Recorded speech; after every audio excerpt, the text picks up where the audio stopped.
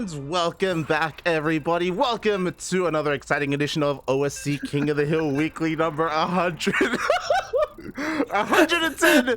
I'm, of course, your host, Light VIP. The stream can't see me, but Asher can. Oh my god. Welcome, Lord VIP. Nice to see you here. Wait, what does he say? You can't stop me, Batman. What does Bane say? I was born in this mode.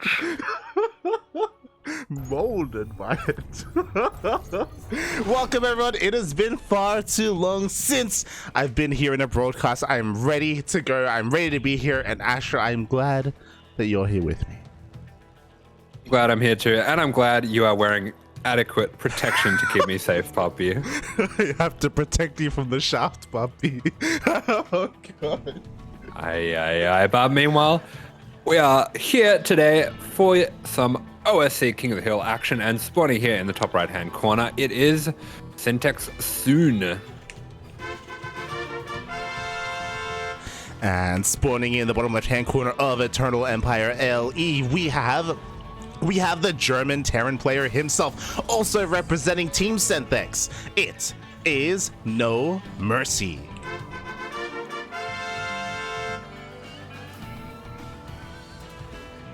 No mercy at all, puppy. Yeah. No mercy. I don't think he said that. He did now. They're rewriting history. We're just adding more movies that we need to watch together that clearly we haven't. Hey, you know, compared to all the other movies, I have actually seen Dark Knight Rises.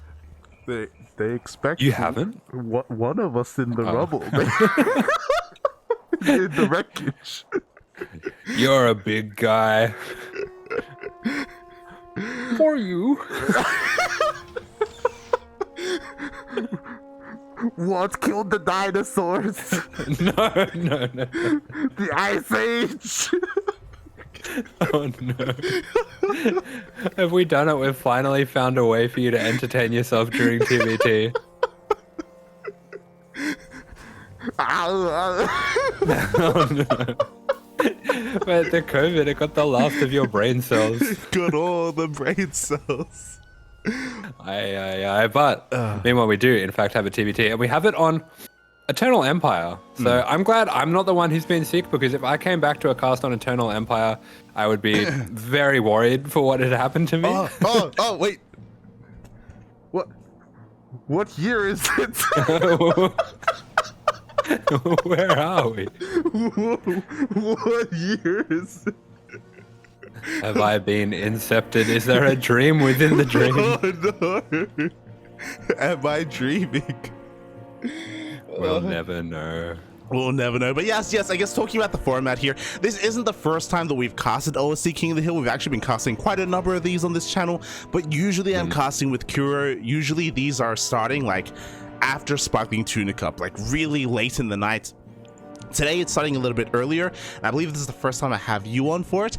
And OSC King of the Hill is a little bit different. As a reminder, these are best of ones, by the way. It is, you know, a King of the Hill format, and they do have a couple of older maps in the map pool. Yeah, this is a map that honestly I'm not very familiar with, because I think it was just in the map pool when I started playing. It might have just been rotated out.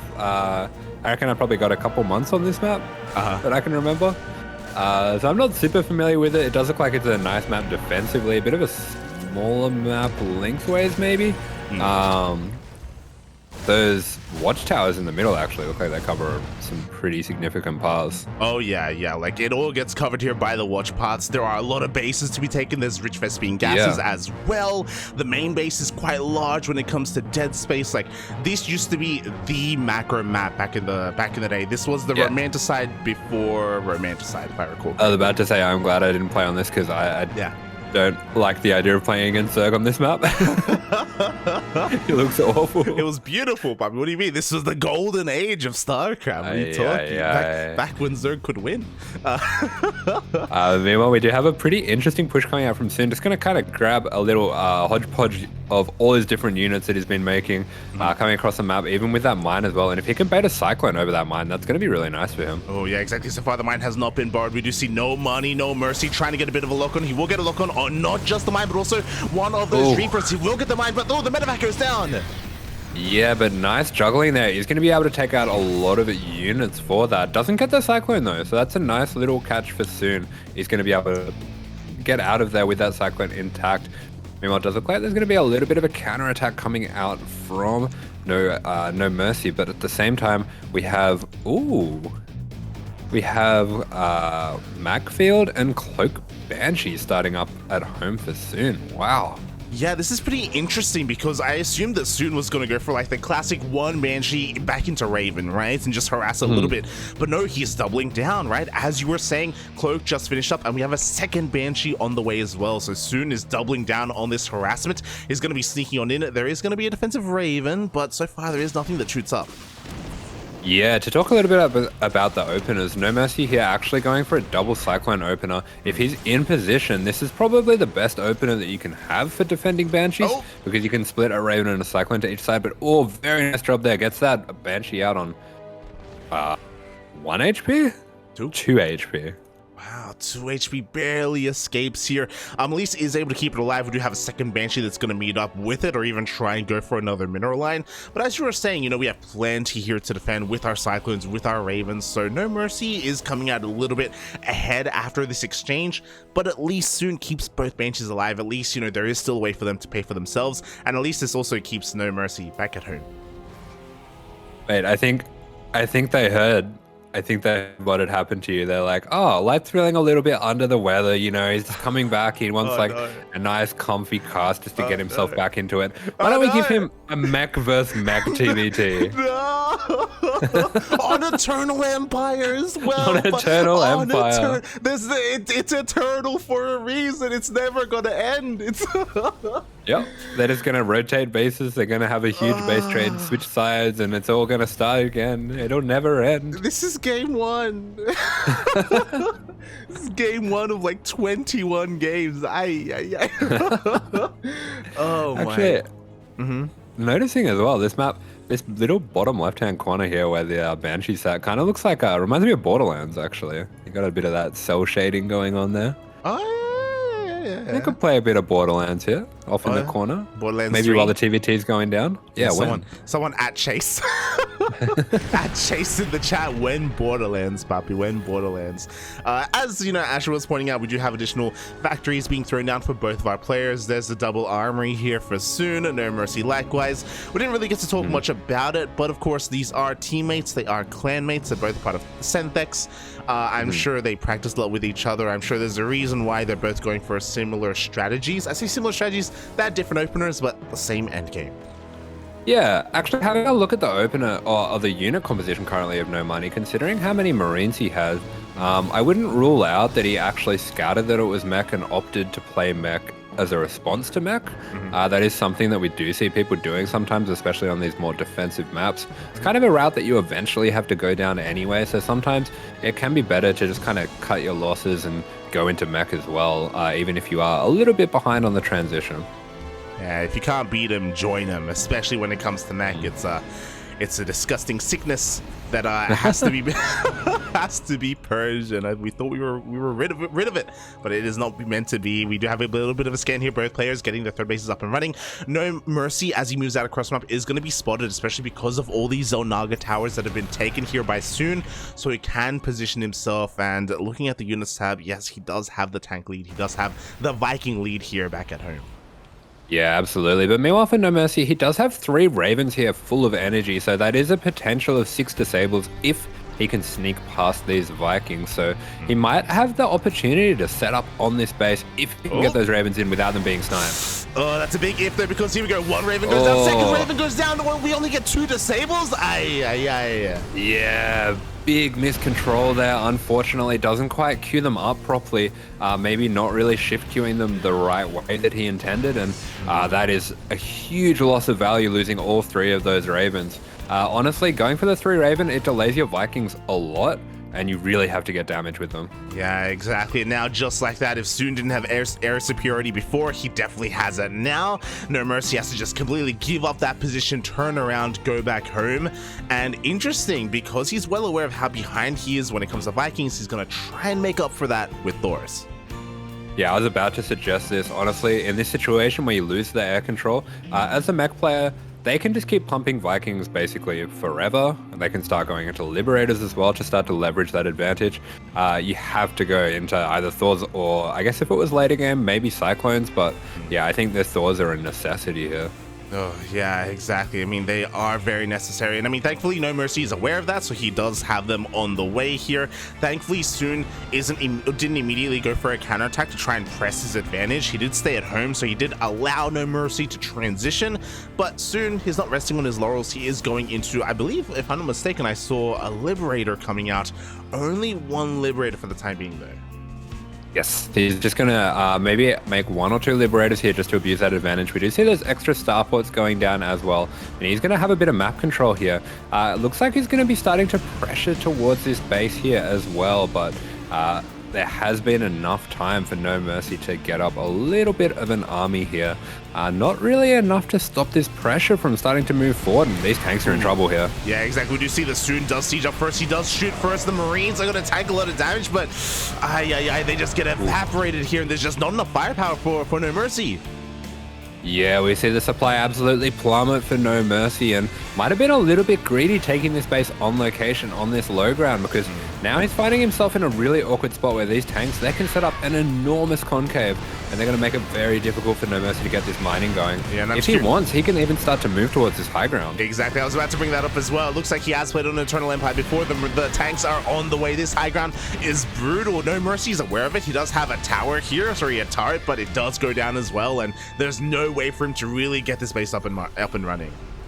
Yeah, this is a bit of a curious choice. I think I would have liked to see NoMercy maybe going for the high ground expansion to help him get this low ground expansion, just because of this position, but he's actually managed to get himself to a pretty significant Thor count here, and he's going to be able to clear out the high ground. Yeah, thankfully the majority of the tanks are on the low ground, so these 3-4 tanks do get cleaned up, and now NoMercy's going to try and wrap around here from behind. At the same time, does he have enough buffer? Can he really dive on top of this? He's having a hard time. Yeah, I don't know about this. This is a lot of Thors going down to these tanks, going right into that siege line and getting absolutely minced. That is so many of the resources for NoMercy going down there to the tanks. Oh, exactly. Another stray Thor goes down as well. Still no mining here at the 4th. Behind this, Soon is expanding and taking his own 4th base. He's just rallying across the map. He's finally making use of those starports as well. Liberators are coming in. That Thor count, it got reset. Yeah, with that count so reset by the tanks there, these Liberators, they are going to rain havoc. If they can set up over the top of this base as well, they will be preventing the repairs, and this base doesn't look like it's long for this while down it goes. Yeah, base does go down. We don't know, NoMercy does have the high ground, don't get me wrong, and that is going to be able to provide him a little bit of defense here, is going to force him back, but he did lose the base. Yeah, that's right. We see these Libs as well. These are going to be able to set up, and that does allow him to slowly crawl forward with the tanks. The Thor is going to be doing good work here, but it buys enough time to get the siege here. Yeah, it does get the siege in the end. That Thor is going to be able to clean up these Libs in the end as well. Do you see finally NoMercy is trying to expand here towards that 12 o'clock position as you were recommending earlier, but we'll see if he can actually hold on here. I mean, we can see it is far easier to defend just because there's such a narrow choke point coming in. Have to try and push up this ramp. Yeah, 100%. But now Soon has the opportunity, if he wants, to just leave a few tanks here and start to rotate in between the bases and cut off the reinforcements of NoMercy from defending this base. Yeah, and as you say that, there we go. He does end up responding here in kind, thinking about head towards the 3rd base. Maybe could even head towards the natural. There are 3 tanks left here to defend those, so Soon has to be a little bit careful. Yeah, this map, this is so choky. He's going to find his way in. He does have enough of a supply lead that he can kind of just force his way through here, but it's not going to be without some pretty rough trades, and I think he might actually get cleaned up here. Yeah, exactly. Especially with these reinforcing Vikings and Thors, every tank is going to go down soon. Maybe misjudging the situation, maybe being a little bit too overconfident. He even unsieges and backs off here at the 4th. Yeah, definitely getting a little bit over-eager here. It does look like NoMercy has stabilized the position, and especially on a map like this with all these high ground outside of the bases, it's going to be pretty hard to take an attack into these first 4 bases. Oh yeah, it really will be. But I'm a little bit worried because it looks like those tanks haven't been replaced here at the natural. We do have a little bit of vision provided by this Viking, but this is looking so exposed right now. Soon doesn't scan, he doesn't know. Yeah, he's just going to be charging straight up through the center here. Gets the siege first. That is a lot of Thors against not many tanks as well. So these tanks are going to have an absolute field day here. We even have the SCVs being pulled for a little bit of buffer, a little bit of repair as well. Yeah, the boys, they do get pulled across the map as well just to help out. GG gets called and soon takes down NoMercy. Yeah, very nice game coming out there. Does manage to get the win. And honestly, for mech vs mech, it could have been worse late. 15 minutes in and out, not too bad, not too bad. No, that was amazing, honestly. Like, there was so much action there in that, there was totally the opportunity for either player to really sit back and to max out 200 supply, cut the map in half. Thankfully, neither player was really willing, or didn't seem like they were willing to do that. So I definitely do appreciate their more aggressive play styles, trying to hit these timing attacks. And it was really cool to actually see certain features of Eternal Empire kind of come to fruition again, because it is something that we haven't seen in a long time. It's something that you yourself didn't experience too much either. Wasn't a bad map back in the day. Wasn't bad. Yeah, for sure. And it's one of these interesting things where you might not quite remember, even if you did play on these maps, the little spots that gave you trouble at the time. And you could see that they were kind of, it's almost like they were working out on the fly, all the different little abusive spots with the tanks. It's like, oh, I remember. That's right. This is awful. I'm going to do it. I shouldn't expand here, huh? I'm so good, so good. Oh my god. So congratulations to Soon. Shout out to NoMercy, by the way. Also for not a NoMercy for having his alias a little bit similar and confusing on EU. But we actually found him last time. It was 2 weeks ago now, the last OSC King of the Hill, because he was called No Money, but he won a couple of games, so he made money, and we're like, mate, you have to change your name now. Oh. Gotta change his name to Some Money. Yeah, some money, puppy, some money. Let's go. As he did actually get a couple of wins last week. Unfortunately, does get knocked out early here this week. Yeah, a bit unfortunate to be knocked out in that first round, but I believe, is it right that they have an opportunity to maybe come back a little bit later on?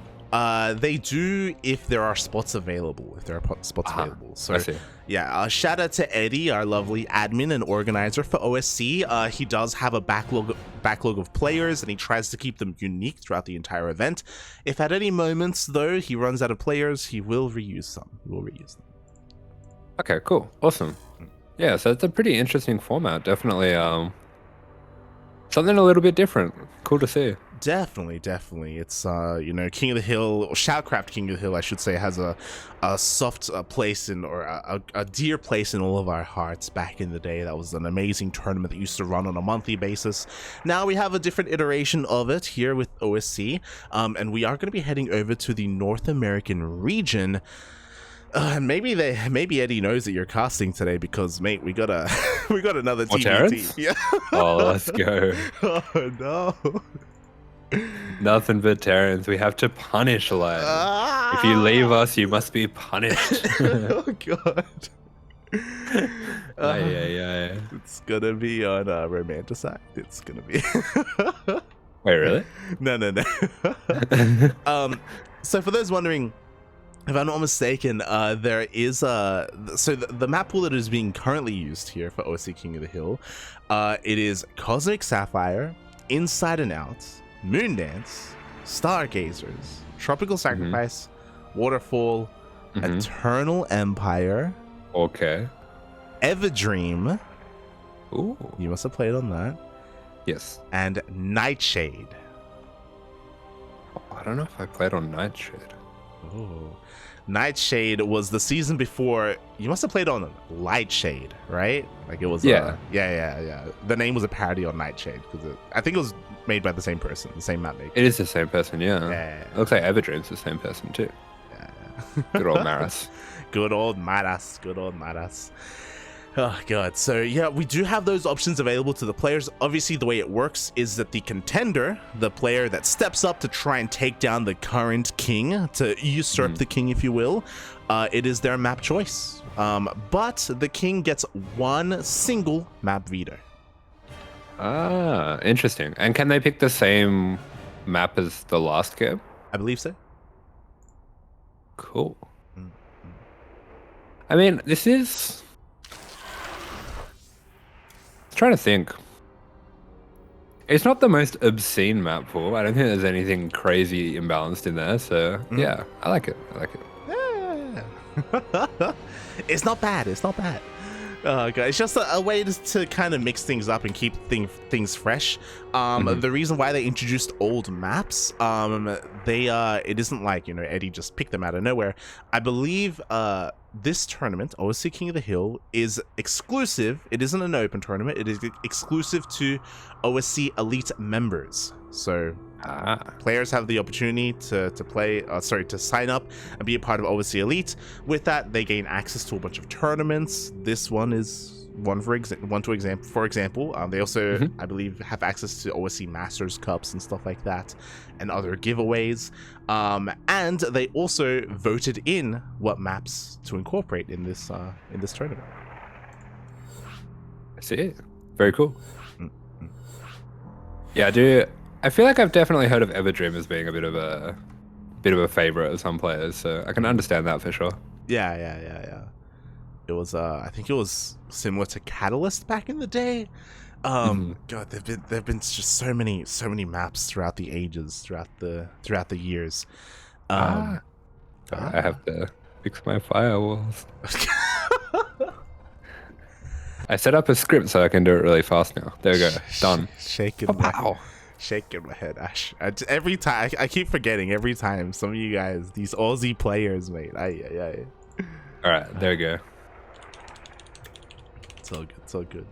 But yes, we are now getting ready for our next game, and I didn't even get to mention the player, but Soon is now going to go up against Spear. Ooh, so we have a very different TVT. I would expect coming up. Spear, a much more aggressive player. Not that last one wasn't aggressive, but I would not expect to see him play mech. Yeah. I don't expect that either, Spear. Looking at you, buddy. But we'll see here how these regions clash as we are getting into a little bit of a European versus Korean series. Yeah, that's exactly right. And here we are, spawning in the top right-hand corner of the map. It is the currently teamless Korean Terran. It is Spear. And spawning in the bottom left-hand corner of Inside now, we have the German Terran player representing Team Synthex. He is the current King of the Hill. All hail Soon.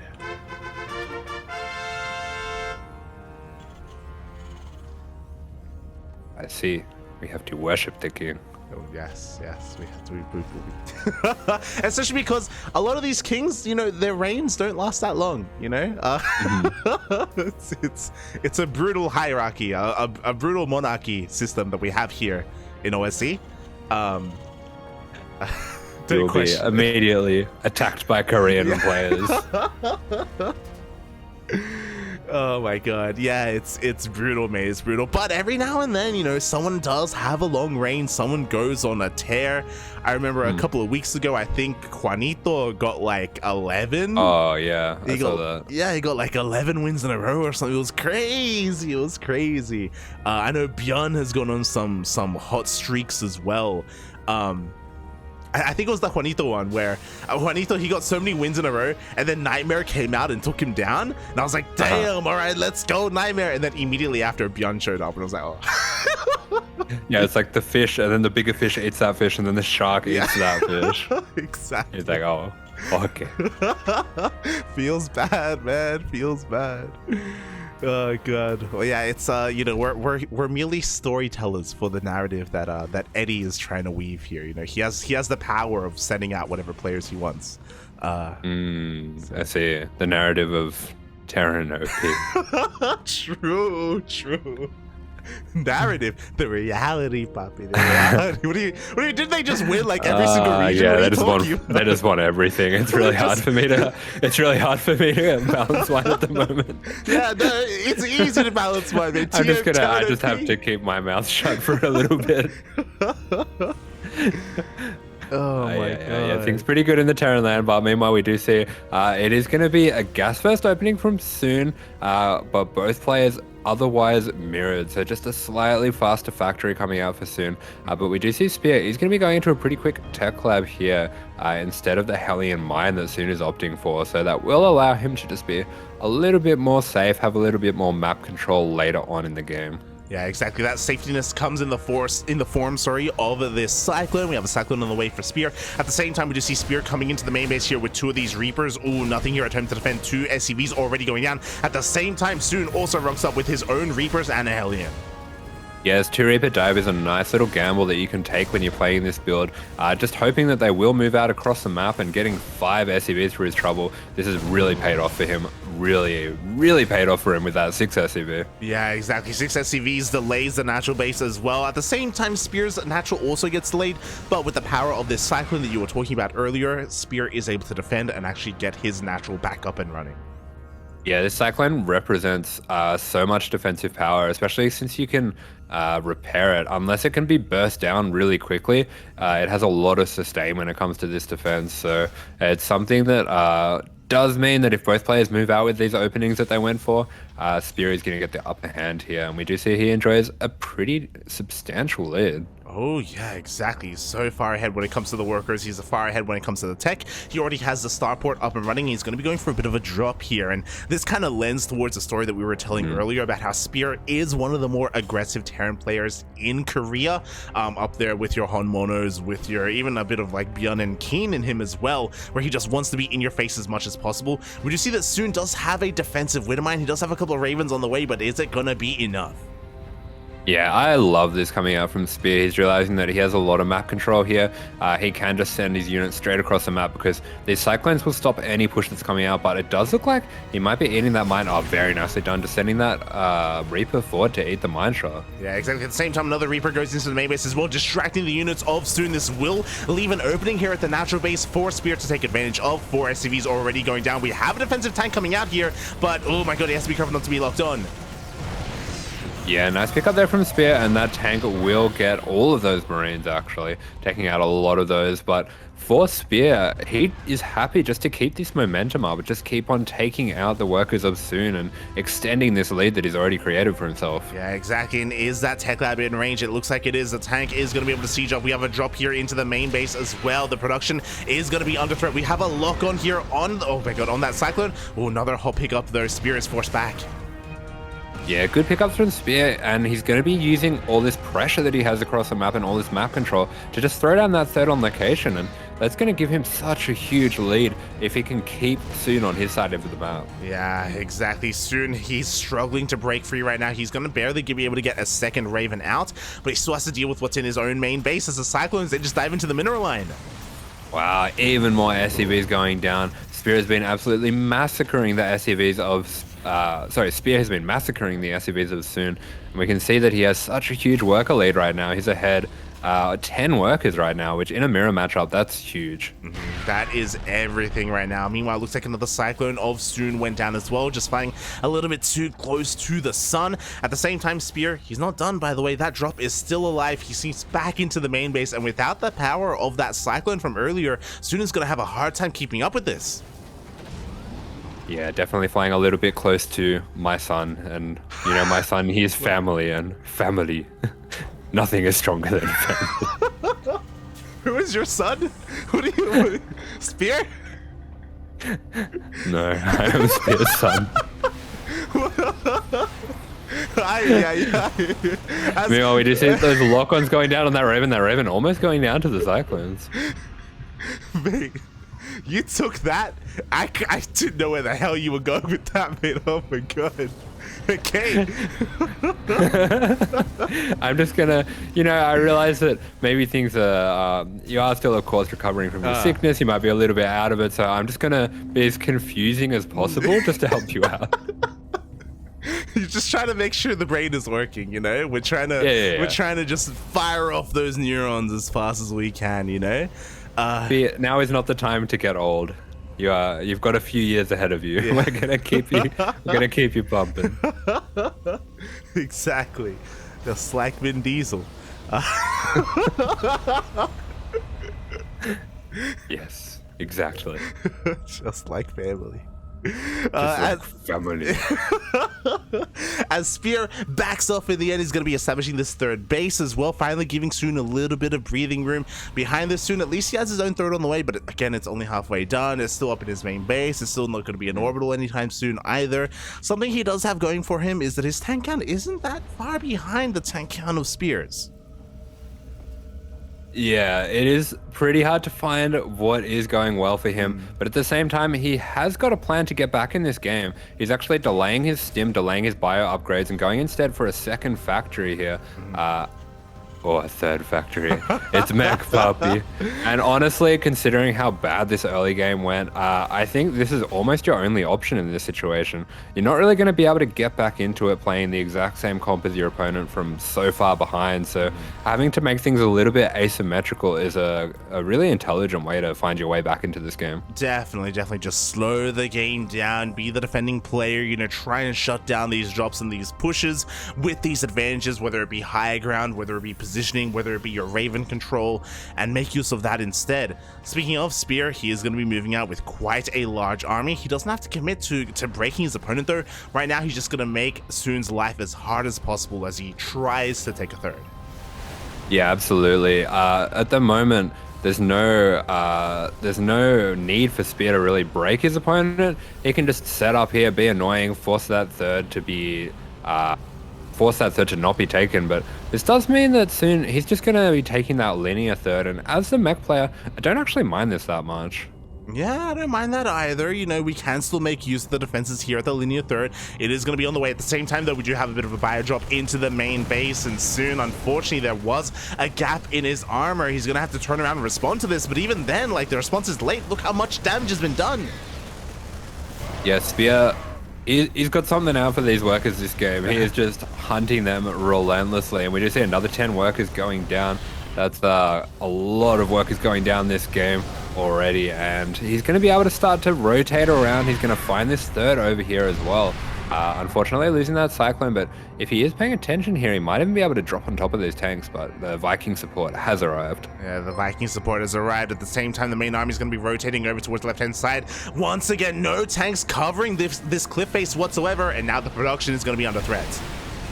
Yeah, exactly. I'm amazed at how aggressively Spear is taking this. Even with this lead, he's being relentless. He just wants to get every piece of damage that he can right now. Yeah, exactly. But you know what? He doesn't have the Viking lead, so he's going to be throwing away his Ravens, his Vikings. So there's a bit of a silver lining here. There is a good trade from Soon, but at the same time, oh my god, drop in towards the third and the natural.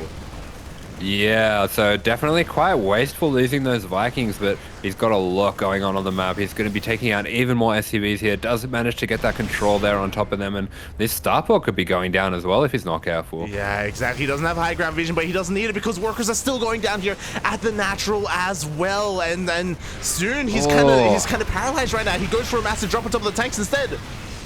Yeah, he is completely tunnel visioned on this tank push at the front here and must be feeling so good about how well he did cleaning it up. But meanwhile, looking back at his base, he has lost his entire natural mining, and that means that he's down to 32 workers, and that kind of puts him in a bit of an all-in position here. I don't know if he can continue to just total up here. I'm just shocked that the Marines are still dealing damage, by the way. They take down 2 more Hellions. They took down 3 depots. They almost get a 4th depot as well. And Spear is not stopping. He scans. He sees an opportunity. He tries to dive bomb in. Looks like he'll pay for it, though. Both drops are going to go down, but he doesn't care.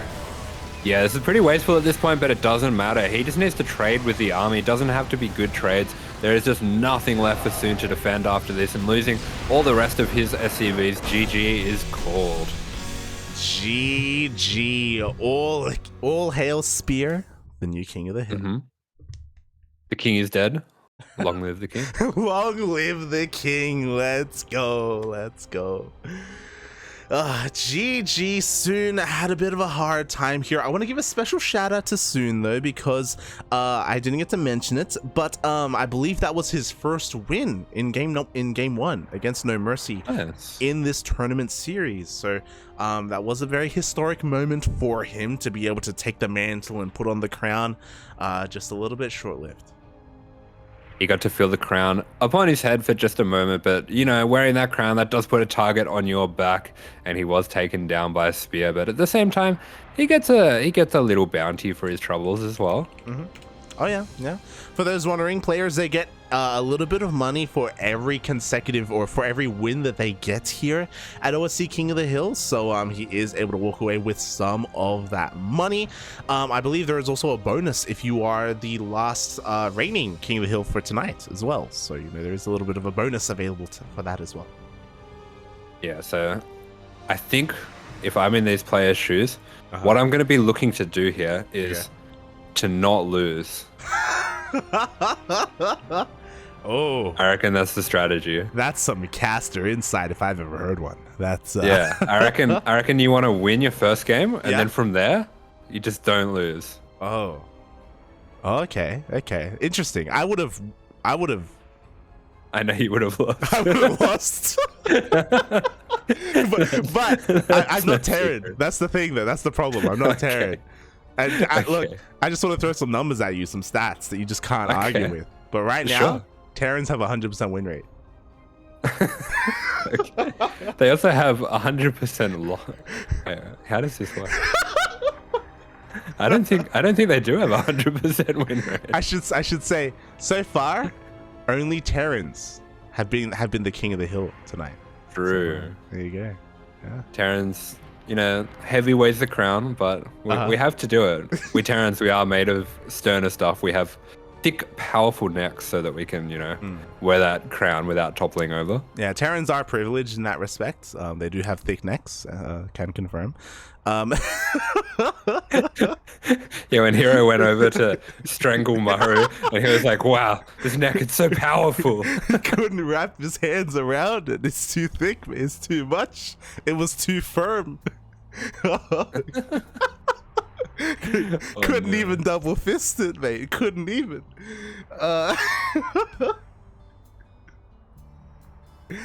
As we have another opponent, we have a challenger. We are going to be staying here on the land of the Americas, and it is not going to be a Terran player. Shame. Oh god. All right. So yes, we're just gonna be getting some things ready here for our next player. But yeah, very, very well done so far by Spear. You know, he's one of the kind of underrated Koreans out there, but very powerful and always a lot of fun to watch. Yeah, 100%. Definitely a very exciting player to watch, a very aggressive player, and especially if we come up against a Zerg, we're going to be seeing a lot of that aggression, so that could be pretty exciting. Meanwhile, just while we're in that game, we have an 11-month sub from Jadolf. Thank you very much, Mr. Badolf. Oh my god, thank you so much, Jadolf. He's another one of those Terran players with thick necks out there. Thank you. You have tried. You have tried to strangle him. I have. Don't BC me again, Poppy. I've tried and failed, Poppy. His mech neck is too strong. It's too strong. You've built your last BC. But thank you so much, Jadolf. We always appreciate the support. We appreciate it. Thank you so much. And I hope you enjoy your time here. And I hope you enjoy watching your Terran brethren just win. Just you know, for free. Effortlessly, for free. There was no question in my mind that the Terran was going to come out on top in that last series. You know, there was no question. True. Definitely a balance issue. I'm glad I'm not the only one that thinks so. As we're going to be getting ready for our next series, and looks like we have a bit of a Protoss player coming out. A bit of a Protoss player? From the land of Hong Kong. Which bit? The bit that matters, okay? The very important part. As we do have, yeah, it looks like, oh, hell yeah. I really enjoy watching Bistork. This is going to be a fun one. Oh yeah, here we go. Bistork, the head of Protoss, if you will. The mind. Okay. The mind of the juggernauts, the Kong from Hong Kong. Oh, and his map choice, I had him. Well, he's crazy, he's wild. Stargazers. Yeah, Stargazer is definitely a map that is, it can be pretty tough for Terran to deal with some of the backstabs that are available here. I've seen a lot of Protoss players going for things like 4 or 5 gate attacks where they're warping in that back base and starting to set up a bit of a mini contain kind of inside the own base of the Terran. But meanwhile, we have seen some other Terran players, such as our very own Dolan, have quite a lot of success on Stargazers with some sneaky tank pushes. Oh yeah, with some very special, very spicy builds out there. You too can become a champion, a king in OSC. But has Spear been watching WTL? I don't know if he has. You know, I don't know if he has seen the light and seen the way of the Dolan Duck. Yeah, does he know his Dolan builds? It's a very important question that every Terran needs to ask himself from time to time. Are you up to date on your Dolan builds? Are you up to date with your Dolan builds? I still haven't tried it. Oh my god, you're I veto Stargazers. I don't know if it's appropriate for other maps. I know it's a special. I feel like it would be disrespectful to do the special Stargazers build on a different map. I don't know. True. You do have to respect the build, you know, because if you don't, it can turn around and it can take away your soul. Yes, your soul. The powerful right hand of Voltron will come for you and wring your neck. There's no neck sticking up. That's the thing, right? You know, we're talking about these Protoss and these Zerg players, and they can't get their hands around your neck. Voltron, that's a different story, mate. All right. Let's leave that tangent to die as we have spawning here in the top right hand corner to be able to wrap around the shaft for the Juggernauts. Oh no. For the Juggernauts, it is the Protoss from Hong Kong in the pink. This is Bistork. And spawning in the top left-hand corner of Stargazers, we have the current king of the hill. We have the South Korean Terran player. It is Spear.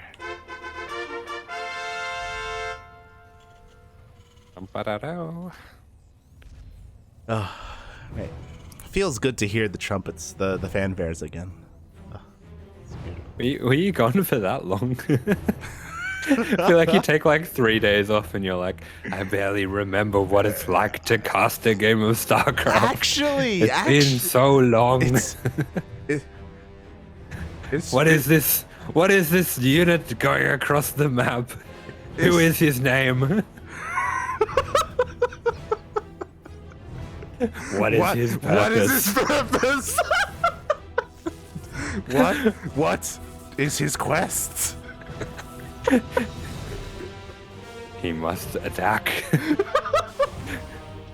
They all do that. All of the Protoss. They just attack. They just pillage. They throw down cannons.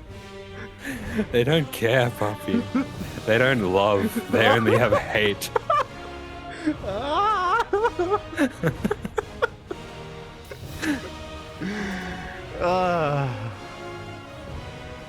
Let's watch the Dark Knight after this. I'm going to bet up this. You can watch the Dark Knight if you want. And did you see this annoying pylon going down, just blocking that add-on? And I've always wondered how to deal with this. I guess Spear just kind of gives up on the wall. It's a pretty interesting response. I would be a little bit worried myself about a depth shading in through there, but I guess getting that add-on is probably more important as well. Mate, Spear has no fear, all right? You know, Yeah.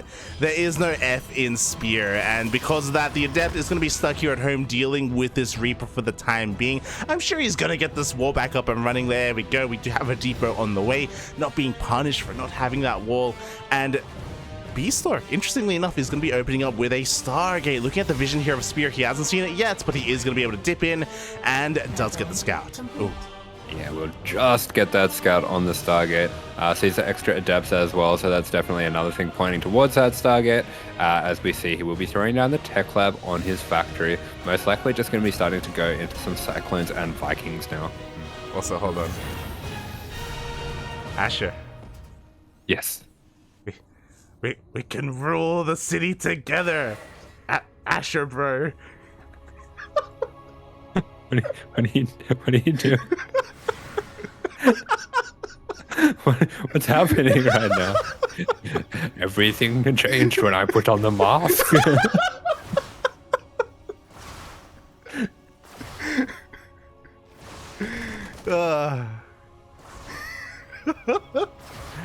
Tell me we're gonna get through this.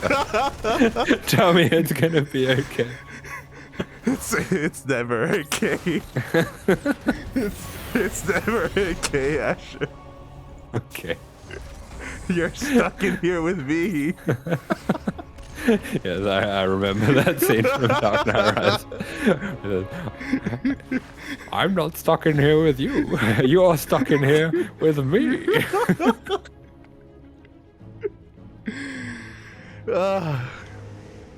There was just so much in that movie.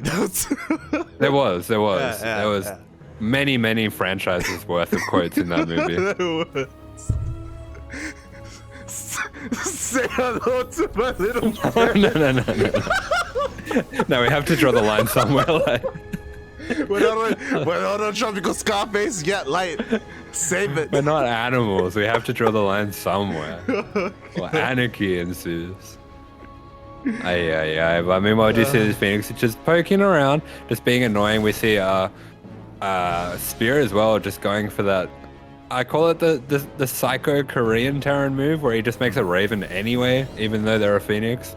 And it's something where if you do get that Raven across the map somehow, which is pretty difficult to do, it is extremely strong against these Colossus Phoenix openings. Oh, exactly. Speaking of, we do have that Colossus Phoenix opener, by the way. As the Phoenixes are maintaining that map control, we have a Robotics Bay back at home on the way. I love that we have a Safety Immortal coming out as well from Bistork, so he's fully aware of the threat or the potential for a push before he gets his Colossus out, up, and running.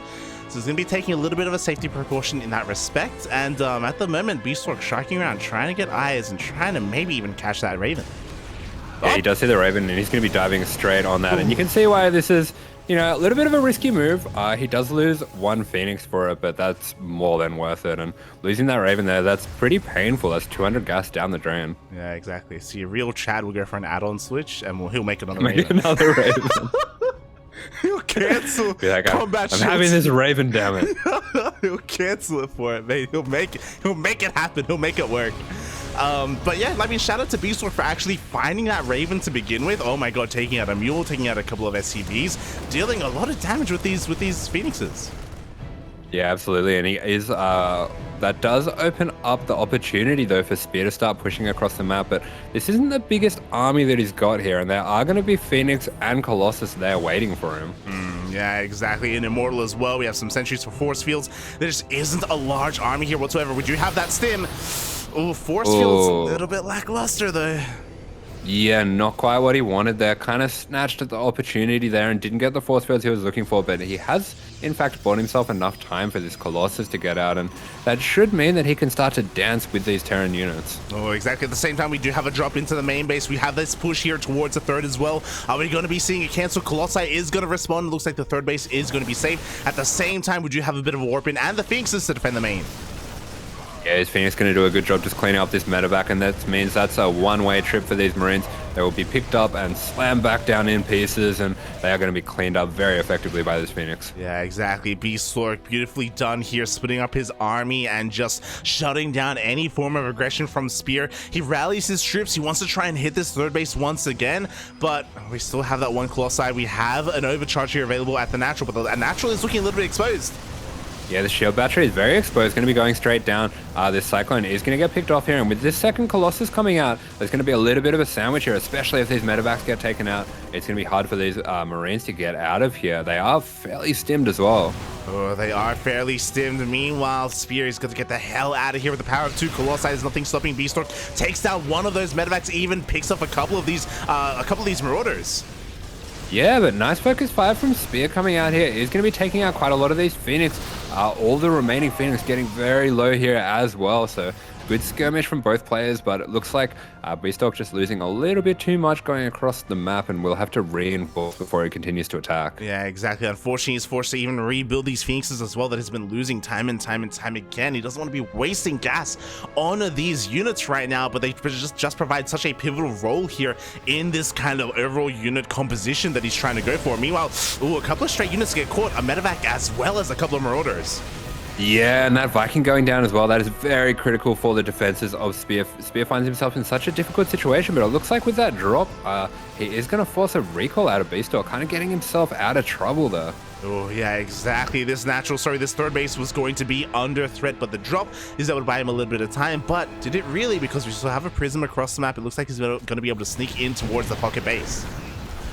Yeah, this is one of the features of this map that can be very annoying.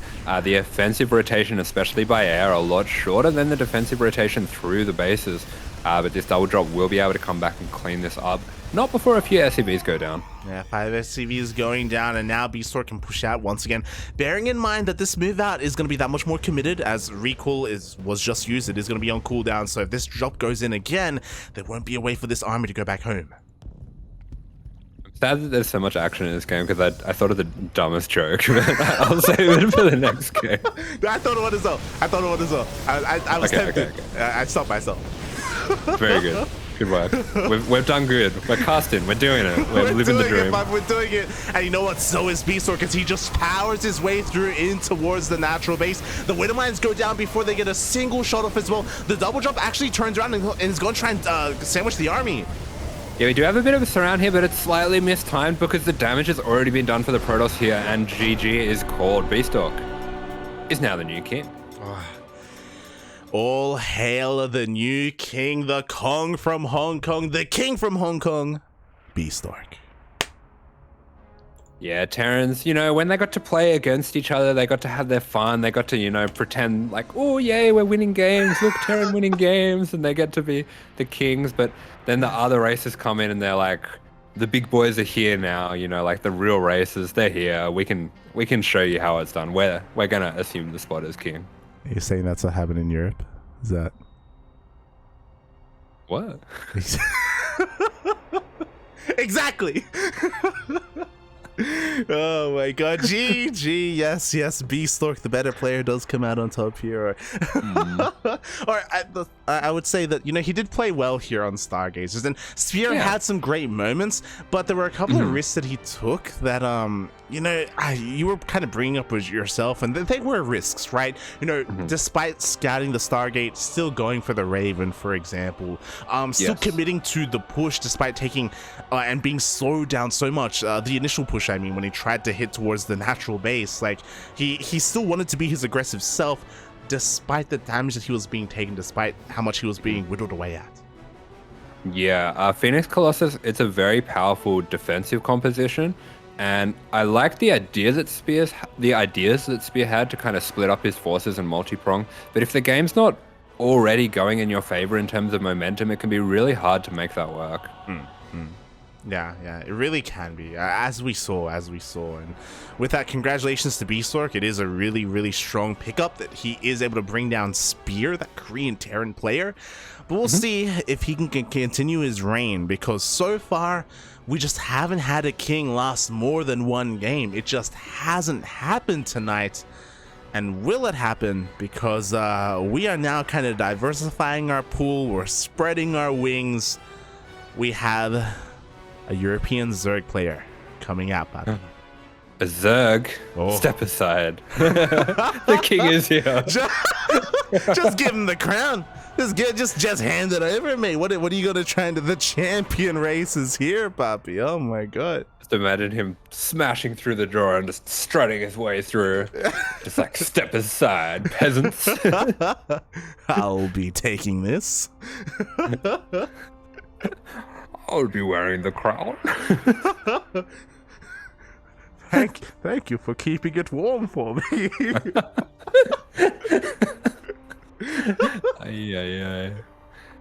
So, I do remember Bane saying that. it? I do remember him saying that. NA. Thank you for keeping it warm for me. Yeah. What's he referring to? The crown, Poppy. The crown. Don't you remember? He took the crown from that man.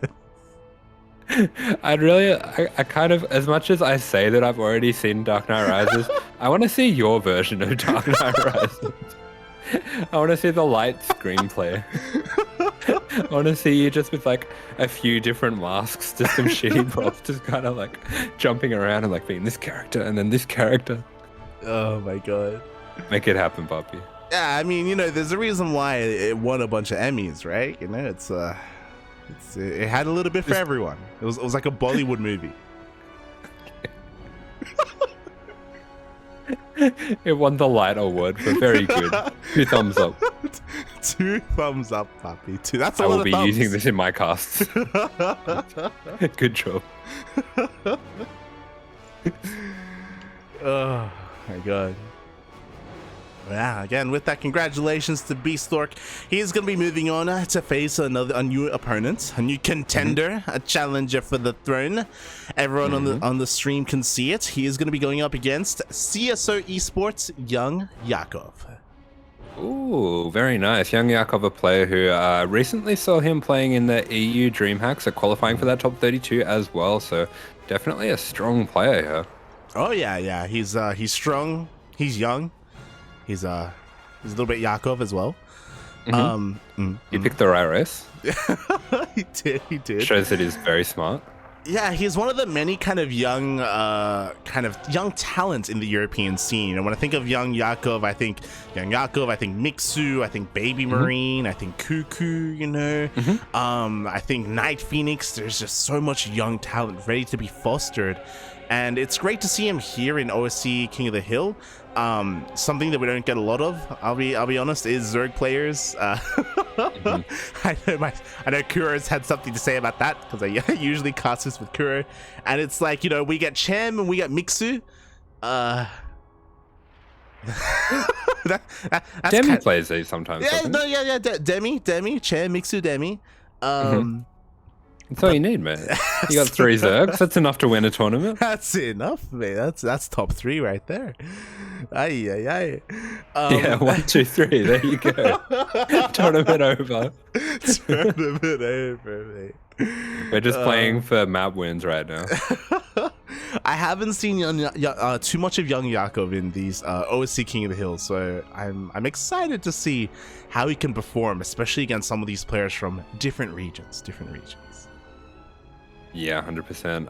And definitely will be interesting to see how he stacks up, especially against some of the more aggressive players. I know that EU, obviously they do have their aggressive players as well. They have their stylistic players, but typically a bit more of a macro-orientated region. So we do tend to find a bit of a clash of styles when we have maybe like a Hong Kong Protoss like Bistork, who's going to be a lot more aggressive, versus more of kind of a sit-back macro style. Yeah. I mean, we'll see if that's what we get, right? Like, truth is, in Europe, there are very stylistic players, and there are some that are more aggressive than others. So I'm curious to see, what kind of styles are actually brought forth here in this matchup, as it looks like the map has been chosen, and YoungYakov, he throws down the gauntlet, and he challenges Bistork on inside and out. Yeah, he takes off the glove, finger by finger, stylistically, gets that glove, and slaps him across the face. Pow.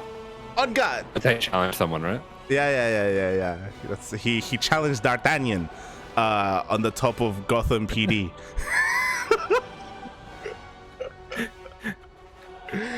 I don't know where to go with it.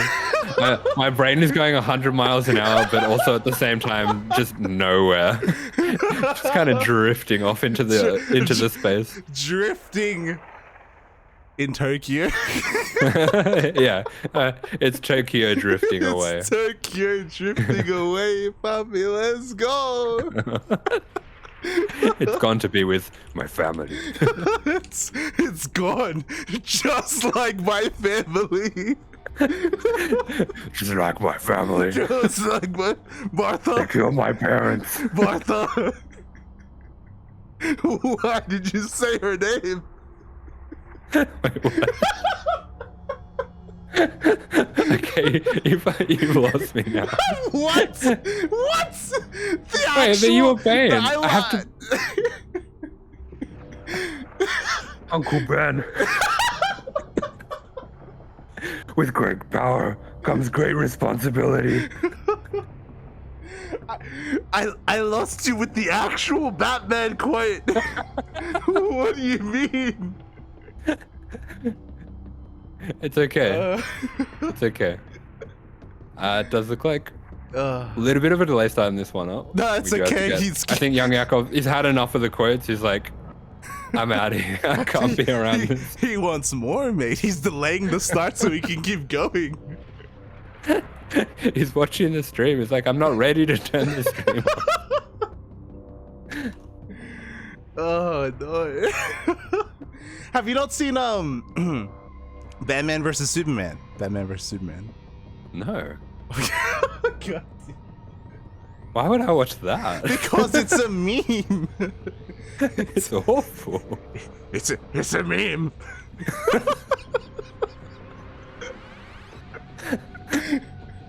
Oh God. I love how it's just turned into, instead of doing the voice, you just do any random voice but with the mask on your face.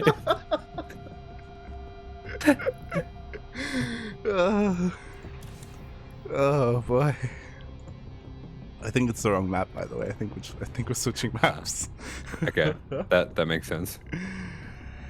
Oh my God. I'm just catching up in the chat.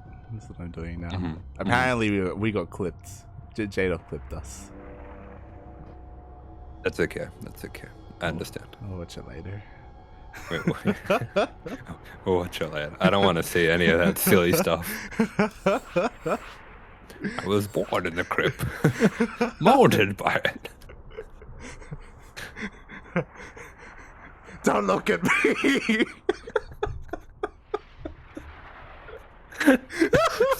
It's not even Bane. You have to do the whole like. What are you doing? Isn't that Two-Face? Two-Face? Yeah, that's a real thing from Batman. Yeah. Yeah, he's lying down and he's like.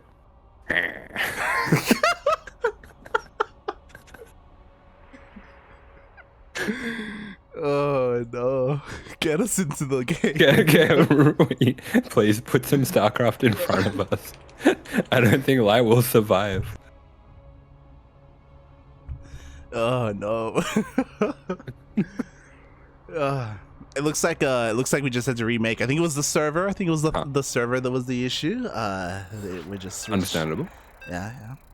The battlefield will still take place here on Inside, and now you can hear the beeps. You can hear we are loading on into our next series of the night. This night, we still have the king from Hong Kong. He still reigns supreme. But for how much longer? Yeah, this crown does look like it puts a target on your back. Everyone has been taken out in the first game. Is YoungYakov going to be able to do that once again? As here he is, spawning in the bottom left-hand corner, playing for CSO Esports. It is YoungYakov. And spawning in the top right-hand corner of Inside, and now we have The Kong from Hong Kong himself, the current king of the hill, representing the juggernauts. It is Bistork.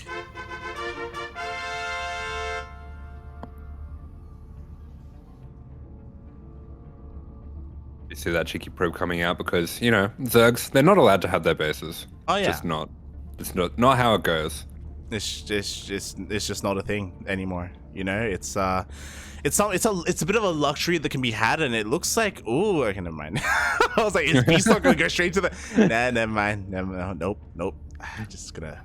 Is he gonna let him have it? No. No. Oh, no.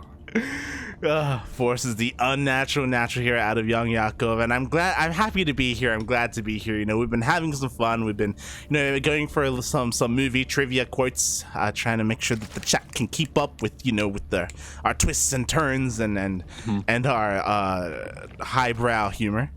Yes. But if you can keep up, you need help. True. If at any point you were not questioning why you were listening to the stream, then I question why you are here. As Go on, please.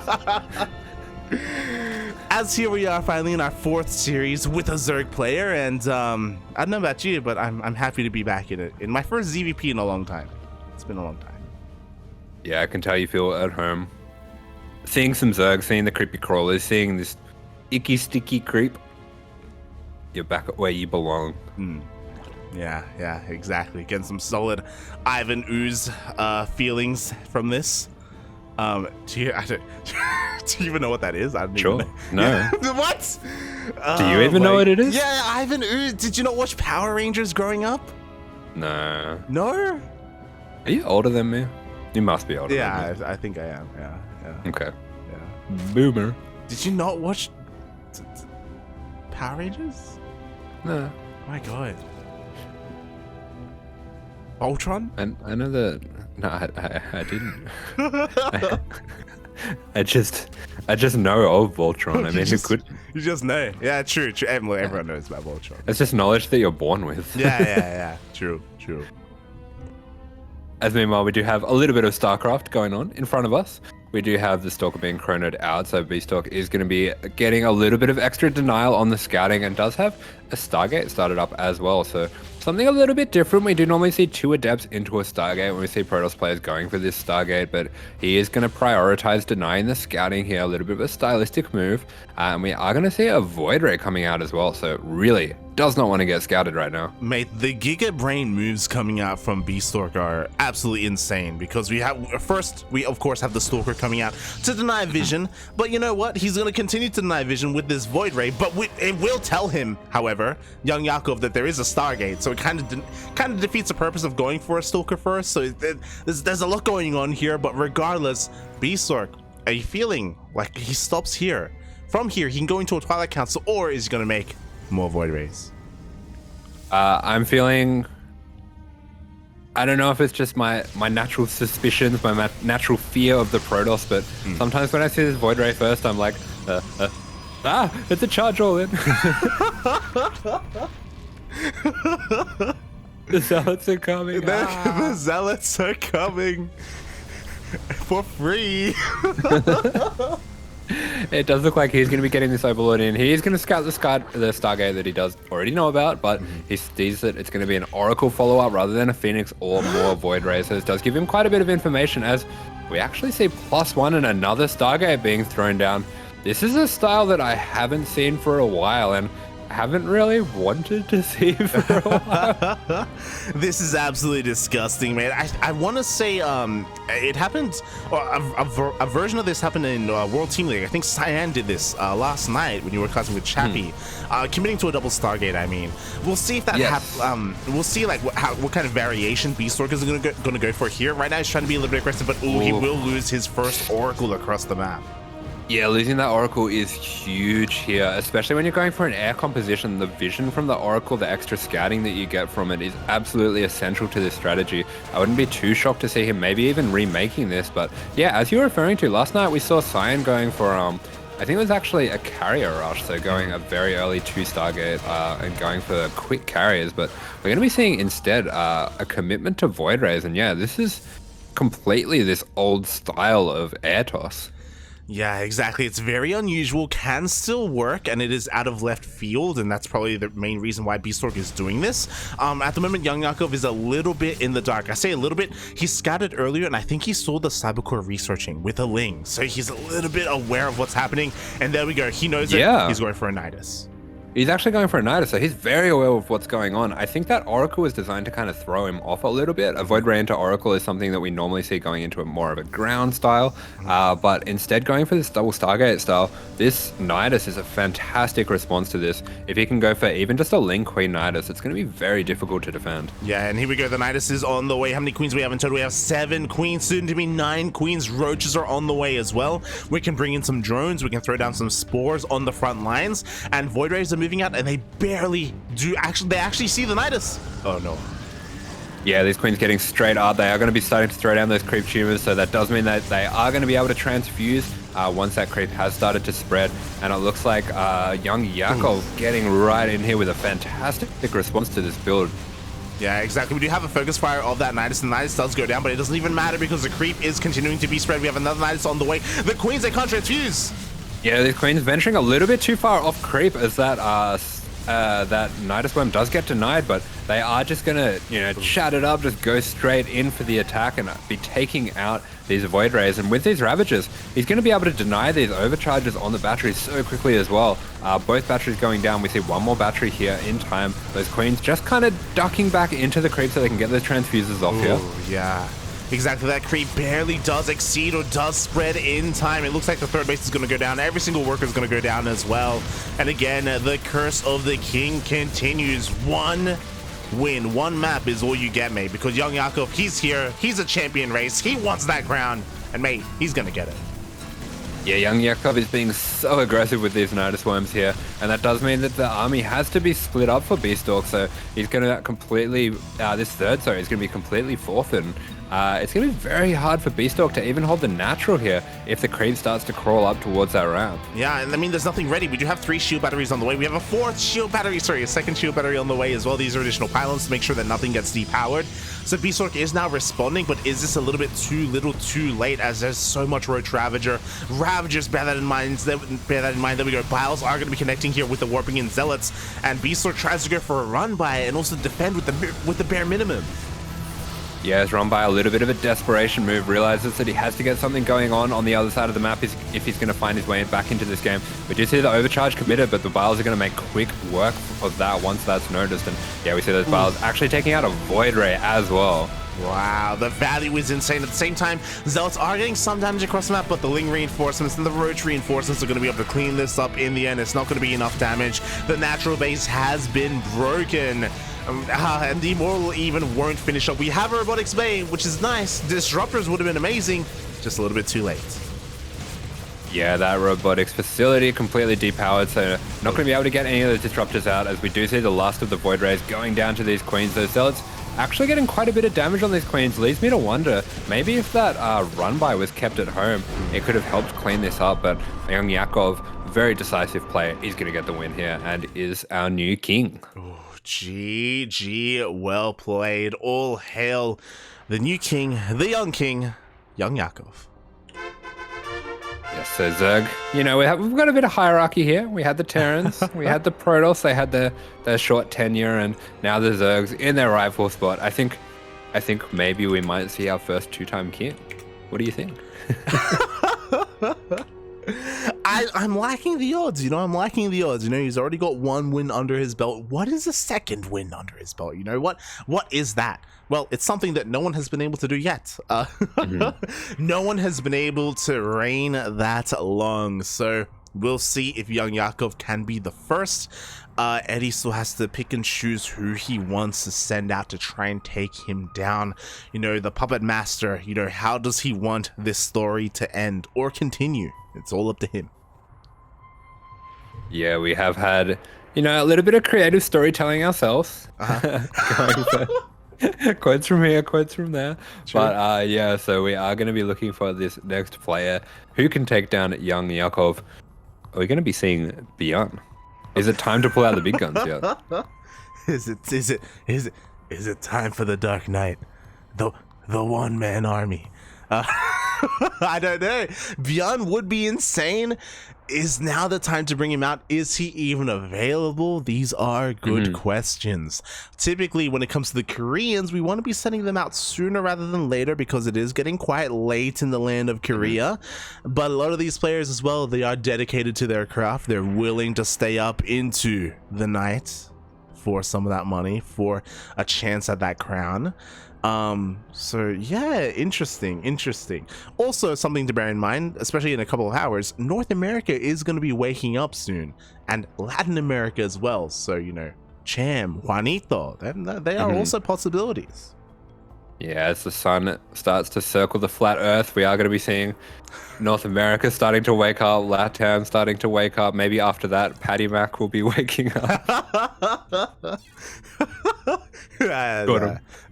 That's not gonna happen, mate. What do you mean? Look, the Sleeping Beauty, she needs her rest, okay? Yes, sleep.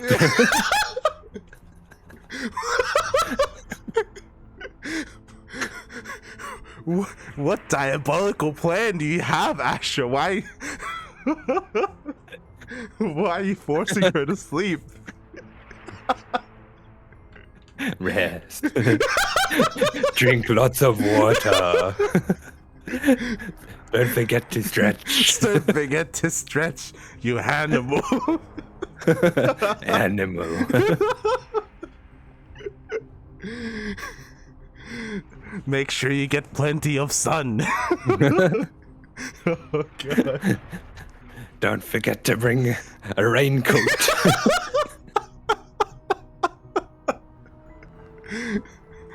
It's sunny outside. Put on some SPF 30. Wear some sunscreen. It's good for you. Slip, slop, and slap. Oh, God.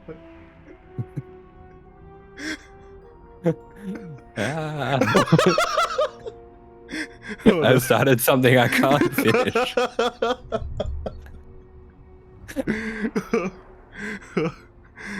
I'm sorry, everyone.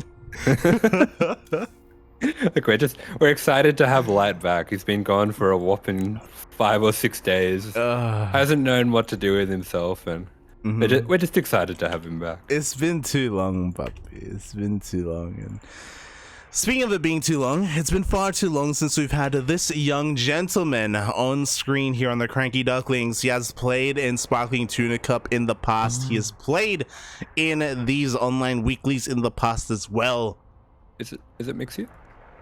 It is the young Romanian Terran player. It is CuKu.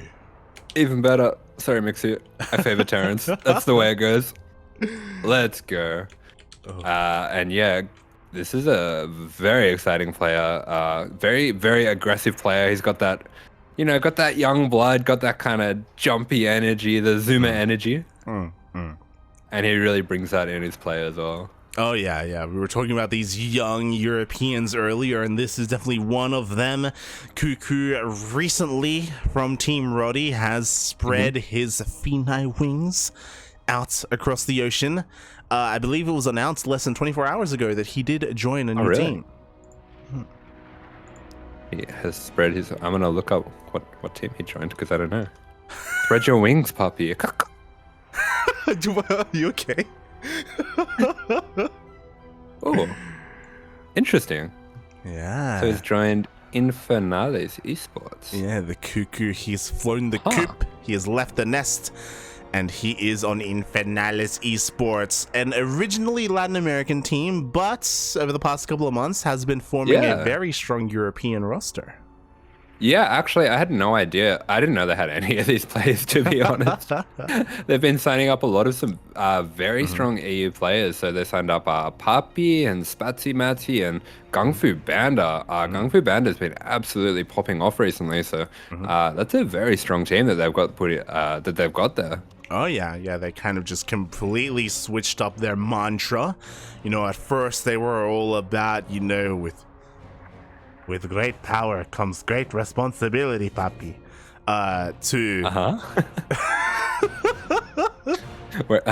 Go on. then they changed to Batman. Well, they changed with great power comes no responsibility. You only live once. But we have Papi. Yeah. No longer are they Latin American. Now they are European. And yeah, very strong roster. Very strong. Yeah, kind of a bit of a unfortunate timing for that they missed out on the World Team League starting, I think.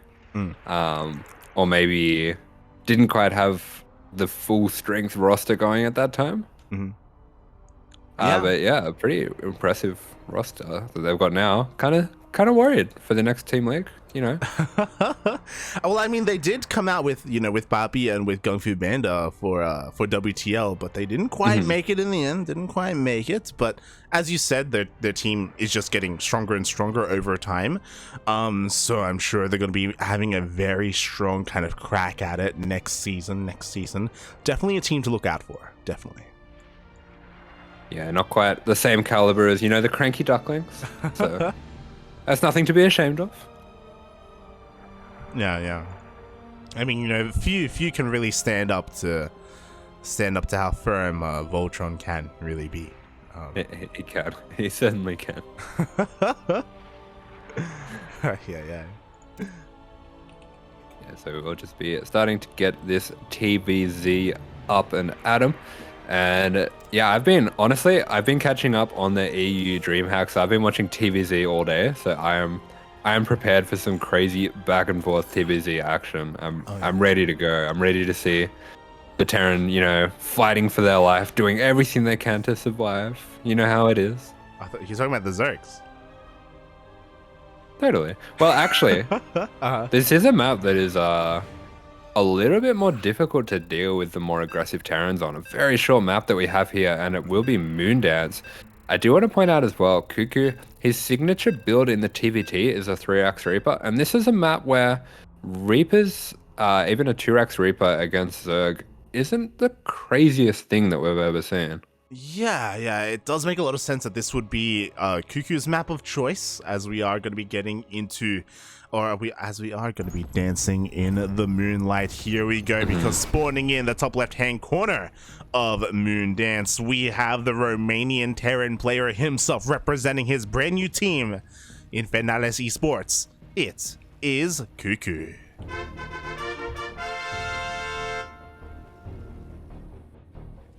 And spawning here in the bottom right-hand corner of the map, defending the crown, it is playing for CSO Esports, YoungYakov.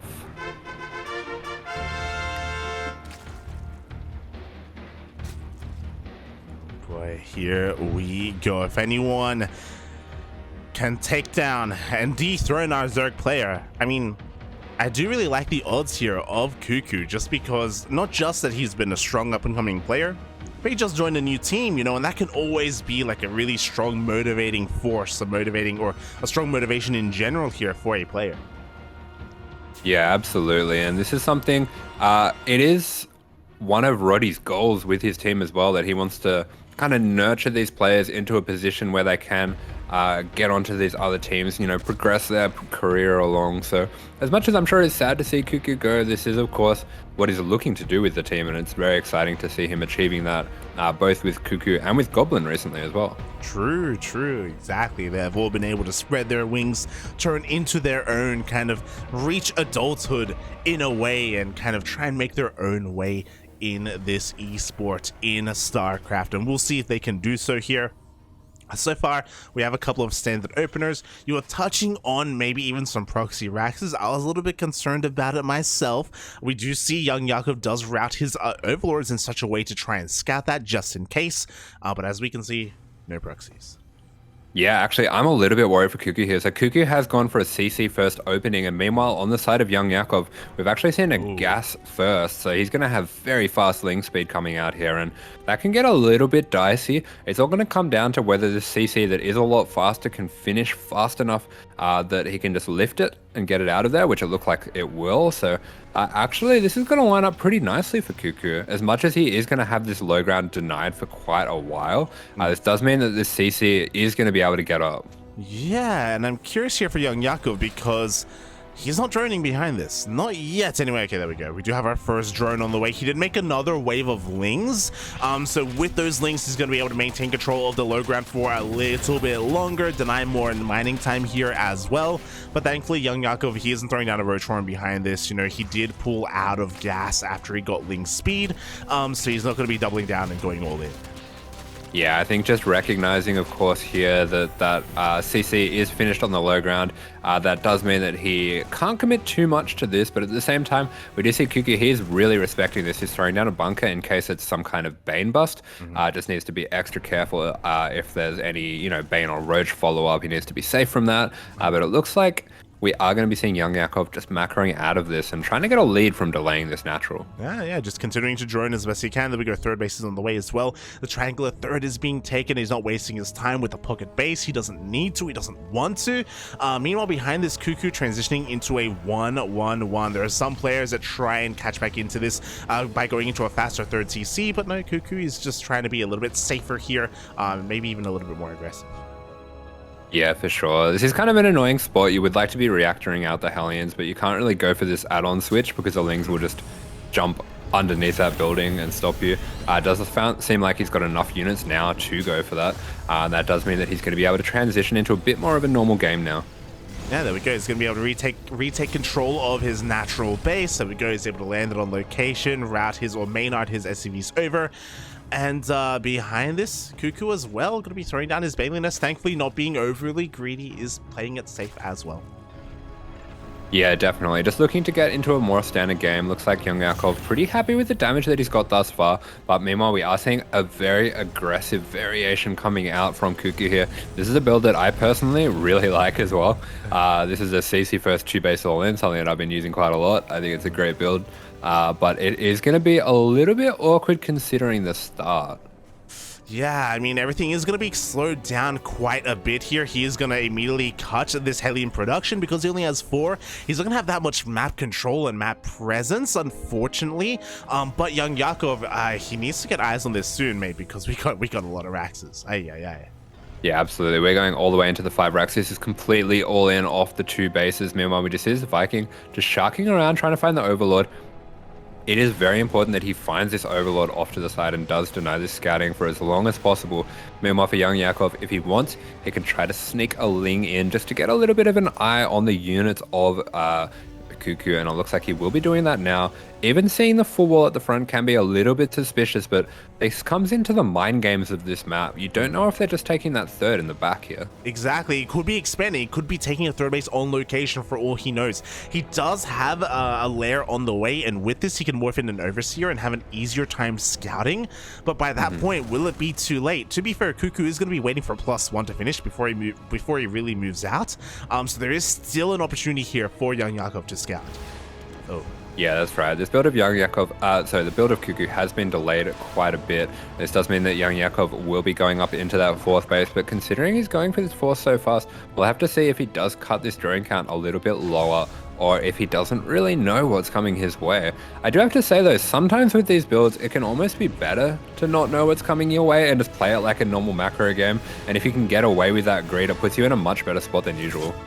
Yeah, I mean, we'll see if he can get away with it, because right now he just made another wave of drones, which is still okay, as long as he doesn't drone up too much from here. We do have that one Viking still just powering in and just dealing so much damage, forcing more transfuses out on top of these Overlords.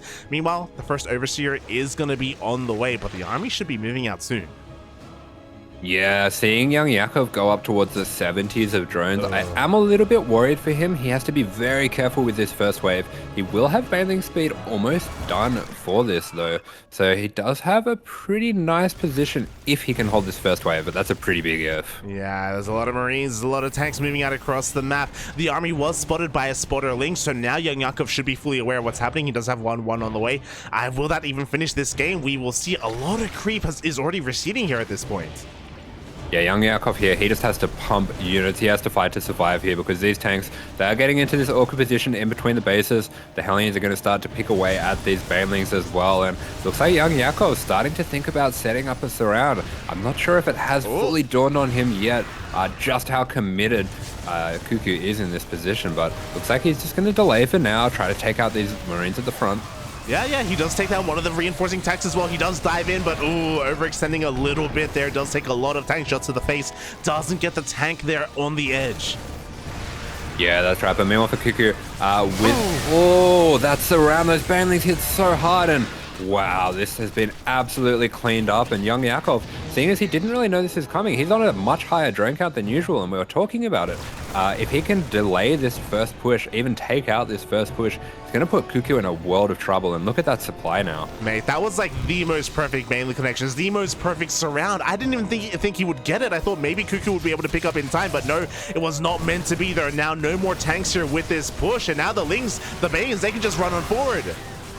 Yeah, we see everything getting on top of this very stimmed bio here. That stim running out there does mean he might have to stim one more time, and this is just one medevac servicing this entire army. Looks like maybe a little bit of lapse in the medevac production for CuKu, maybe even lost a couple to Queens at some point, because you would expect to have a few more medevacs in this at this point. Yeah, you really would. Looking at the units lost, have one medevac did go down earlier, but only a single one, so maybe a little bit of a lapse in that macro, as you were saying. Meanwhile, we have the Lings trying to catch some reinforcements. They will get a couple of these Marines, and they will force CuKu back again, just buying time. Yeah, great move here by YoungYakov, and that does mean he's going to net this tank at the front as well, doing a really good job just cutting off those reinforcements, threatening CuKu as well, just slowing down this push, and every moment that he can buy for himself means that he can start getting this creep back up, start replenishing the Ling Bane, and we see he's actually already going into Hydra, so he's feeling very comfortable here. Yeah, exactly, feeling the freedom to tech up and invest into Hydras instead of just pure Ling Bane. Meanwhile, even more reinforcements being called off, another tank as well. Wow, this is brilliantly done by YoungYakov. Very, very masterful dealing with this two base all in. And he's doing such a good job just cutting off these reinforcements, making it so difficult for CuKu. And as you were saying, sometimes the best way to deal with the two-base all-in is to not know that there even is a two-base all-in. We do see Lynx trying to catch this tank as well. Looks like they will get them with the help of this Hydras, of those Hydras. The Bio Army is still looking quite powerful, don't get me wrong, but again, whenever there's a tank, it just gets focused down. Yeah, we are starting to see some Marauders mixed into this bio composition, which will take the overall tankiness of it up, especially against these Banelings. He can start to send them forward and soak up these Banes, but looks like YoungYakov, he's just too big to fail now, and he's absolutely swarming over CuKu. Yeah, exactly. There's just too much Zerg here on the dance floor, on Moondance, as the army is forced to be picked up. GG, YoungYakov, the first player to get 2 wins here in OSC King of the Hill. What did I tell you? What did I tell you? It's going to be a Zerg. It's going to be a Zerg that becomes the 2-time. Just saying. The narrative is real, Papi. YoungYakov, all hail the king, because he maintains his crown. He will not be usurped. CuKu the challenger wasn't enough. Yeah, mate, don't worry about any 5 times. We can talk about that kind of stuff later. It's the 2 times. That's what we're talking about here. And obviously, YoungYakov, he's shown himself. He's shown that he can break this streak and that he has what it takes to reign supreme. He broke the curse of the crown, you know, like it was something to be had, but only briefly, and time again, you know, many would fall wearing it, wearing the power, the responsibilities of this crown. But you know what? Already, one after the other, mate, we have a challenger. It's the one crown to rule them all. What? Why did he sound like that? What's... I'm old.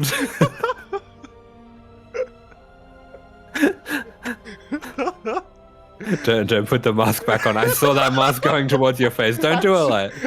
Don't do it.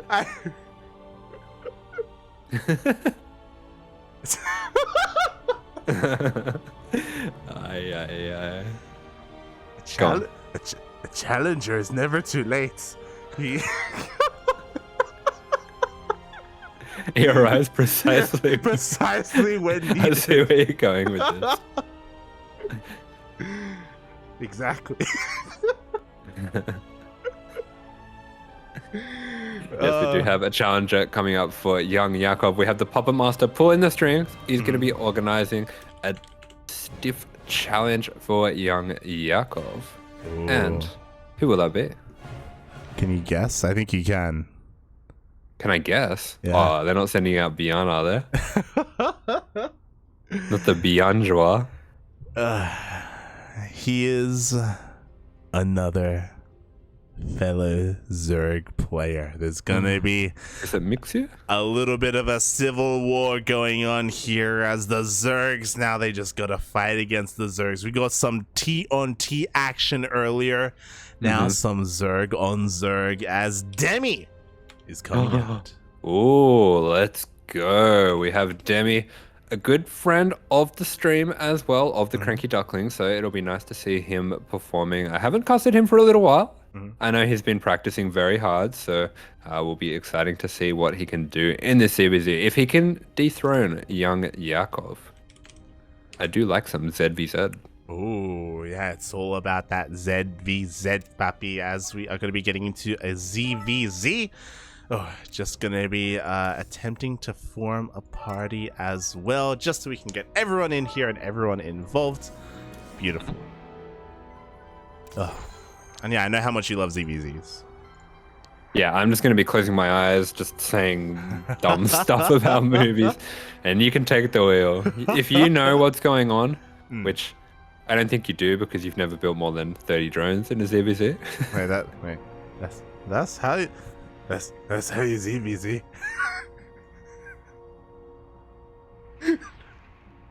That's just. Can you imagine if Vin Diesel played Bane? That would have been amazing. That would have been sick, mate. Why didn't he? Who'd they get? Some random? Who the hell's Tom Hardy, mate? Who even is that? Is he a wrestler? Just some poem. I was born in the darkness, and I couldn't take it, but I had family. I had family. That'd be amazing. He'd like, we couldn't make fun of his voice because he'd sound so cool. Oh my god. Yes, we do just see the players sorting out the maps. Demi, if you can hear me out there using the Force, I want to see one of these old maps. I think it'd be really cool to see maybe Everdream or something like that. Yeah. What's his midichlorian count at?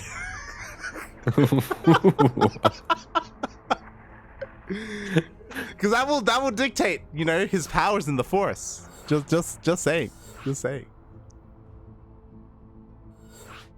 Choose or do not choose. There is no try. I feel like I'm losing this game. This is not the map you're looking for.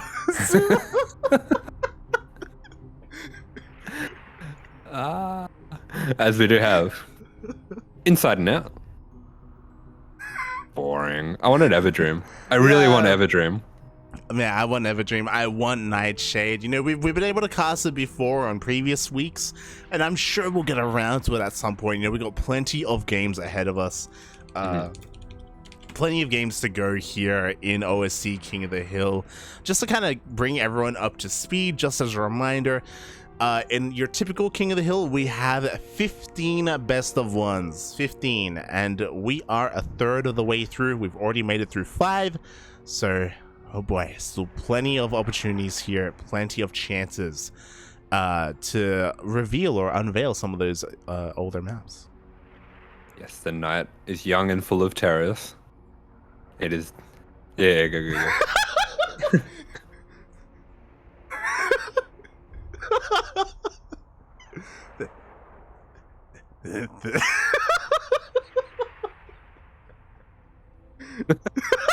Oh no.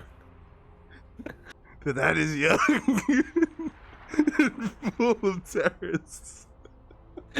I thought you were coming up with something clever to say, but you're just saying the same thing. You didn't say it properly. You had to. It's true. You had to be vague. Oh, sorry. Sorry. I had to be Vin Diesel. I can do better.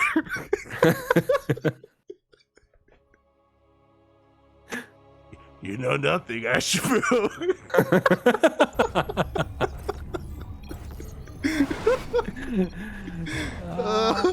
As spotting here in the top right-hand corner of the map, it is our red Zerg player hailing from the land of India, playing for Alpha X. This is Demi.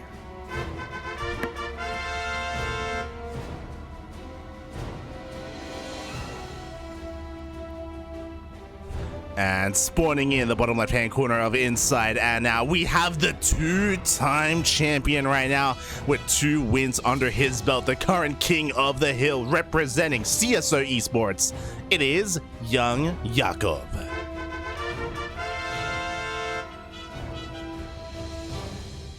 Man, I've been casting too much of the World Team League. They don't have that swang that you got. They don't have that camera swang. The swang, the swoosh, the swirl. Ugh. The smooth. Ugh. Exactly. The chic. The schween. Okay. As we do have a little bit of a variance here in the openers, we see YoungYakov trying to be normal, trying to be standard, trying to be European, if you will, going for a hatch gas pool, everything looking normal. Demi mixing things up a little bit, only a little bit, not an early gas. Pool first. Yeah, going for the pool first here. If I'm right, I think this is usually more of a defensive move, just to be a bit more safe versus like 12 pools and things like that. Oh yeah. Exactly. This is more of a safety pool first. In saying that, surprisingly, he is going to invest and he is going to make 6 lings here. So with these 6 lings, he's looking to try and recoup some of his losses. Obviously, he's going for an inefficient or a build that puts you behind economically compared to your opponents. So his goal here is to try and get a little bit of drone damage, maybe pick up some workers or at least deny mining time at the natural. Yeah, he will be able to just poke across the map here, put on a little bit of pressure before those first few lings of YoungYakov pop up. So we'll have to see if YoungYakov's response time is good here. He will be evacuating those drones from the natural, so very aware of what's going on. We'll just have to come back when needed to save this queen as well. Oh, exactly. And so far, it looks like he tries to catch some of those things as they pop out from the egg. So far, YoungYakov does react well, though. He hasn't lost a single ling yet. Oh, I spoke too soon. Does lose 1. Yeah, nice little bit of a caster curse there as we do see one of those lings going down. Nice micro from Demi as well, just pulling back the hurt ling. And he will be trading quite nicely with these lings. Very good trades coming out there from Demi. Yeah, exactly. Now he goes into the main base again. A little bit of inefficient mining here from YoungYakov as he couldn't quite pull the boys earlier and mine from his natural base. But now he has control of his natural. He maynards the drones over. And after all is said and done, Demi, he's a little bit ahead in that worker count. Yeah, we do see Demi putting on a little bit of pressure there, getting some good scouting there as well. Sees everything that's going on there. Will be slightly ahead on the queens as well, just from that pool first. So does have a few different advantages there, as we do see pretty early Evo going down here.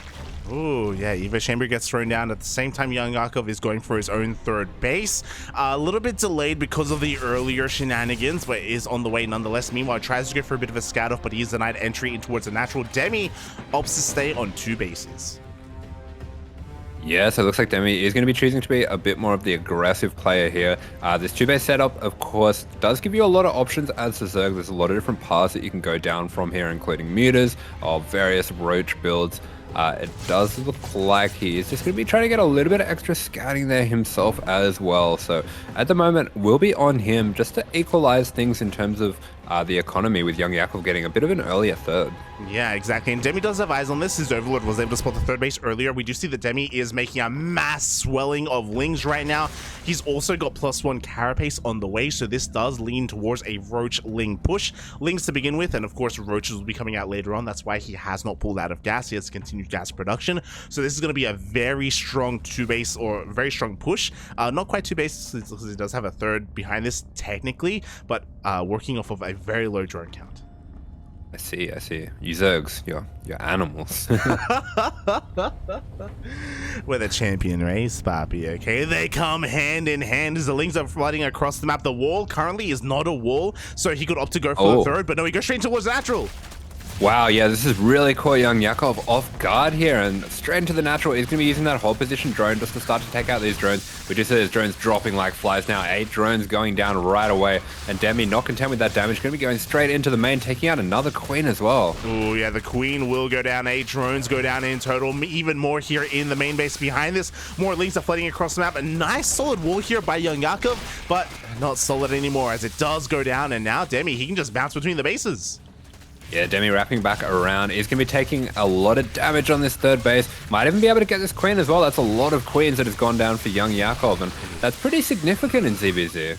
Oh, it really is. Queens aren't really something that you make too many of in the ZVZ matchup, and YoungYakov is knocked down to 0 right now. He has no injects. He has no way to really make use of his additional hatcheries. He just stuck with the larva that he's got. Yeah, that's right. And YoungYakov, he does have a lot of roaches coming out here, so he might have a little bit of a timing himself to put on a bit of pressure back on the side of Demi. Meanwhile, for Demi, we do see that third coming up as well, and he has found himself through all this aggression with a little bit of a drone lead.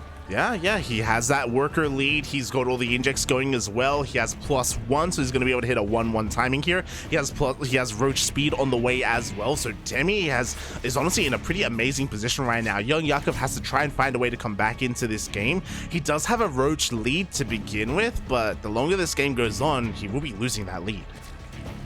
Yeah, absolutely. Does have a slight upgrade lead as well with his +1 already finished up. Be interesting to see if he starts to commit to that +2 or if he just wants to get a little bit of scouting first before he decides what path he wants to take in this game. Exactly. Instead, he's going to try and get a little bit of scouting information. He does take note of the drone count here at the third base, so he knows that Demi is going to be ahead economically. It looks like YoungYakov, yeah, he wants to try and hit a +2 timing instead. He's going to be a little bit more defensive. Lings try and go on in, but this time YoungYakov is ready. This time the wall was a wall. Yeah, the wall was a wall, and it does manage to keep Demi out. Demi causing so much of a nuisance before with his Ling, so definitely going to have to be very careful there as YoungYakov does look like might even be gearing up for a little push, but no, just trying to put a little bit of pressure on these Lings.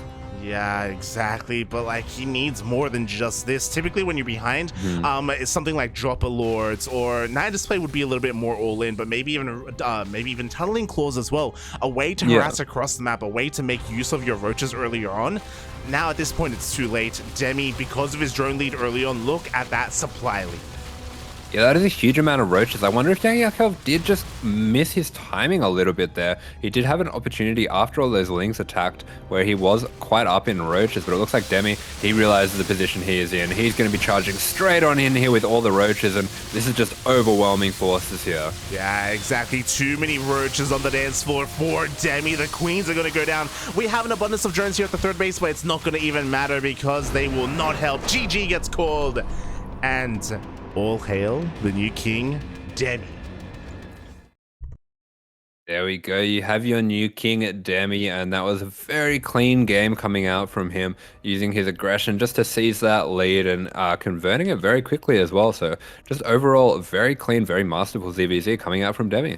Yeah, it all started with that pool first, and again, the pool first was a little bit questionable, but despite not necessarily going up against an earlier pool himself, he still found use for those Lings, and even though he was late when it came to his third base, he knew definitely a way to come back in that game.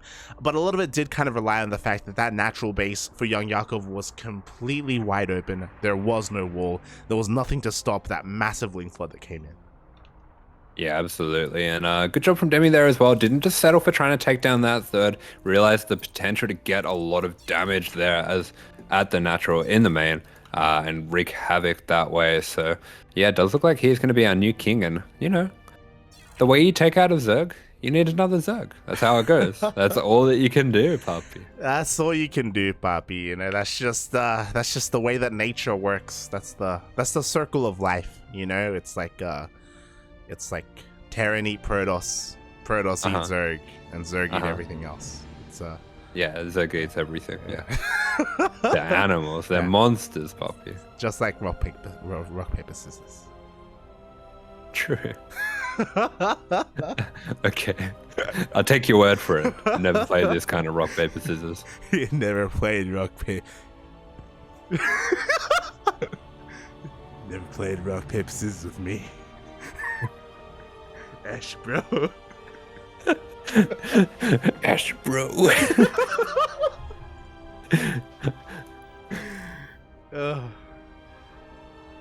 It's true, you have it. It's true. Yeah. It is, yeah. It's definitely. I guess so.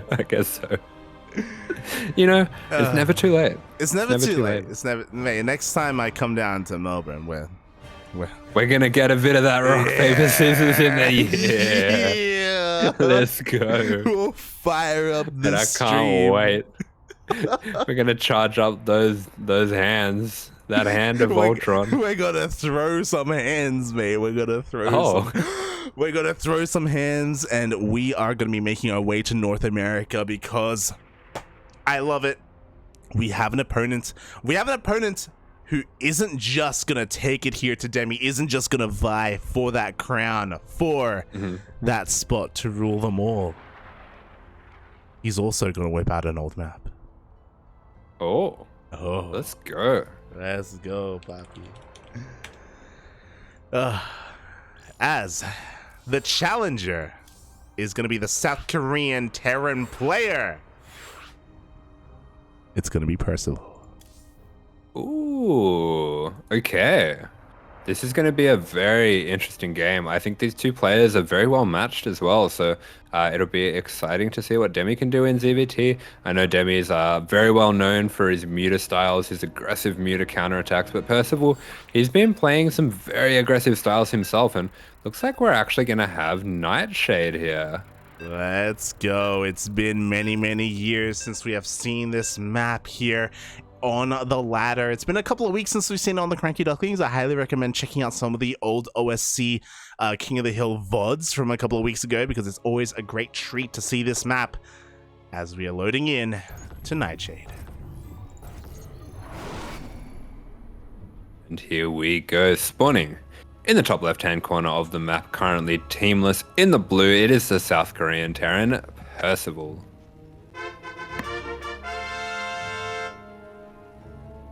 Spawning in the bottom right-hand corner of Nightshade LE, we have the Indian Zerg player himself, representing Alpha X. All hail the new king.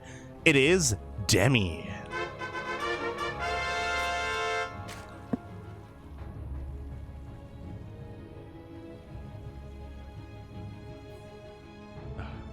Yeah, I think this is actually my first time on this map. I've seen it in a thermal video. I can actually remember the build that he used on this map, but why don't you show me around, lad? Oh, we will, as we do have a pool first opener here from Demi, so we'll keep an eye on a couple of things as that will progress. But of course, Nightshade, a little bit of a fun fact, I believe Nightshade originally was like maybe twice as dark as this, and people complained, and the ladder edition had to be updated so people could actually see the map itself. It was brutal. It was brutal. But it's another relatively large map. As you can see, there are so many bases to be taken here, similar to Eternal Empire in that way. We got plenty of rocks in the middle of the map as well to open up other attack paths here, to kind of open up the map in general. One of the more macro-oriented maps that was available now, what, 2-3 years ago? Jesus, it's been a while. I think I would have really liked it back when it was really dark. I remember we were playing some customs on Waterfall, and there's like a side of it that's light and there's a side that's dark. Yeah. And I was on the bright side and you were on the dark side, and you were like, oh my god, it's so dark, I can't see anything. And I was like, it's so light, I can't see anything. I think you just need glasses. I think. Yeah, probably. And then you died. Then I died. I always die. What are you talking about? Oh god. But yeah, already we do have to see a couple of links moving out across the map. So an odd choice for a pool first opener, to be honest, just because the map is quite large. The rush distance is relatively long as well, so these lings, they are going to get across the map, and to be fair, they are going to run into these marines already.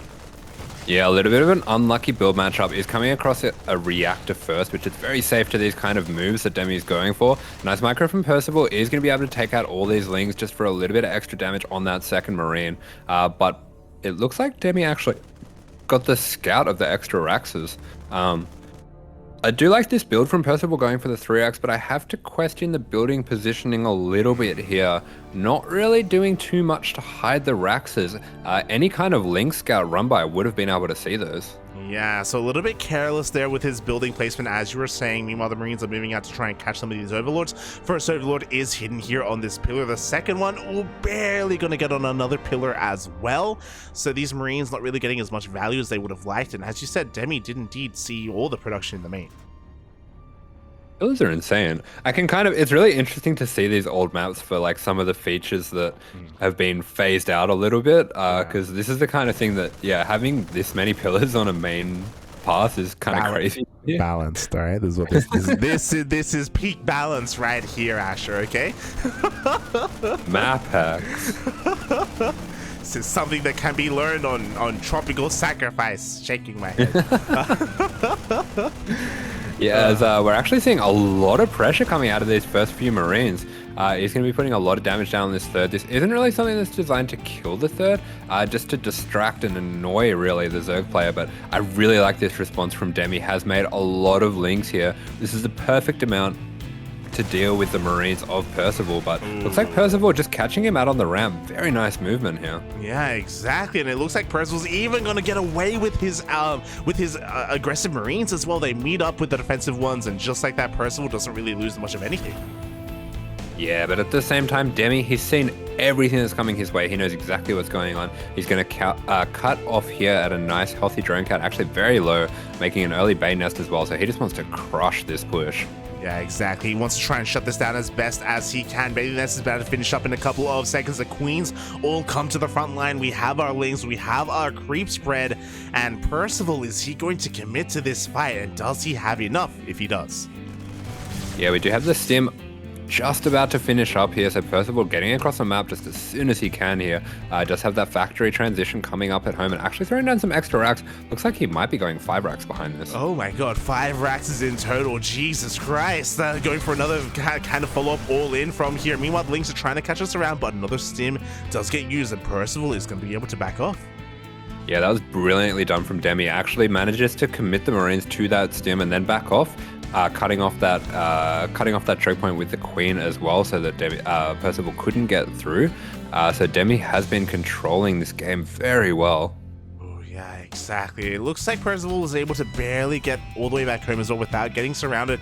Demi trying to catch a couple of reinforcements if he could, but now he's going to be free to drone on up. We have more workers on the way. We have our lair on the way.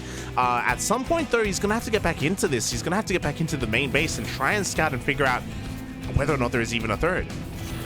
Yeah, it's very important for Demi to find out if there is a third here. He is at a bit of a pivot point here, bit of a pivotal moment where he is on 60 drones. This is roughly where he's going to want to be stopping if he does know that it is a 5 racks all in.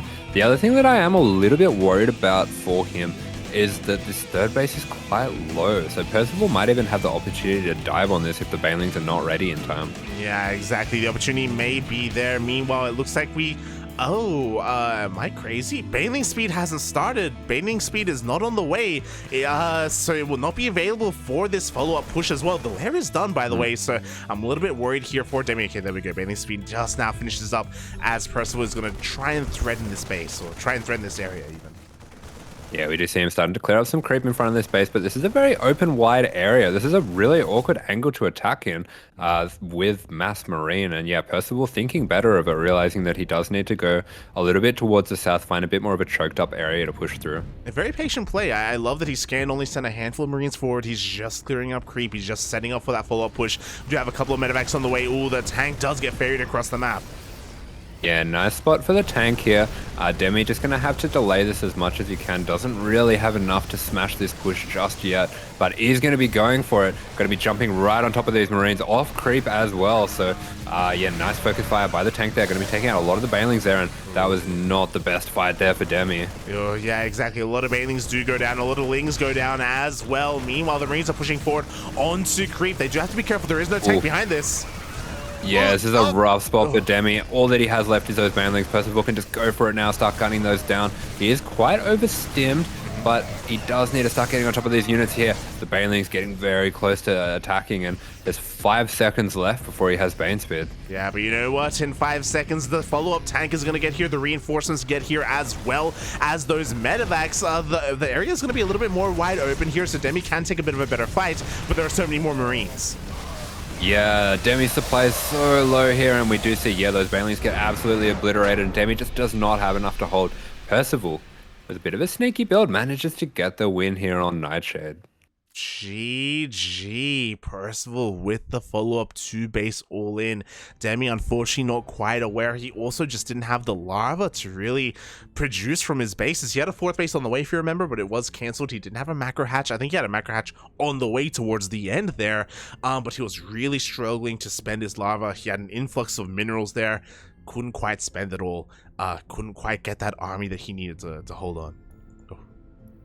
Yeah, that's right. Definitely a little bit, seemed like a little bit of a misplay going so far off creep outside that third, but I can definitely understand wanting to defend that low third. So yeah, Percival just doing a very good job keeping a lot of pressure on from the very start of the game to the end and getting the win. So he will be the next king. Yes, GG, well played. The king has fallen. All hail the new King Percival.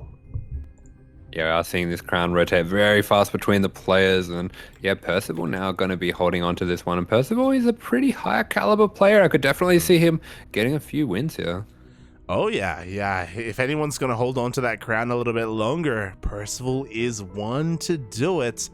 Depending on who Eddie decides to send on out. Who have we seen? Who haven't we seen? As a reminder, players that we see here tonight are OSC Elite members. So you do have to be a part of an exclusive club, I suppose, for that. But top tier players that are a part of OSC Elite are players like Bjorn, players like NightMare. Solar, I believe, is also an OSC Elite member. So there are some top tier Koreans that could be coming out at some point. Yeah, very nice. We do have some, yeah, very exciting players in the wings there. But yeah, it's going to be interesting to see who can take down the Korean powerhouse in Percival. We'll see who can do it. I'll always remember. I think it was for Bjorn last time we cast it. Bjorn was the king for a while. And the person who knocked him down has done it a couple of times. It's very out of the blue. Not the name that you would expect. Nicoract. There's like a little bit of a history between Nicoract and Bjorn. Yeah. I remember when Nicoract joined the chat, Bjorn's like, "Oh, it's you." Nicoract's like, "I'm back." I'm back. I'm back for you, mate. I've been waiting for this moment once again. Yeah, I remember actually, the first time I heard of Nicoract, I was looking through a Ligulac, and they have this spot for specialties, like for matchup specialties, and like who's like the most specialist player. So like, what's the biggest difference between someone's different matchups? Like, who has the biggest specialty? And I think TVT, the biggest specialty, like out of all the players, is Nicoract. Like, he's absolutely like a TVT sniper. Yeah, it's wild, mate. It's wild. So that's the scary thing about this King of the Hill, is that these are best of ones, right? Best one map is all you need, and if you excel in a matchup, like, you can come out here and you can snipe, you know, a favored player, a veteran player at that as well. So anything can happen in these series. And speaking of anything happening, mate, we have our challenger. Speaking of anything is happening, a thing is happening. A thing has happened. A thing has happened to Gotham.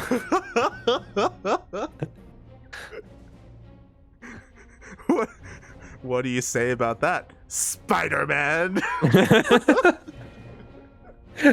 Why'd you put the mask on for that?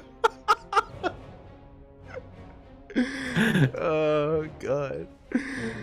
It is going to be a German player, a German Protoss at that. It is going to be ForJumy.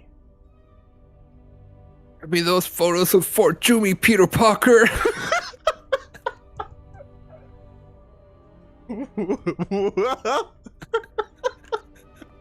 What? Oh no. Yeah, we are going to be having a Protoss player coming up against Percival. Percival, I know he has been favoring kind of the same build actually in TVP. He's kind of found himself in this weird spot where it looks like all roads lead to 3 racks into 5 racks.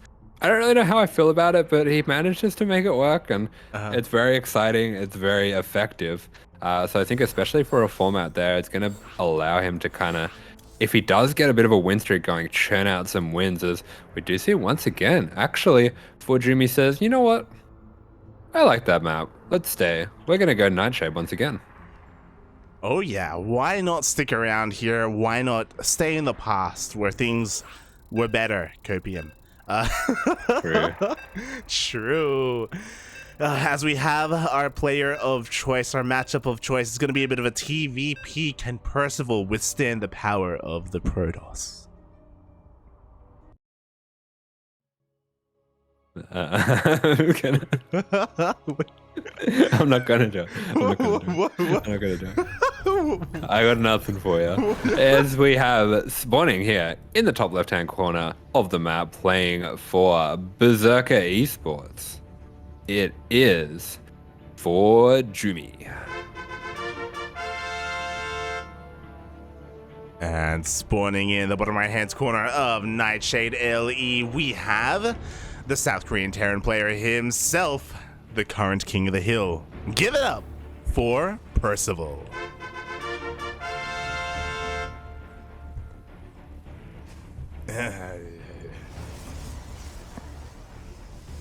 I don't know. I don't know why. On my cast back, where I'm still a little bit sick, I decided to commit to making stupid voices. It's killing me. No. Oh no. That's why you have to put on the mask. It is. It helps. It does help. And what happens if we remove the mask? Will it be incredibly painful? Is that a movie quote? What is? For you.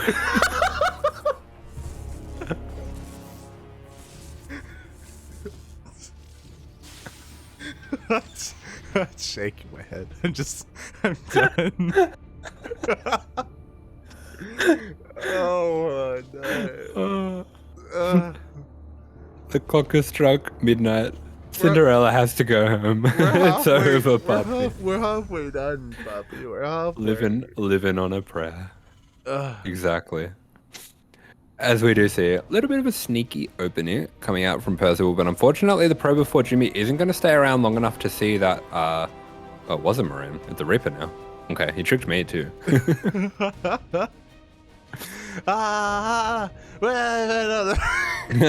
Living on a prayer. Take my hand. We'll make it, I swear.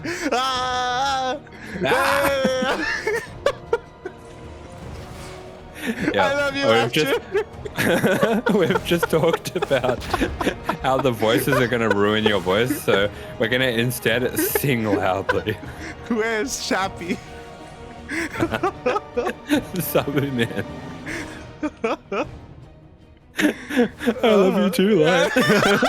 We're going to have the chase movement. We're going to have the chase movement. He didn't say it back. He didn't say it back. All right. Well, from that exciting start to the game where no one knew where it was gonna go.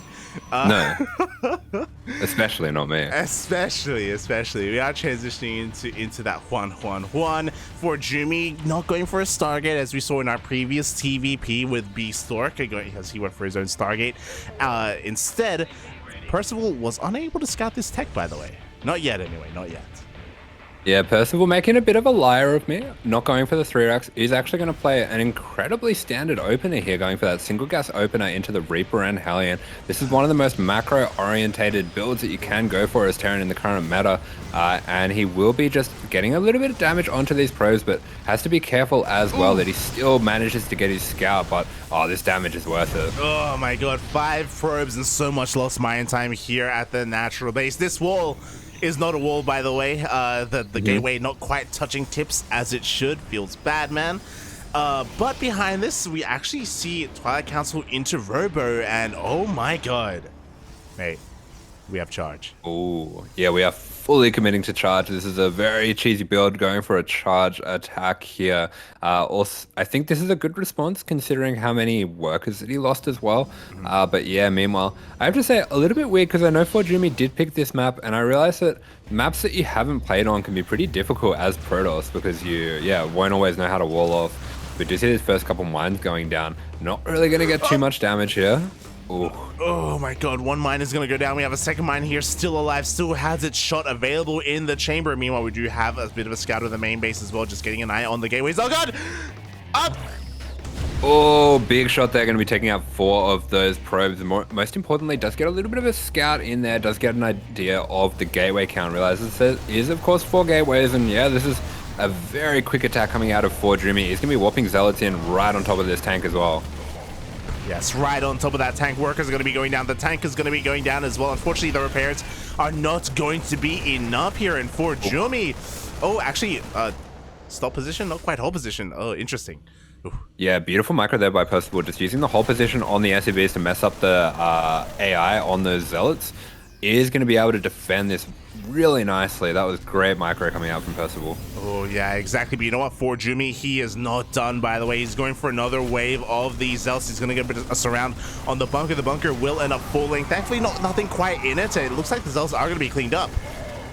Yeah, I really love how Percival's dealt with this. He's been very patient with how he's approached this. Didn't rush to get those Marines into that bunker that was going to be going down. Has really just taken his time with this defense, used the SCVs wherever he's needed to, and just overall has been doing, such a good job of holding this. Would like to see him pick up this tank with the medevac as well, just to save it. A little bit slow there, unfortunately. Yeah, a little bit slow, a little bit of a misstep there from Percival, and now this is getting a little bit out of hand, out of control here. The low ground is completely forfeit, and we have a warp into the main base. The warp prism has still not been dealt with.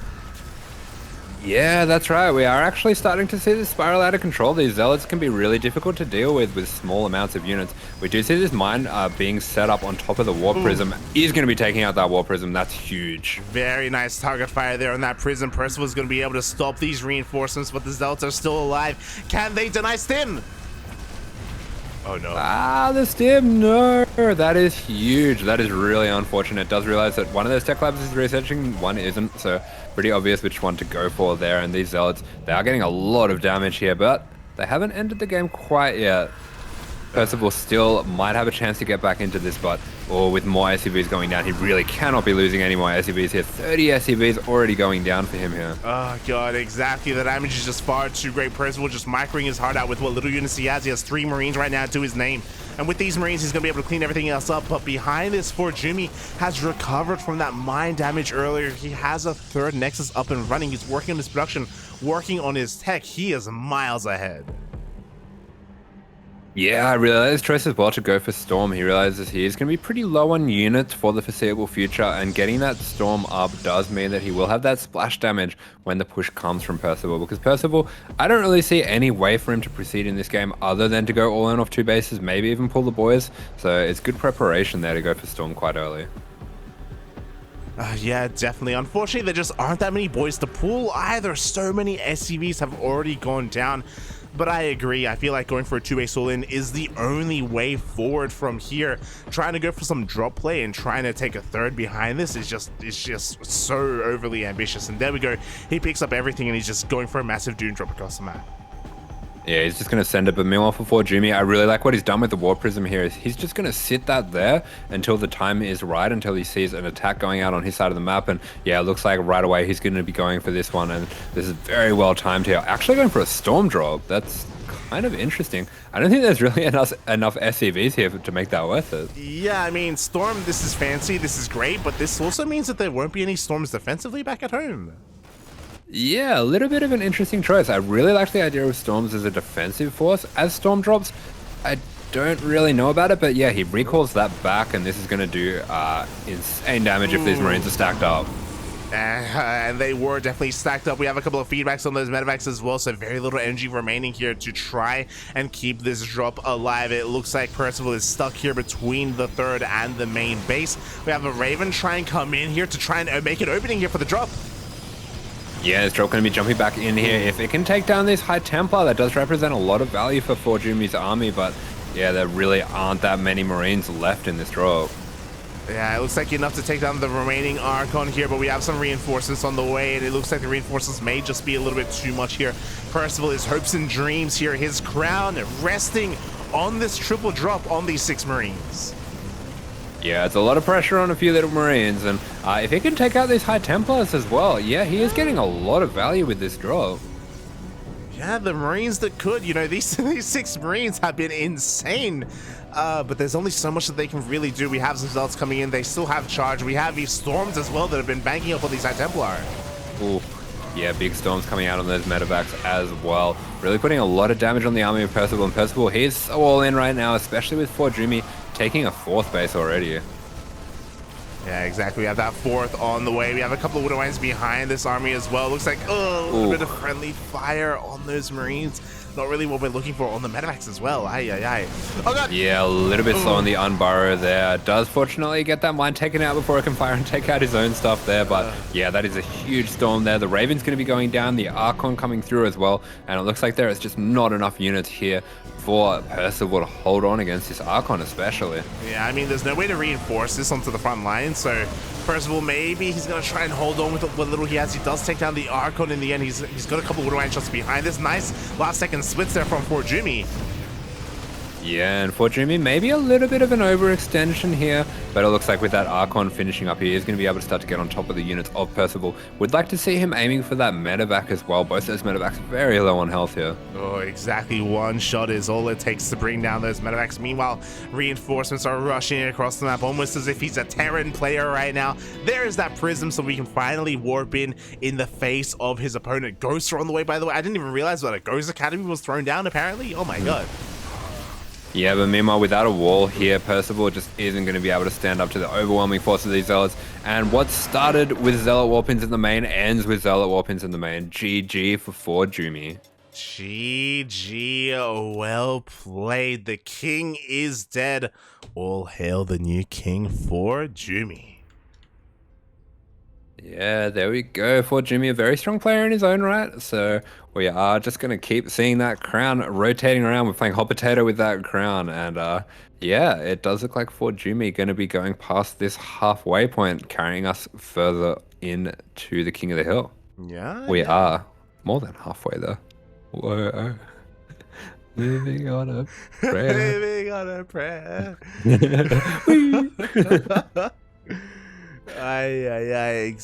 Exactly. So yeah, congratulations there to ForJumy for taking down the Titan that is Percival. We do think quite highly of him. So for a more quote-unquote amateur player to come out here, or a more up-and-coming player, very impressive. Yeah, 100%. And that was a game that he was in controller from start to finish. Even after taking that pretty heavy probe damage, managed to find the perfect counter attack and get so much damage in the base of Percival. And Percival, for his own right, had some very good micro there. Looked like he was just on the cusp of holding that, but just took a little bit too much SCV damage to be able to survive later into that game. A little bit too much in the end. Oh boy. But now ForJumy has to go back home here. We are going to be packing our bags, going to be taking the first flight over to the land of Europa. And when we get here, ForJumy, he's got another Terran player in front of him. He's been deported to the Europe server. And we are going to be seeing yet another TVP. That's just not how I would have phrased it, but sure, okay, Asher. I thought that's where you were going. What? You were just like, he's going back home. Yeah, he's gonna visit family. His family. He's gonna visit family. He's being deported. Oh my god. You know, I just want to bring a bit of drama to a big drama show. That's what we want. True. Yeah. He has to fight for the jersey. He has to fight to survive. His papers weren't in order.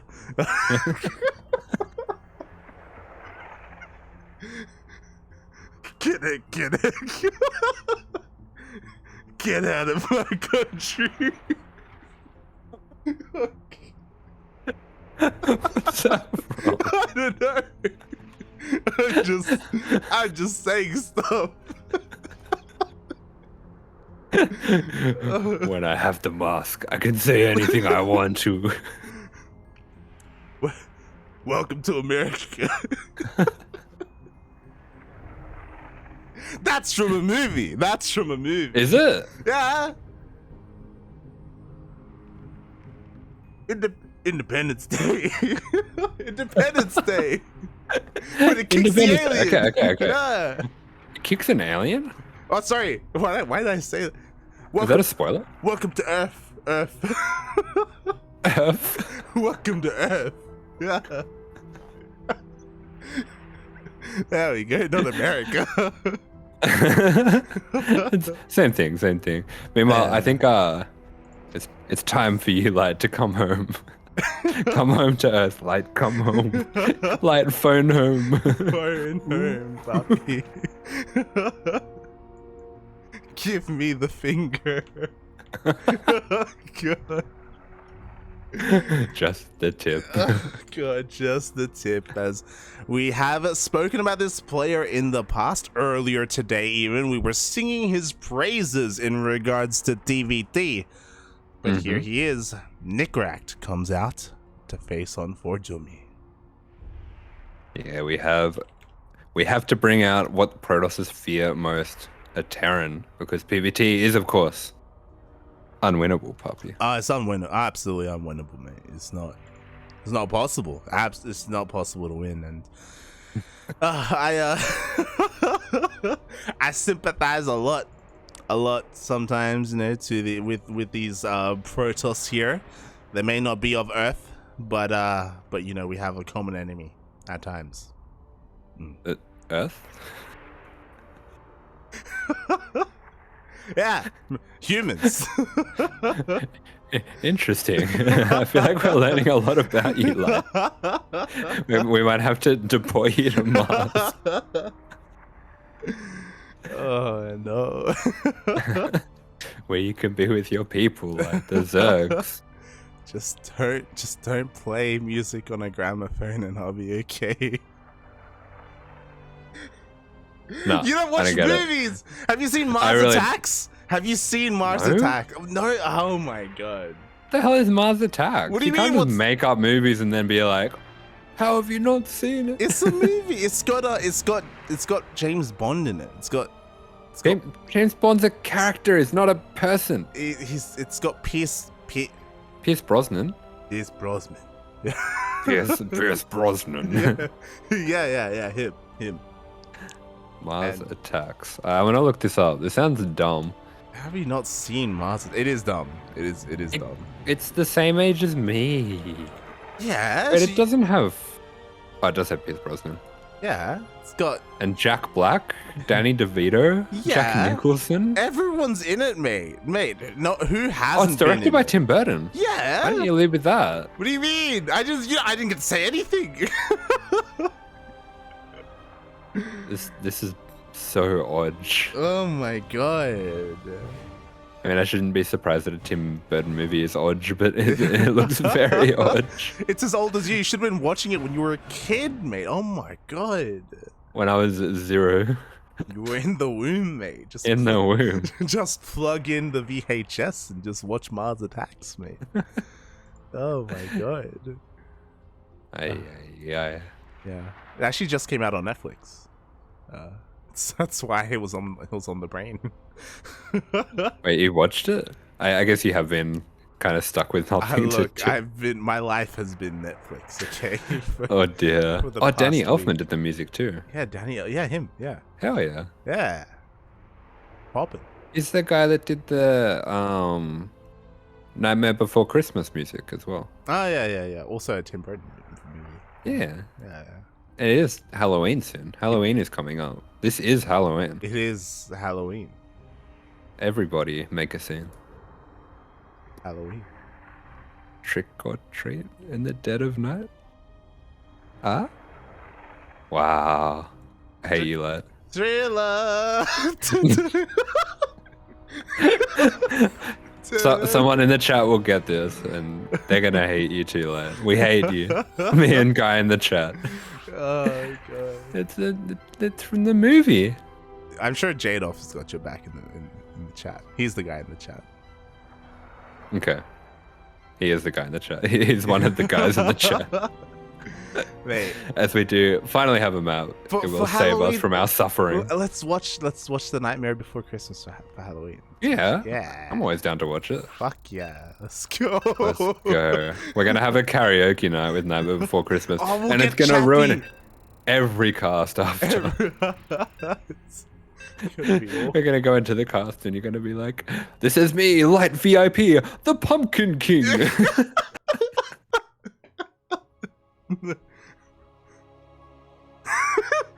the Pumpkin King. As we do finally have this map loading up, we are on Moondance, and this is Psystorm's Nicoract in the top left-hand corner of the map. Oh, is this World Team League? What? Oh my god. The mega fast intro. First on this Nicoract. We're still too late, even with the fast intro. And spawning in the bottom right hand corner of Moondance LE, we have the German Protoss player himself representing Berserker Esports, the current king of the hill. It is ForJumy. Daddy Proxy. I think it's really important for me that I have to become the anti-Yaku. So I'm going to have the fastest intros, because Yaku has the longest intros. Yeah. So I'm going to become, the anti-Yaku, the opposite, the antithesis. Where is this coming from? Why do you want to be the anti-Yaku? I just feel like there has to be balance in everything. There has to be balance in the force. Balance is all things should be. Exactly. So this is something a little bit cheeky coming out from Nicoract. We're going to be seeing a proxy Reaper. It should just be 1 or 2 Reapers coming out here from this racks here. So this is, not fully committed. This is something you can be still going into a 3-1-1 timing behind this in the back of this, but just puts on a little bit of extra pressure. That Reaper should be able to get in, get maybe 1 or 2 probes before that first gateway unit pops. Yeah, we'll see how much damage can be done here as the first Reaper's already halfway done. Meanwhile, massive shout out to Dalcont in the chat. Thank you so much for subscribing for 4 months. Thank you. As he puts a couple of are these The ants. Oh, the ants. I'm so blind. I was like, is that a horse? Is that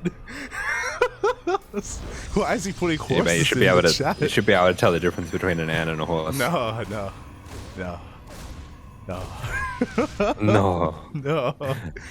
Not anymore. Not after the sickness. After the sickness, everything changed. Ants the size of horses. Get down with the sickness.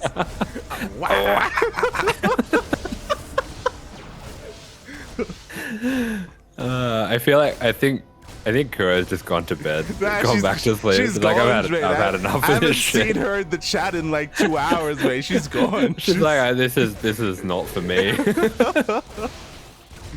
As we do see this SCB just kind of flexing, sitting around, not quite going for that repair yet. As we do see a pretty cheeky follow-up. I love this build. This is a build that Gumiho did most recently, and maybe something that maybe Nicoract even picked this up from Gumiho. Gumiho being, of course, a teammate of his. Oh, I would like to think that Gumiho picked this up from Nicoract. Oh. Oh my god, as the bunker is going to be taken down here, and we do have a very nice reaction. As you were saying, we do have Concussive Shell already finished up. We do have a massive amount of Marauders being banked up here in the bottom left-hand corner of the map. But Medevac is going to be on the way as well. And, ooh, we're going to be getting a bit of a pause here. Nicoract, his food has arrived. We do have that menu pog rocking up at Nicoract's door. Exclamation mark menu pog in the chat. Meanwhile, oh my god, he just snatched his food and Sprinted straight to the door, smashed that door open. Okay, thank you, and then ran back. Oh boy, and ForJumy's going to be in the dark here because of the opener. You know, he did go for an SCV scout earlier, sorry, for a probe scout earlier, but at the moment he is focusing here on defending his bases, and he's going to have to wait here for his first Phoenix to actually get some vision on the map. Yeah, that's right. And this Phoenix, it should be able to help a lot with this medevac as well, because this is a elevator build. So these Marauders and Hellions should be looking to elevator into the main, start to get some damage on these probes. Basically, the Marauders can zone out the Stalkers while the Hellions just go to town on the probes. That is the idea behind this, but it looks like ForJumy actually set up pretty well to catch this. Oh yeah, ForJumy, he's split up between his bases. He does have one Stalker here at the natural base, but here we go. The drop is going to come in, and he's going to try and focus on the Stalker, but we do have an overcharge available. There it is. Yeah, we see those Marauders diving straight in on top of those shield batteries, absolutely shredding through it, and I love the way that he timed that. Those probes just pulling away, and the Hellions diving in at the same time, but ForJumy, he's actually microing this quite well, but all those probes are really lining up for the Hellions there. Oh my god, exactly. 13 probes go down. The Marauders are still going ham. By the way, the Phoenixes were not going to be enough. Sure, they take down the medevac, but unfortunately there was no elevator. Yeah, and that probe going to be going down and depowering that robot. That is a huge deal. That's a very important part of the defense here. And it's going to be so hard for him to deal with these Marauders now, just with Gateway Warpins. Yeah, exactly. One Gateway Warpin. One Gateway, one Lone Zealot is not going to be enough here. The boys are pulled. They kill all of the Hellions in the end. And they're going to be able to get a surround on these Marauder. Never mind, they don't care about the surround. They try and evacuate. They try to get towards the natural base instead. But the damage has already been done. Yeah, this has been an absolute massacre, and it's going to be such slow going cleaning out these Marauders. Already we see 29 probes going down, 30 probes going down. Finally, we have enough energy for a lift. We are going to be taking down one of these Marauders, and we do have an Oracle now that can turn on that Pulsar Beam just to finally take out that Marauder, but so much damage has already been done. Oh my god, exactly. And as you were saying, eventually this is all going to be cleaned up, but at the end of the day, ForJumy, he is down to only 16 workers back across the map. Nicoract getting fully saturated with 34 SCVs. He's already transitioning. He's working on some more of these Raxes as well, working on an NGA for some upgrades. And there's no pressure. Like he's not forced to move out across the map. He doesn't have to try and end the game. Yeah, absolutely. He's in a fantastic spot here. He's just going to sit back and try to defend. He's actually going to be able to get one of these Phoenix as well, and ForJumy, that's enough. He's seen enough. He sees a natural. He calls GG. GG, well played. And Nicoract with a very, very cheeky follow-up to that proxy Reaper. We say, you know, bit of Gumiho in the chat. I see Adonis, you know, referencing TY as well. Regardless, a great Terran build is able to make a great king, as he is now the new king of the hill. Yeah, we do see once again King of the Hill changing hands, as it has done so many times. I think we've only had... Is that right? YoungYakov might actually be the only person who's been able to hold on to that for more than one game. Literally the only player who's been able to hold on. So can anyone else do it here? It was a very nasty build from Nicoract, but again, these are best of ones. Nasty builds are kind of what you want. But I also appreciate that Adonis, he's in the chat, he's scouting out his opponent. You know, he's maybe getting an eye on some things. Oh, interesting. We may see him later on tonight. There we go. So we do have another, just another few players just kind of keeping an eye on what's going on, trying to get out what they might be going up against. But yeah, we will have Nicoract going on to face the next opponent, and I wonder if he is going to be able to show us his specialty in TVT. Not that he looks like he was any slouch in the TVP either. Yeah, it was looking quite powerful, honestly, in that matchup. I'm sure he would be more than willing to go up against another Protoss player as well, but alas, he is at the behest of Eddie. He's going to be picking and choosing which player comes out next. And who is it going to be? Are we going to stick around on Europe? Are we going to make our way over to North America instead? Well, we got to wait and see, because we're running out of players a little bit here. You know, we've only got a handful of matches remaining. Yes, will we be going to North America, will we be going to Korea, or will we be going to Mars? That is the question. It is on my list. Oh my god. I was going to say something stupid earlier as well. I can't. Don't worry. I'll say something stupider and less funny.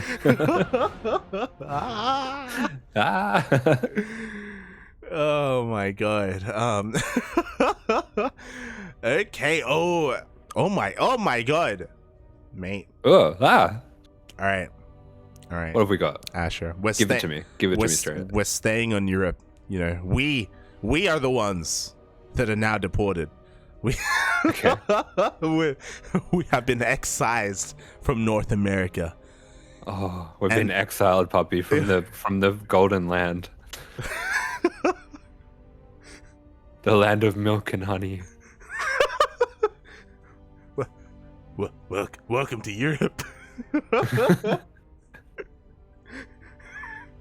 You best believe it in ghost stories. Because you're in one. You're in one, Harry. Oh, I see. Oh, God. You best start believing in Europe, Poppy. Because you're in one. You're in it. Oh, no. I just had the most amazing idea of like this Peruvian pirate now. Yar, puppy.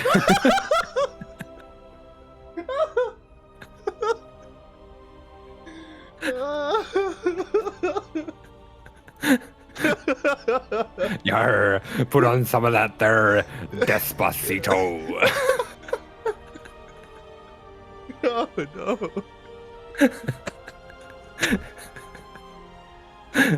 Can that be a points redeem for your stream?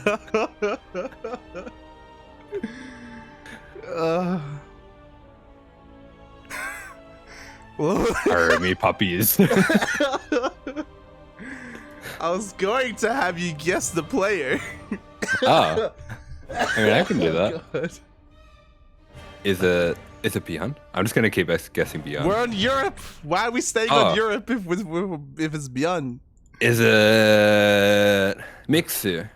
Okay. It's not Mixu. He's Terran. The Terran. It's gonna be a TVT, Poppy. Your wish has been answered. Is it Baby Marin? It is not Baby Marin. It's a veteran. It's a top veteran, mate. Top veteran. I was shocked to see him. I shouldn't have been. He's been here before. Cuss? No, it's not Cuss. Oh. Okay.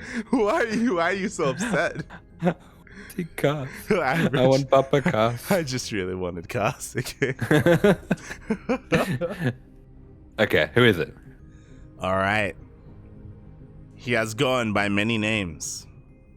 No longer does he have a soul. He is spirit.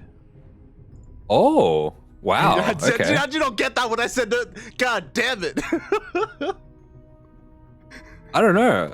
Just to be honest, I wasn't quite thinking that high up. I just wasn't thinking. Yeah, well, that too. The brain is off long ago. Well, that is very exciting. That's gonna be very cool to see Spirit because he just made a very deep run in the EU DreamHack and showed that he's just a very high caliber player. Oh yeah, he is absolutely insane. So Spirit, definitely one of the best Terran players in all of Europe right now. I say right now, for a long time, he is the one to look at. So this is going to be some high quality TVT, mate. Yeah, absolutely. I'm really excited for this one. We were talking about it before, Nicoract, very, very strong in the TVT, and he's going to be coming across one of the strongest players in Europe. Oh boy, can he pull this off? And this is going to be a pivotal moment here in this King of the Hill, because Spirit, as you mentioned, he is one of the big dogs when it comes to OSC Elite members. Earlier, we were talking about some of the Koreans, NightMare, Beyond, Solar. But there are some strong Europeans as well, Spirit being one of them. So once he gets his hands on that crown, it's gonna be hard to yank it away from him, man. Yes. Are you with me? I'm waiting for some dumb joke. I'm like, where is this going? It's not. Why isn't it funny? I don't understand. I'm trying to be serious. Okay. Do you see that I'm masking my hand? No. I see no clown makeup. The clown makeup's gone. It's gone, puppy. It's gone. Oh god. Yes, we will just be looking to work out what map we want to see this on. Hopefully, not going to be seeing Eternal Empire again. I don't want to see any crazy turtled up mega long games. Yeah, gonna be interesting here because Spirit has been around for a long time. So unlike some of these newer players like ForJumy and CuKu and Nicoract, right? Like, they maybe weren't around for your Nightshades, for your Everdreams. Spirit was, so he would have a bit of an advantage on some of these older maps if he wanted them. Yeah, absolutely. We have seen a lot of fresh blood here today, a lot of new young players, but yeah, Spirit, someone who has been around for a little bit longer, will be a little bit more familiar with these maps, having been already performing at a very high level at that time. So yeah, I do think as the challenger, now that you point that out, maybe it would be good for him to pick something that he's a little bit more used to, maybe Everdream. Yeah. It's the one map that we haven't seen today out of the older maps. I would love Everdream as well if we could have a recommendation. Yeah, hopefully he's able to be here where we're actually looking for Spirit. He's missing at the moment. He's having a patty nap. Oh no, it's too soon, Asher. It's too soon. Oh my god. Yeah, too soon. Yeah, we will just have to track him down there. I am remembering as well, Everdream. I did get my hands on. I was looking for some old replays of some innovation builds. I was being told all about innovation. Still just a baby in StarCraft, so I missed the heydays of innovation, and I was watching a Clem vs Innovation replay from Everdream, and they had some really hype TVT on that map. Yeah, that sounds amazing. That sounds crazy. I would have loved to have seen that as well. TVT, amazing. I mean, today I think we've been lucky. We've had some pretty solid TVT today.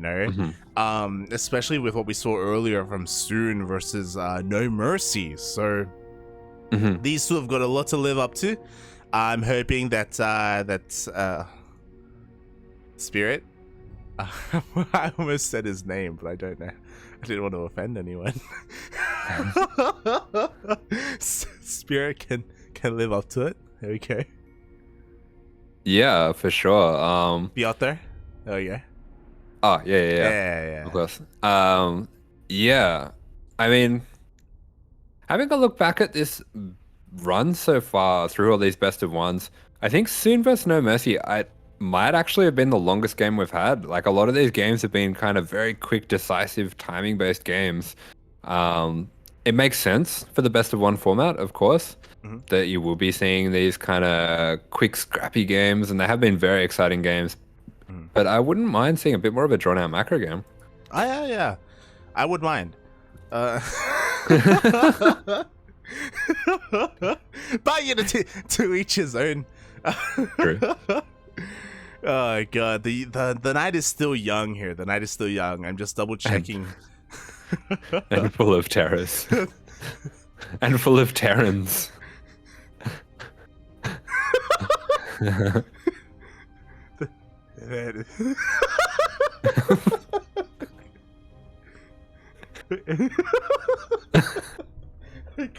can't do it. Honestly, like, I'm really... I wish you had your camera on tonight. I just have to describe it. Every time he's about to talk, he grabs like a face mask, and it looks like there's laughing gas in the face mask because you just put the mask up to your face, and then you're like,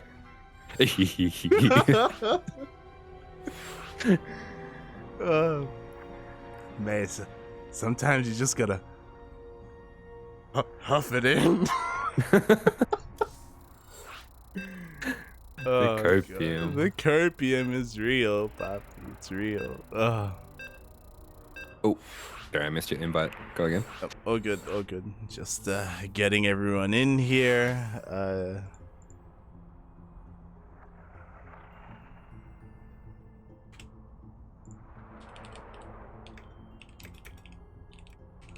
I'm in. Oh.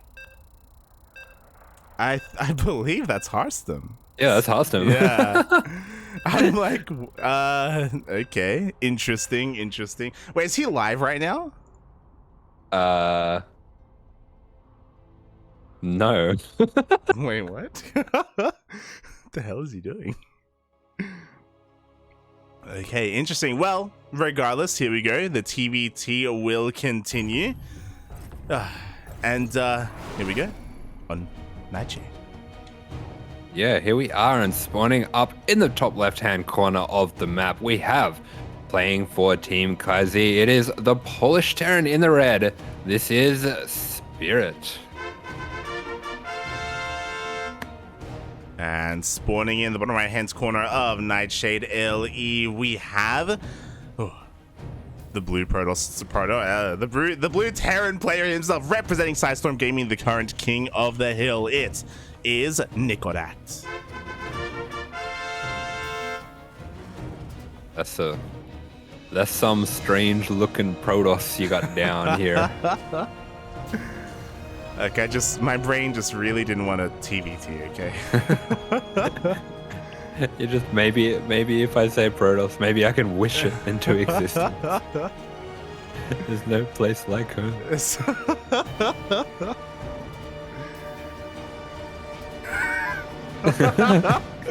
Go on. I can't wear the mask. There's too much power in this mask. I can't do it. With great power comes great responsibility.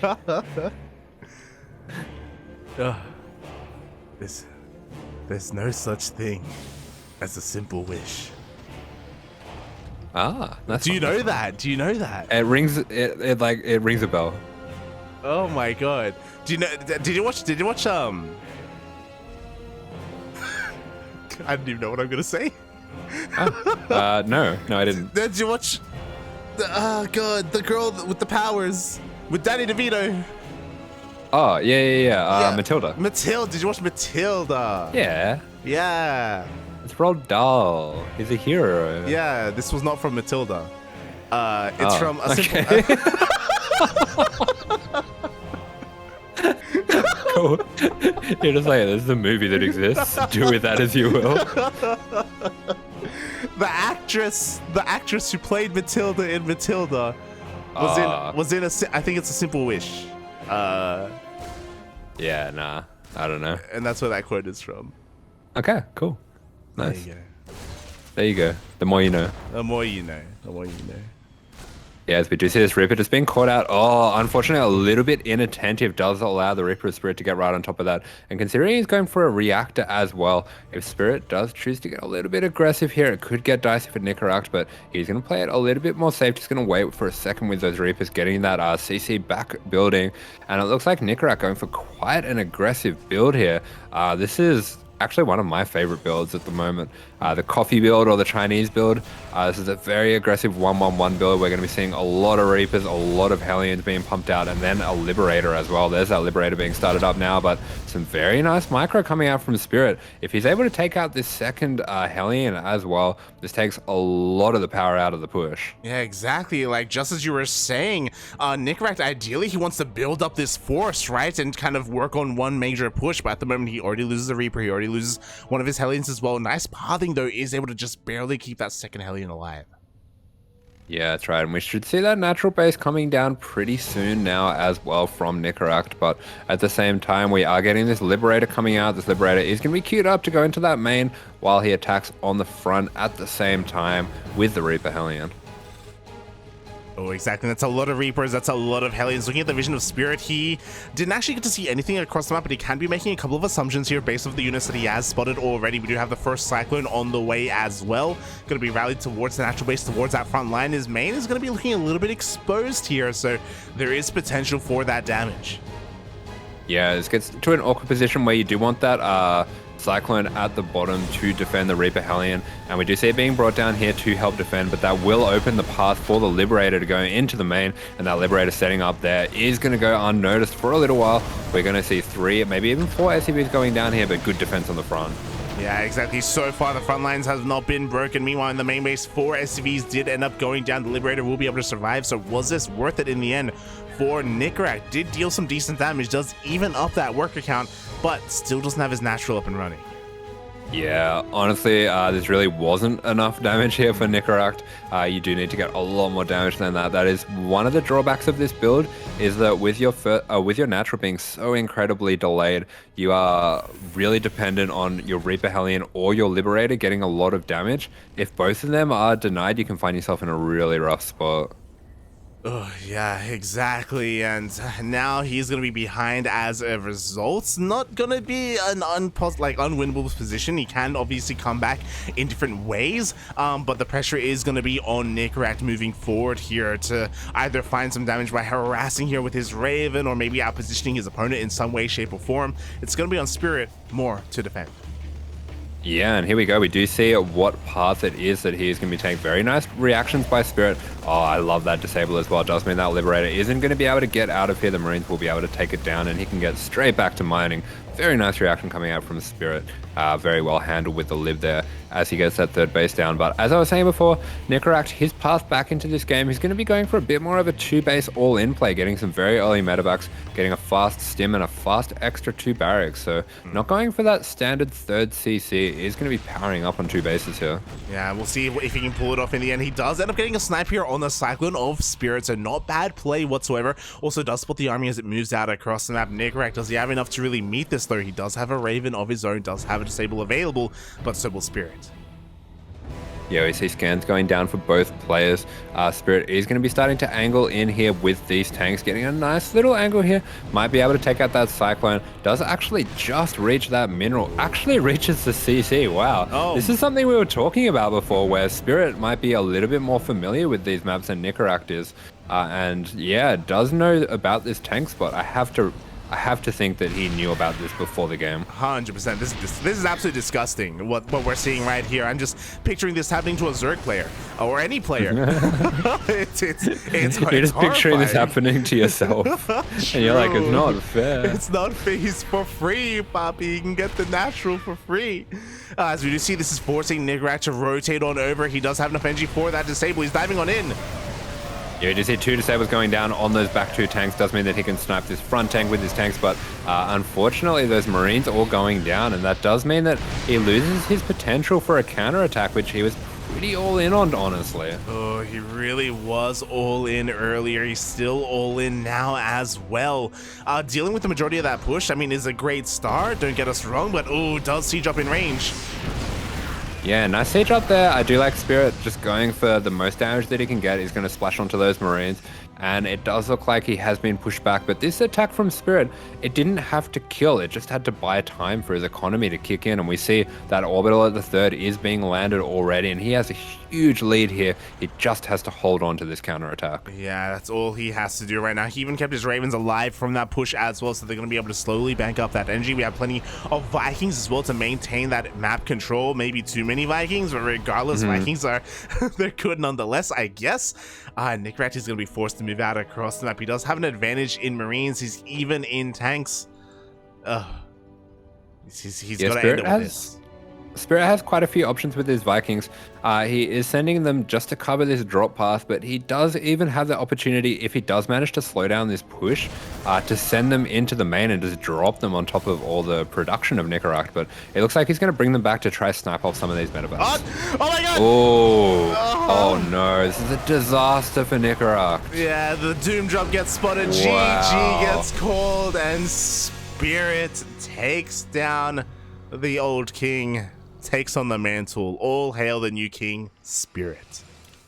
Yeah, a daring move coming out there from Nicoract, but in the end, Spirit managing to clean up that entire army basically just with Vikings and Raven. So very nicely played game by Spirit. Defended really well and used his knowledge of the map to set up a bit of a nasty attack there as well and get himself the kingship. Yeah. And it'll be interesting to see if he's able to make a little bit of a run here. Exactly. Congratulations to Spirit. That was such an unfortunate pickup there from Nicoract. We were like, you know what can be done with these Vikings? Oh, maybe, you know, they can fend off a drop. Maybe they can go across the map and do some harassment damage on their own. Like, nah, they're just gonna find the army and win the game. It was but an unfortunate turn of events there for our Psystorm Terran player. But as you were saying, now that the mantle is in the hands of Spirit, will he ever let go? Can anyone pry it from his hands? Yeah, we still have a little bit to go. We have 5 more best of ones to go, so it will be a tough ask for him to reach the end and get that bounty for being the last man standing. But yeah, he is a very, very strong player. I do like his chances of making a little bit of a run here. Oh yeah, I like his chances as well. You know, he's definitely the highest caliber player that has shown up today so far. But I always say so far because there are still plenty of talented players available, and these are best of ones. Upsets can always happen, and maybe not even just upsets. You know, we've been talking a little bit about, or we haven't, off stream, we've been talking a little bit about Cham's success in his own region. He can spread that success in other regions. You know, he's another one of these OSC Elite members that has been doing insanely well recently. Yeah, for sure. There's definitely a lot of these OSC members that have been, as we were saying, popping off recently. We've been seeing some very good performance out of players like Spirit, out of players like, I know ForJumy's been doing quite well as well, and YoungYakov doing well as well. So a lot of these players having some good performances. This is honestly a very competitive league. I've been quite impressed with the quality of players. Oh yeah, exactly. It feels like anyone can take down anyone so far, and we'll see if that continues because we have our challenger. We are going to be staying here in the land of Europe, and it looks like it is going to be a Protoss player in the form of Krystianer. Ooh, interesting. So another powerful Protoss player, and this means we're going to be able to get to see Spirit's TVP, which I've been loving his TVP recently. He's been playing some very aggressive, very cheeky, kind of, I want to say abusive builds is probably the best way to describe it. He's been playing some really nasty builds in TVP, so I always love to see it, honestly. Yeah, it's one of those things where Krystianer I feel like he's one of those young players that has distinguished himself from the pack a little bit. Like he's been really popping off recently, finding himself like I don't even want to. I don't even know if I want to say like in the middle of the European pack, maybe even a little bit above that as well.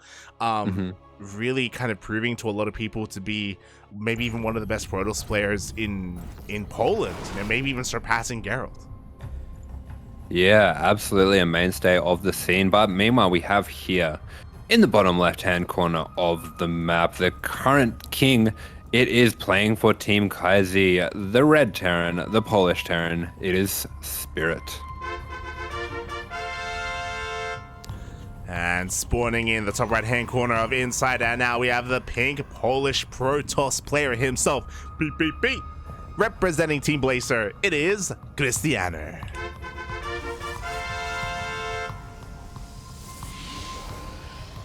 Purple Protoss people leader. There's no purple here. Okay. What are you talking about? Don't worry about it. Aye. Oh god, but yeah, I do think that this is definitely a worthy challenger here for Spirit. Obviously, Spirit is still, you know, the big dog on the block. He is the king for a reason, but Krystianer can definitely punch up. Definitely.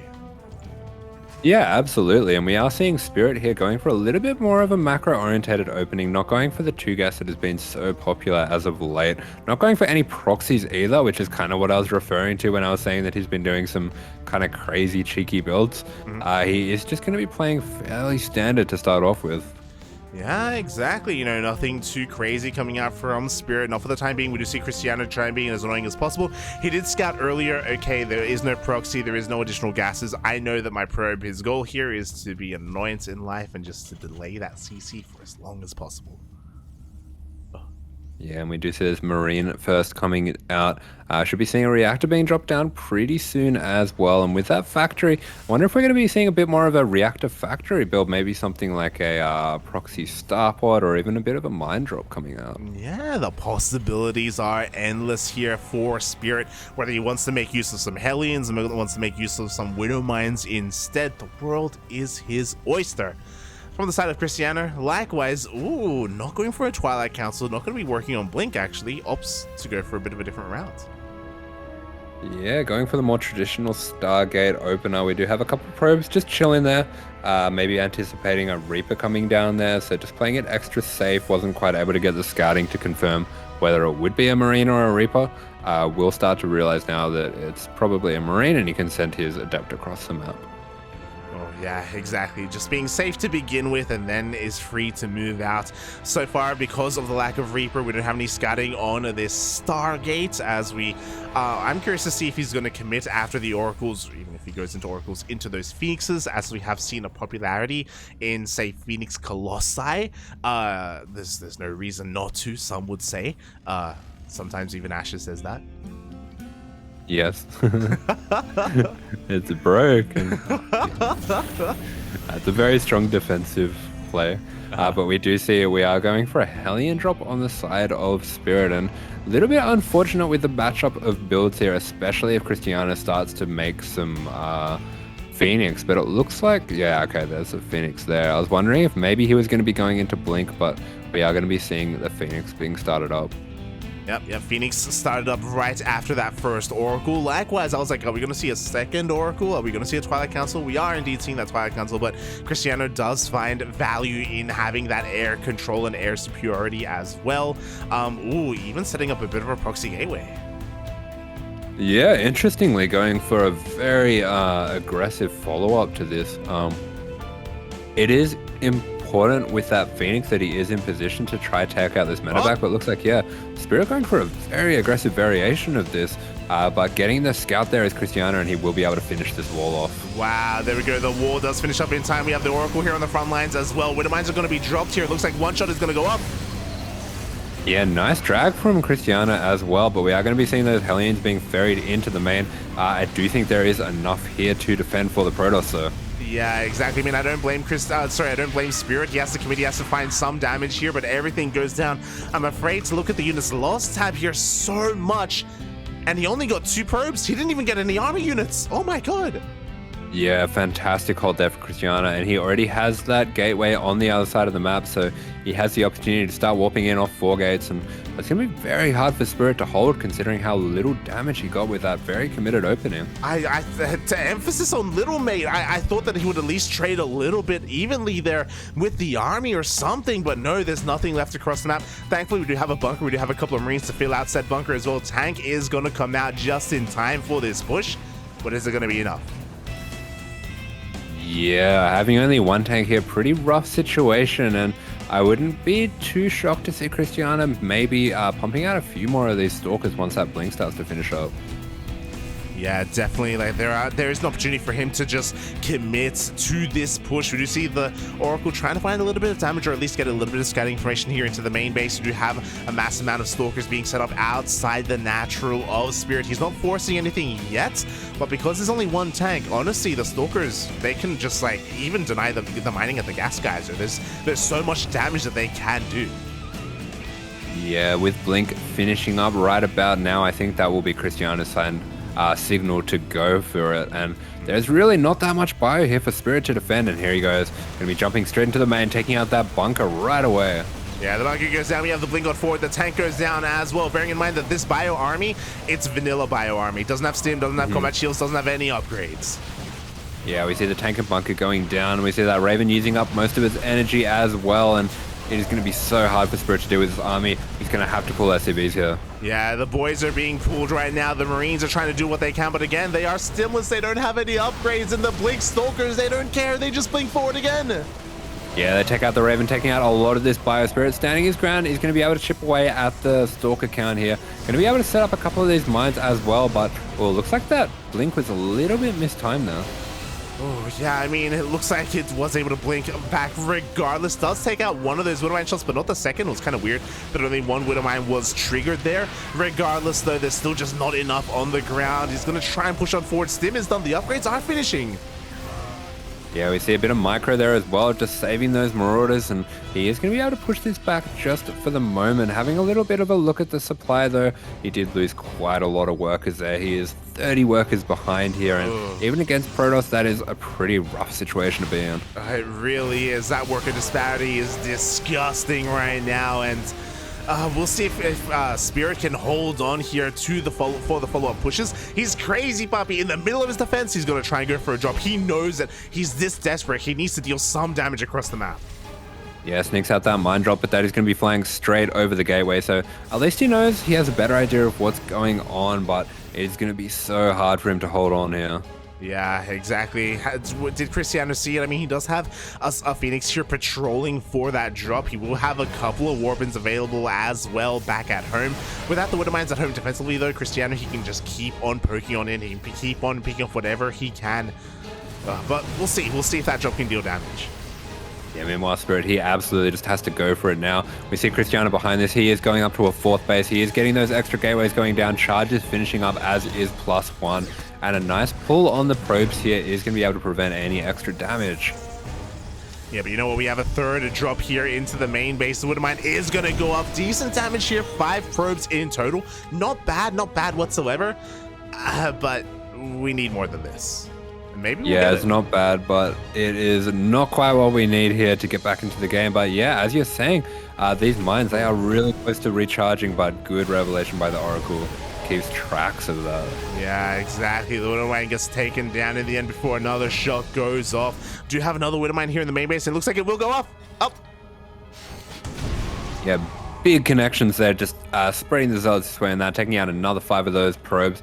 That will go a little way of getting him back into this game, but he is still just so far behind. And as soon as this drop gets into the main, there is the option to either recall to defend it, or maybe just go for a counterattack and go into the base trade. But it looks like he's realizing how far ahead he is. He's just going to go for that recall. Yeah, there we go. The recall all the way back home. We do see a couple of Widowmine shots going off here.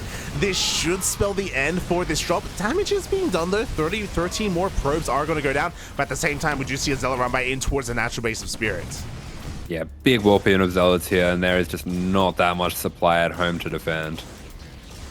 Exactly. Because of that, the natural is completely forfeit. We see depots going down. We see workers going down as well. At the same time, another drop towards the left-hand side. Look how many probes are going down. Yeah, Spirit really showing his quality here, making a lot out of a little, doing the best that he can here with how little supply and how rough a situation he is in. But his natural, he has not been mining from that for the longest time. Yeah, and you know what, Krystianer, he is back with a vengeance once again with another army. He wants to break the natural. He's going to be losing a lot of workers across the map, but technically he can afford to lose them. Yeah, he finally cleans that up, and he is doing so much damage in the natural here. That orbital actually getting pretty low here as well, and off those 4 nexuses, it's going to be so easy for him to replenish his probes. Oh god, it really will be. So it doesn't matter how much damage is being dealt, they can just be replaced one after the other. This CC is getting low. Krystianer, he wants it. He wants the base, the workers, the army. He wants any of it, and he could get it all. Yeah, he is going for it. All the supply tells his tale. He is more than doubling the supply of spirit, and I think we're seeing the end here. Yeah, exactly. The drop harassment was honestly really impressive. It got more than it ever really should have. But even that wasn't enough. GG gets called, and Krystianer takes down Spirit. Yeah, wow. A little bit of an upset there, I would say. As Krystianer manages to get the win off Spirit, and Spirit will not be making that deep run that we were thinking that he might be able to. Yeah, mate, we were hyping Spirit up. We were like, that's it. You know, he's just not going to get taken down. You know, he's just going to be the king from here on forward. But no, even Spirit isn't immune to the curse of this crown, of the king of the hill. He only lasts one. And then just like that, he gets usurped, mate. Out of there. Go on skis. Ugh. Yeah, but that was all off the back of a really brilliant defense there of the build of Spirit.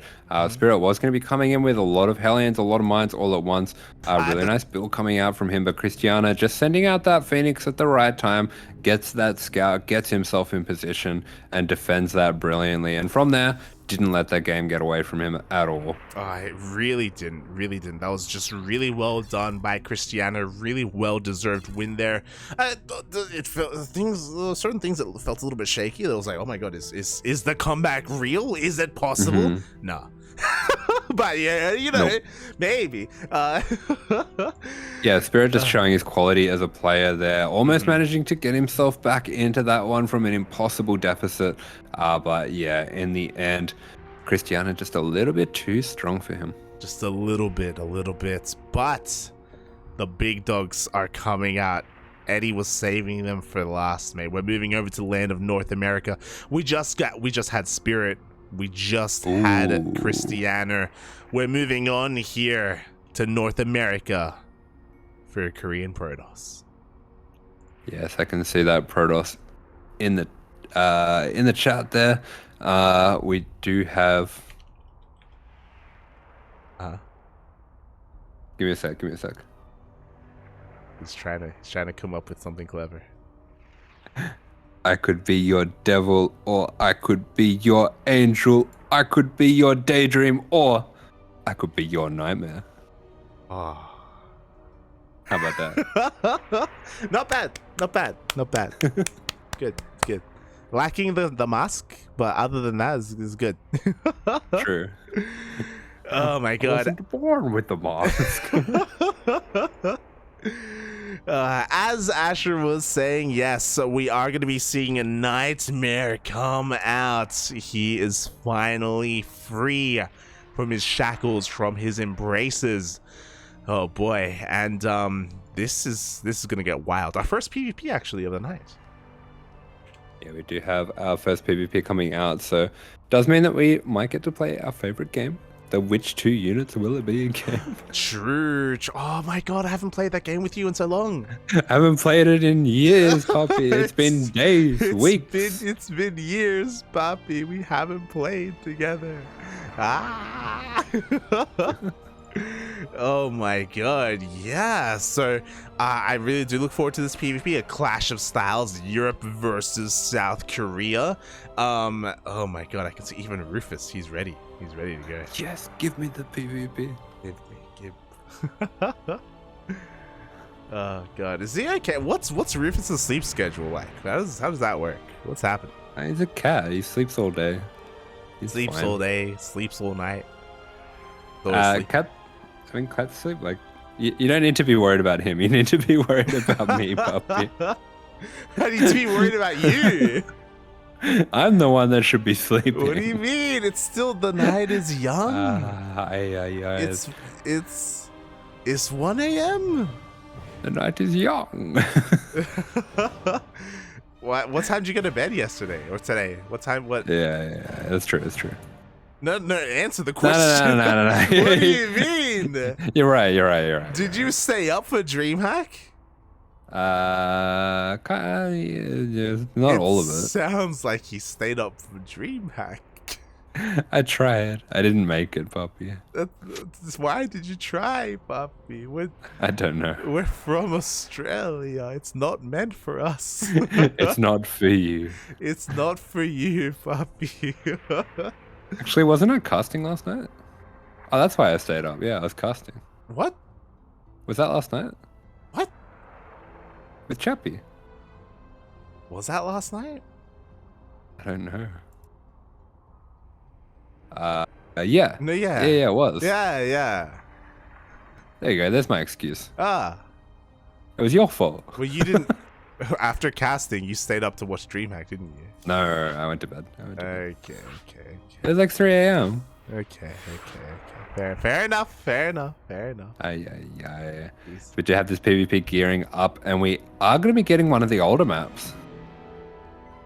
Oh, once again. Wait, we just keep dancing around Everdream. We just keep we're circling the drain, and are we ever going to go down? Are we ever going to get flushed? If we go 15 maps without Everdream, I'm gonna be sad. I'm gonna be big sad. I'm gonna be big, yeah, smudge. What's worse, smudge or big sag? What is it? How does big sag is worse. Okay. What's worse? Big sag is when you've been smudging too much. What's worse, big sag or big smudge? Oh, big. We don't talk about big smudge. Okay. No one survives big smudge. As here we are, spawning in the top right-hand corner of the map, it is the pink Polish Protoss. Paying for Blazer, it is Krystianer.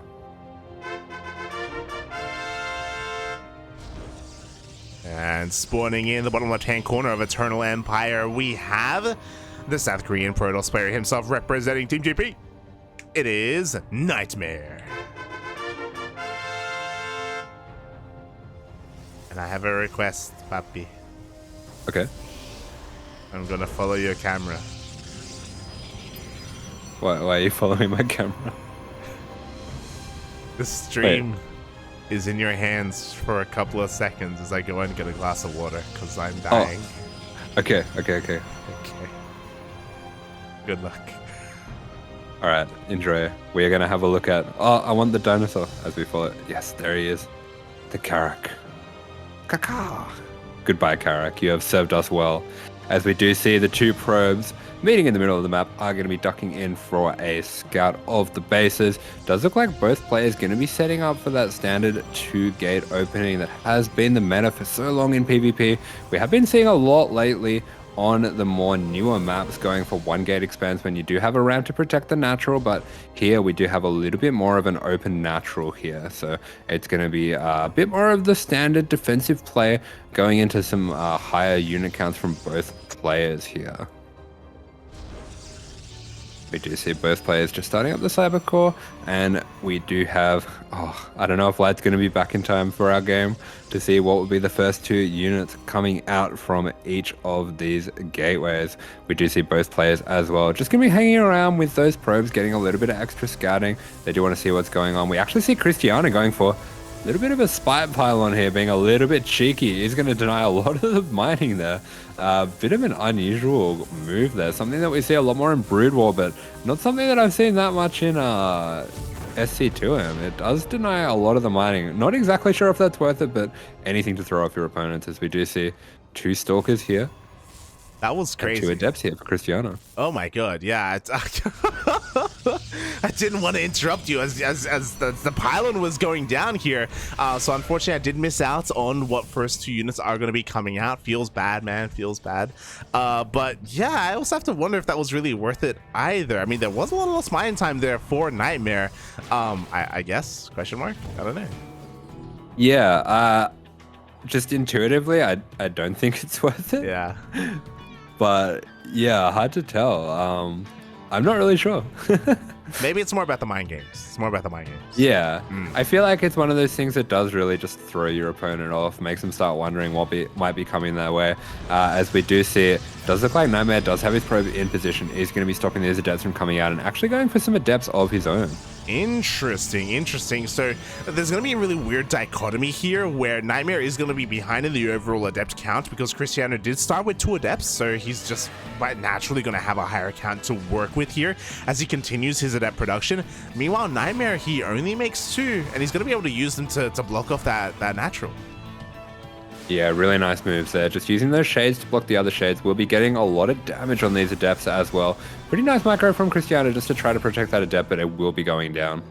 Yeah, 1 adept does go down. Only 1 manages to escape in the end. Meanwhile, behind this, we did have a Stargate follow-up by NightMare. First Oracle is going to be moving out across the map, and is there much that even shoots up? Okay, we do have 2 Stalkers here in the main base. No shield battery, though. Yeah, we do see that. A little divergence in the builds from the 2 players. Going to be seeing a little bit more of a quick blink coming out from NightMare. Meanwhile, we do see the Robo and the Observer coming out for Krystianer. But yeah, we do have this Oracle going to be diving in here. And looks like the Stalkers are in position just to deflect this. Yeah, 4 Stalkers more than enough here to just force this all the way back. Meanwhile, the Adepts, they actually commit to the Shade, and they're actually going to be able to break into the main. Yeah, they are going to break in. Unfortunately, NightMare, his warp in actually blocking himself off a little bit there. Isn't going to be able to get in here and save those probes straight away. And looks like Krystianer just going to be fully committing to get as much damage as he can here. Yeah, and in the end, 7 probes are going to go down. Not bad damage at all here, but bearing in mind that was for 4 adepts, not for 2. Regardless, it is going to be putting Krystianer ahead here. There is potential for counter damage, though, with this Oracle, but already it's going to go down.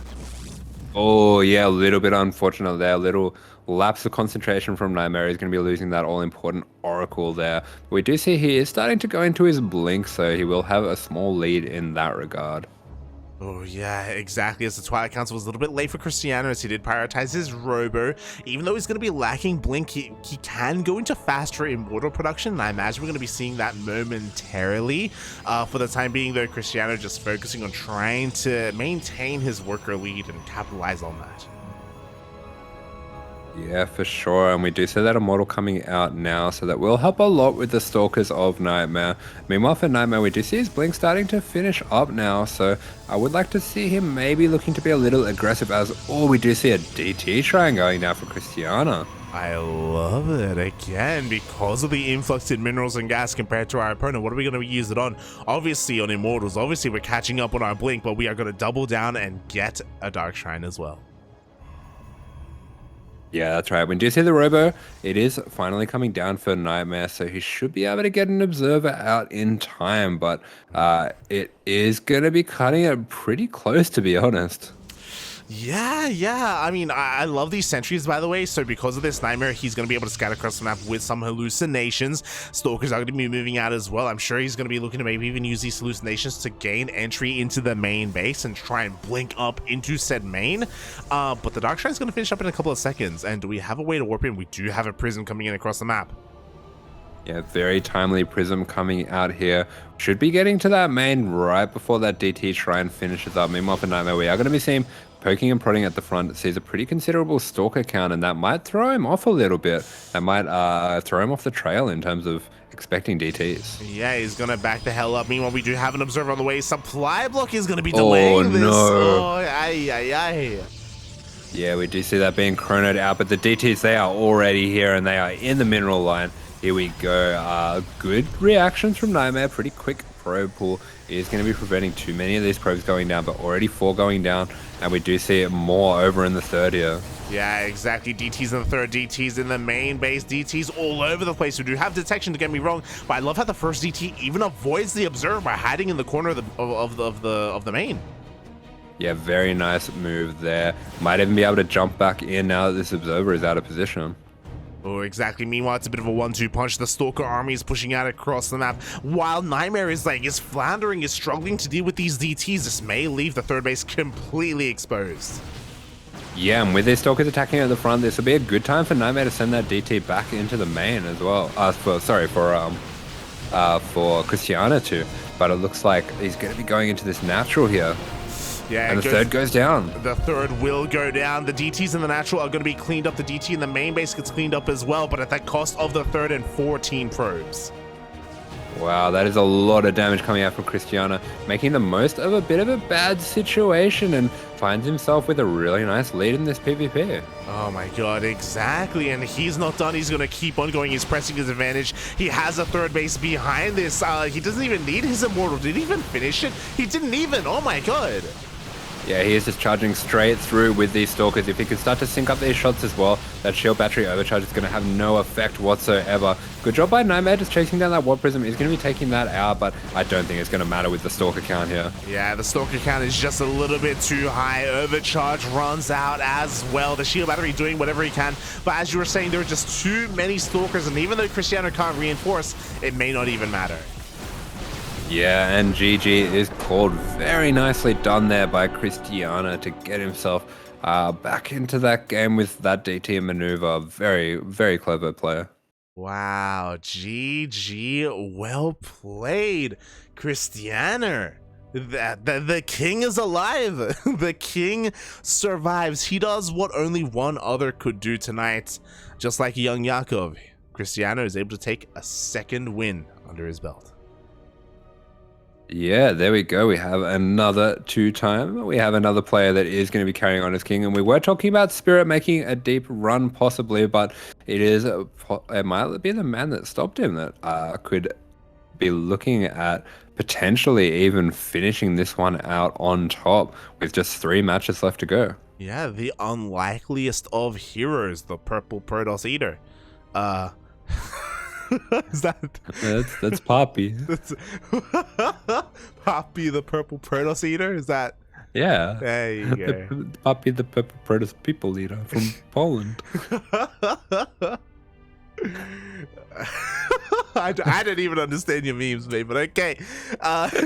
Just go with it. Yeah. So maybe Krystianer just harnessing some of that Poppy energy, mate, and yeah, with that, he's gonna maintain control of his throne. He's gonna continue to reign as our king. And if NightMare can't stop him, if Spirit can't stop him, who can? Who can stop this man? There is no brakes on this bus. If we go below 50 miles per hour, you're gonna see some serious shit.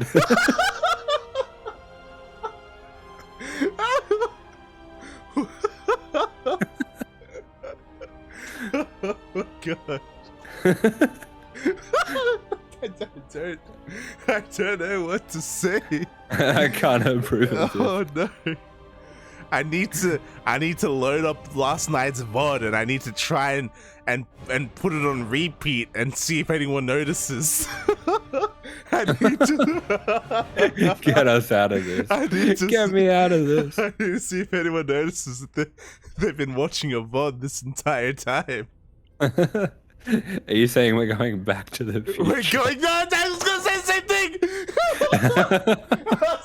thing. Marty, we're going back. We're going back to Europe. We're going. We're going. We have to cook. We have to cook, Asher. We have to feed our family. Oh my god. It's all coming full circle. It's all coming around, man. It's all coming around. My brain went to Back to the Future before you said it. It was crazy. It was crazy. We're in sync. We've done it. We've done it. We've become the casting Voltron.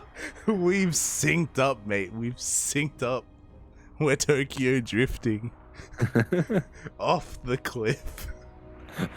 Off the cliff. Kuro's standing at the edge of the cliff, just waving. Bye-bye.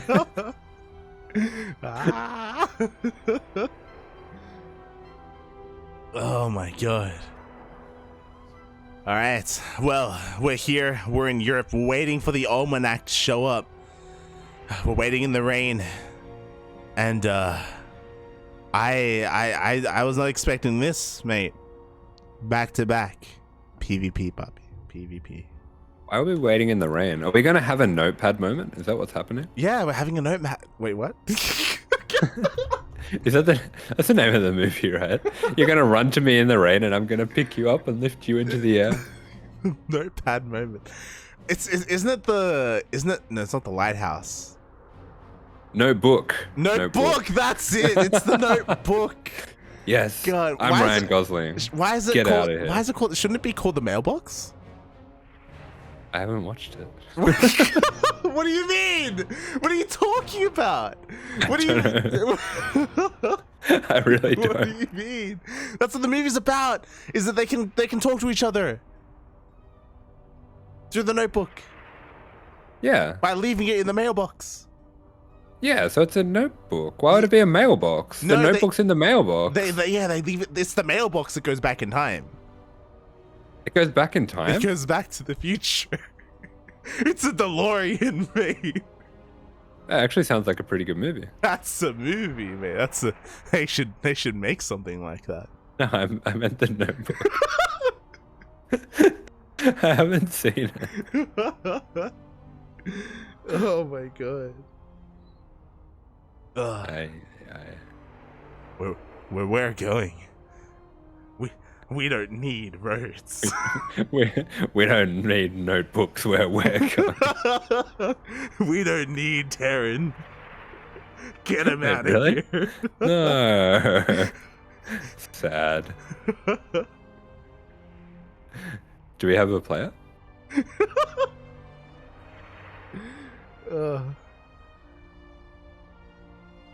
I can't. You're in one.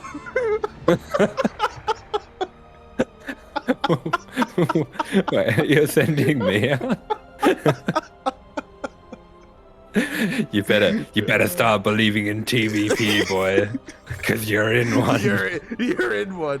Send him out. Send him out, Eddie. It's the only way we can shut him up. Oh, as we do finally have this game lined up. It is going to be on Nightshade.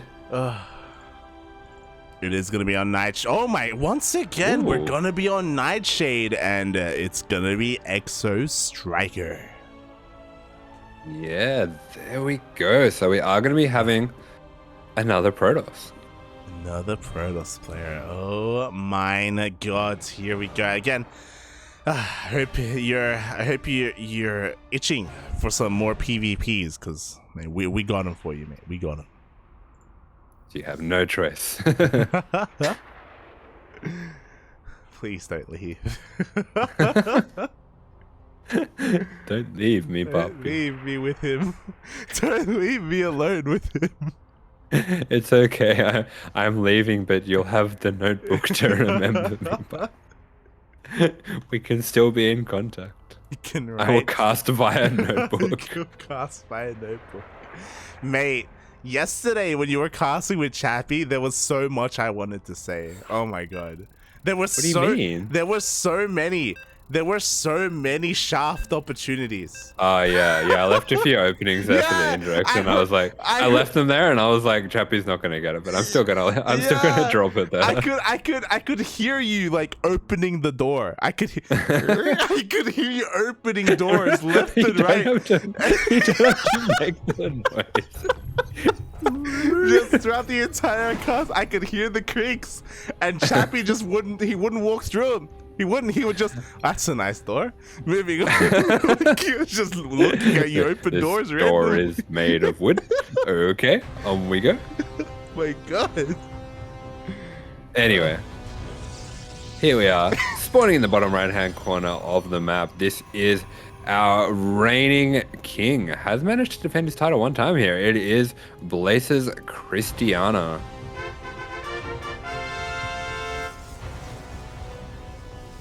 And spawning in the top left-hand corner of Nightshade LE, we have the yellow Protoss player himself representing Alpha X. It is Exostriker.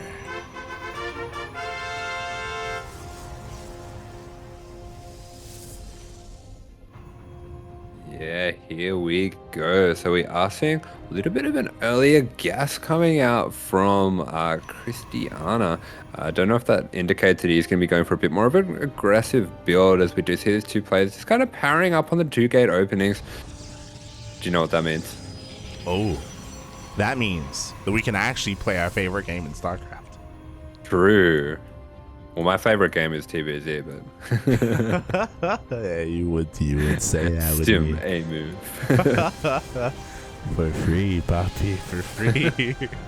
As we do have our 2 gates on the way here, and we're going to be looking to see what our units are going to be coming out as.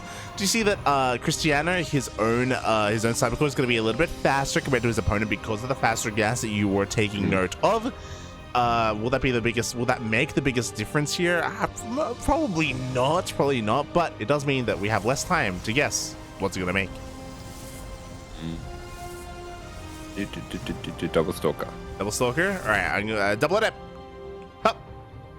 Hup. Oh. Close. We got 1 Stalker and Adept, and meanwhile we have double Stalker from Exostriker instead. But the difference being that Exostriker also has a proxy pylon and a probe out on the map. Yeah, and he has banked up a lot more gas, so he does have the opportunity to throw down a Stargate if he would like. Or a Robo. He's very interesting. Yeah, he's doing the build. I forgot. I can't believe that I forgot, because we've seen Exostriker so many times in Sparkling Tuna Cup, but he would usually do this on Moondance, I believe, in his PvPs. Oh. It's just a 3-gate Robo, right? Yeah. Yeah, interesting. So this is a bit more of a sneaky way to do the 3-gate Robo. We're not going to be seeing that Robo at home. We are going to be seeing it out on the map.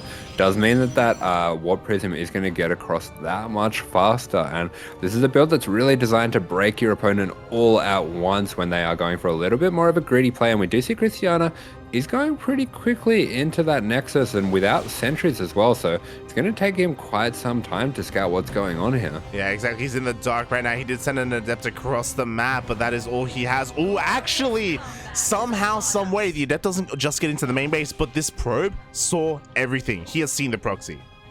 Wow, he knows exactly what's going on. We do see the sentries being started up. We do see him getting a Robo out as fast as he can. And oh, this is very dangerous here. If he can get on top of this pylon before the Immortal comes out, he can stop this completely dead in his tracks. But he doesn't want to take any risks here.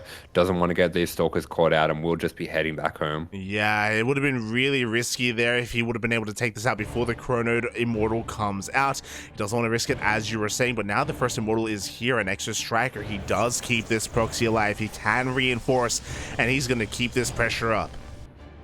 Yeah, and this is the scariest moment for Krystianer here, because he has to hold on against this very aggressive push until he can get his Robo out, until he can get his Immortal going. I love this. Just sets off the barrier on the Immortal nice and early there, and this is going to mean that he can put a lot of damage out on this straight away. Oh my god, yeah, whole damage already being done. We have a couple of force fields as well, catching 3 of these Stalkers. Perfectly placed force fields. Very, very impressive micro there to wedge those units in between the 2 force fields. Very nicely done. In the end, with the reinforcements, Exostriker is going to be able to force Krystianer all the way back, but he has a shield battery, he has overcharge as well, and he has his own defensive Immortals. Yeah, we do have that Immortal popping up. Another nice force field. He's going to be sectioning off this army, and he's going to be taking that Immortal, and that is just too much damage. Exostriker calling GG, and a very quick win from Krystianer, who is making a deep run here in this King of the Hill. Wow, GG, well played. Krystianer is the first player tonight, the one, the only that has gotten 3 wins. Wow. Yeah, look at that. Very impressive. Defended his title twice here and looks poised to take that final spot. But there is still 2 more matches waiting in the wings for him. It is not quite over yet, but he's shown that he's very powerful in the PvP matchup especially. Very powerful indeed. My God. And it looks like we're going to be seeing some more players come out as well. We're going to be staying here in the land of Europe for the time being. And it looks like we're not going to be seeing another PvP. We're seeing a revived player. Ah, interesting. Is it going to be a Zerg. Bring YoungYakov out. Bring him out. All right. I'm gonna give you a couple of clues here. Okay. Obviously, Okay. we're in Europe, so it's gonna be a European player. Uh-huh. It's not clue number 1. Clue number 2. All right. Returning player. Okay. You need I that. already knew those ones. Clue. The last clue. Darren player. CuKu. Ah, there you go. Let's go. CuKu is coming back. Let's go. We have the return of CuKu, and glad to see it because he didn't quite get to show us what he's made of in that TVZ. We'll get another chance to kind of spoil the party of Krystianer here. Oh yeah, exactly. He has a second chance, a second opportunity to really prove himself, to show off to everyone that he is a player on the caliber here of Krystianer, and I want to believe that he is. I want to believe that he can be. And he will be having the map choice. He will be able to choose kind of the battlefield here of this TVP. Yeah, he has this second shot, this second chance, this kind of lifeline, shield battery overcharge, if you will. What? What? I was trying to think of abilities in Protoss that are like second lives, or in StarCraft, it's like a second life. I think the only thing is shield battery overcharge or a recall. Maybe it's a recall. We've recalled him, puppy. Maybe, maybe it's a recall. Maybe it's a medevac. You know, it's Nah, you're reaching. Get out of here. Overcharge wasn't reaching, but medevac is. Yeah. Medevac is literally giving life to something. Nah. What do you mean? It struggles. It's a Terran unit. It can't really do that much. It's just kind of. That's why I did it's an emotional support unit. It just has the green. That's all I wanted you to say. You're like, nah, it's Terran, mate. It's Terran. The bias. The green beam of emotional support tries to encourage the Marines, but it's not enough. Shaking my head. Oh my god, here we go. We are setting up our lobby here, the map of choice. Oh, it's gonna be Moondance. Give me Ever Dream. I'm gonna have to.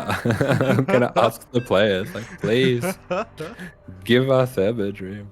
Just once, Papi. Just once. Yes, we do see it. CuKu and Krystianer going into this one, and we do in fact have Moondance. I like this choice out of CuKu. This is a map that can be very oppressive for the Protoss to do with the Terran on, as it's such a short rush distance. But here we are in the top left-hand corner of the map. It is now the 3-time. It is the Polish Protoss in the pink playing for Blazer, Krystianer. And spawning in the bottom right-hand corner of Moondance, we have the Romanian Terran player himself representing Infernales Esports. It is CuKu.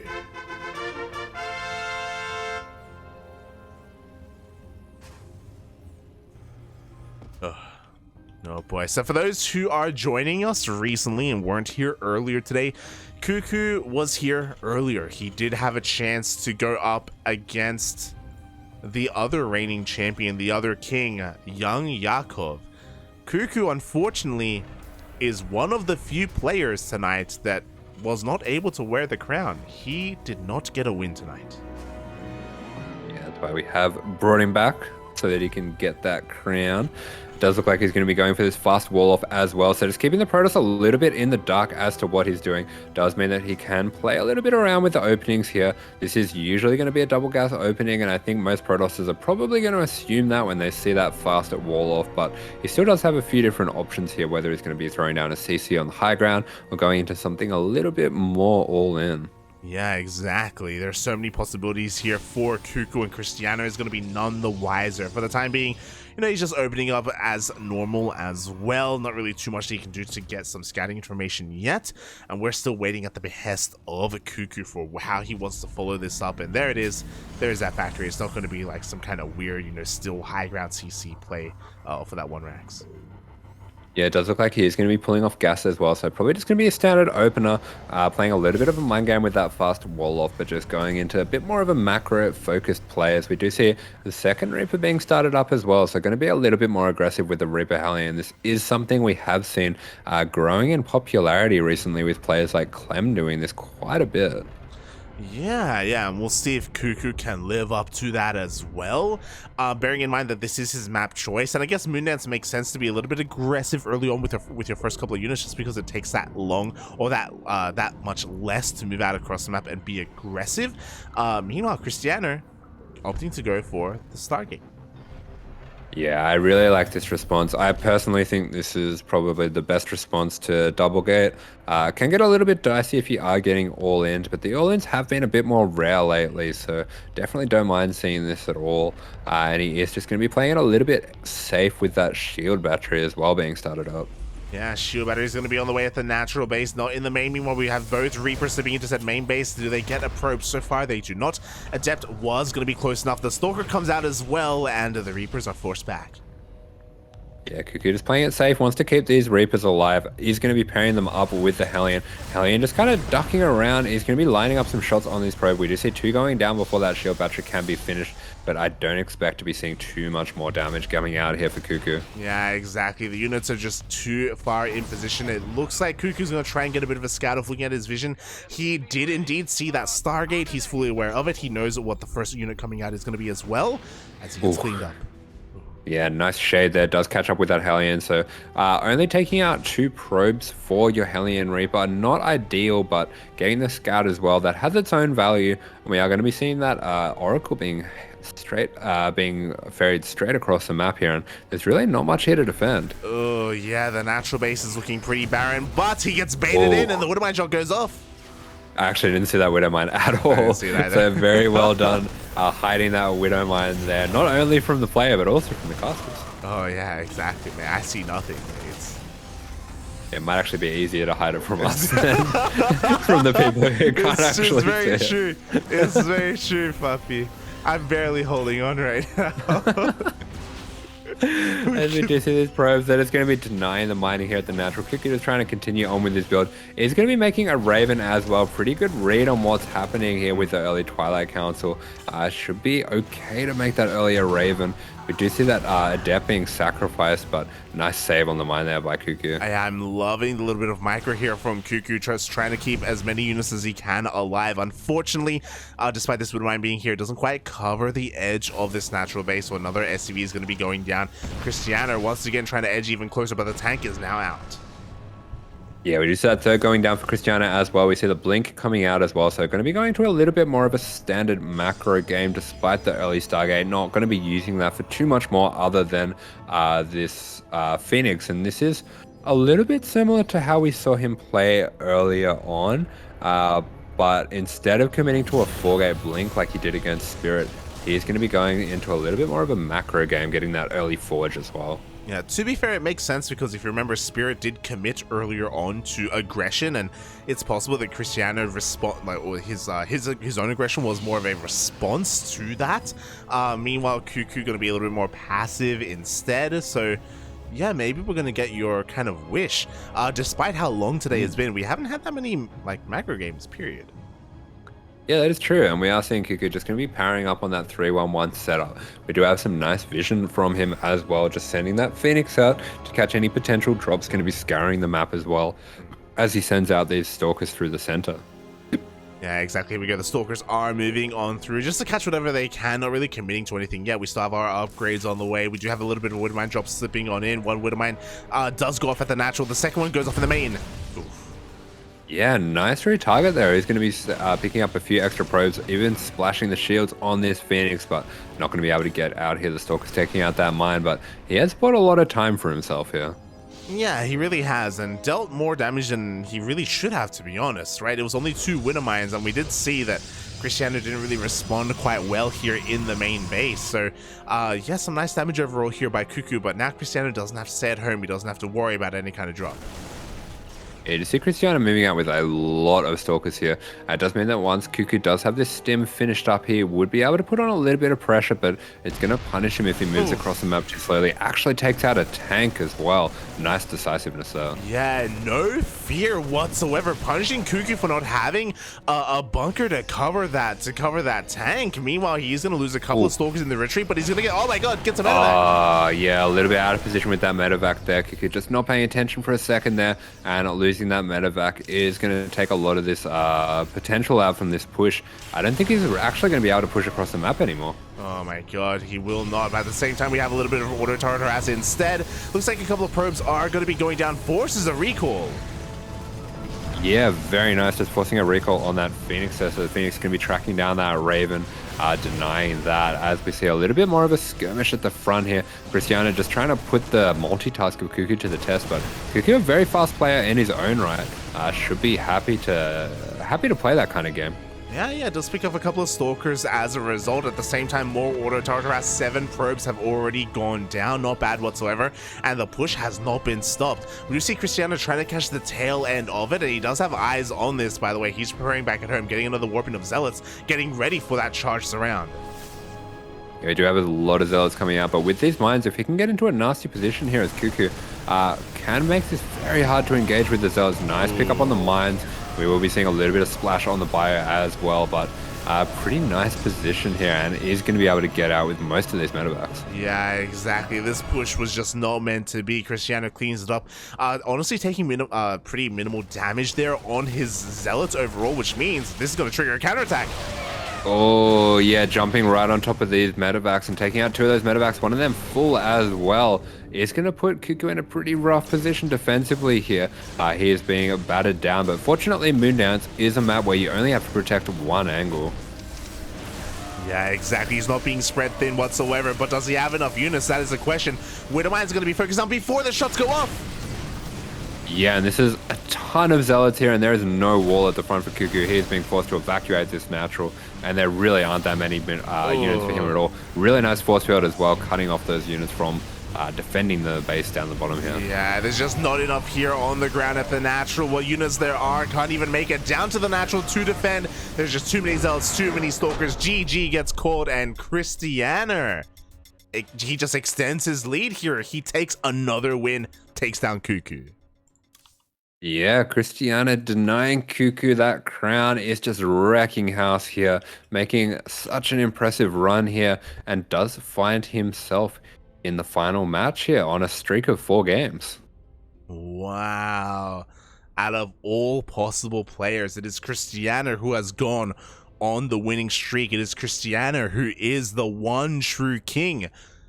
Or is he? Because we are now up to the final map, the final match of the night. The map that matters all the more because there is a little bit of a bonus awarded to the last map. So there is a little bit more on the line. Also, the final remaining King of the Hill in tonight's tournament will be able to reprise his role next week as well, and be the starting player.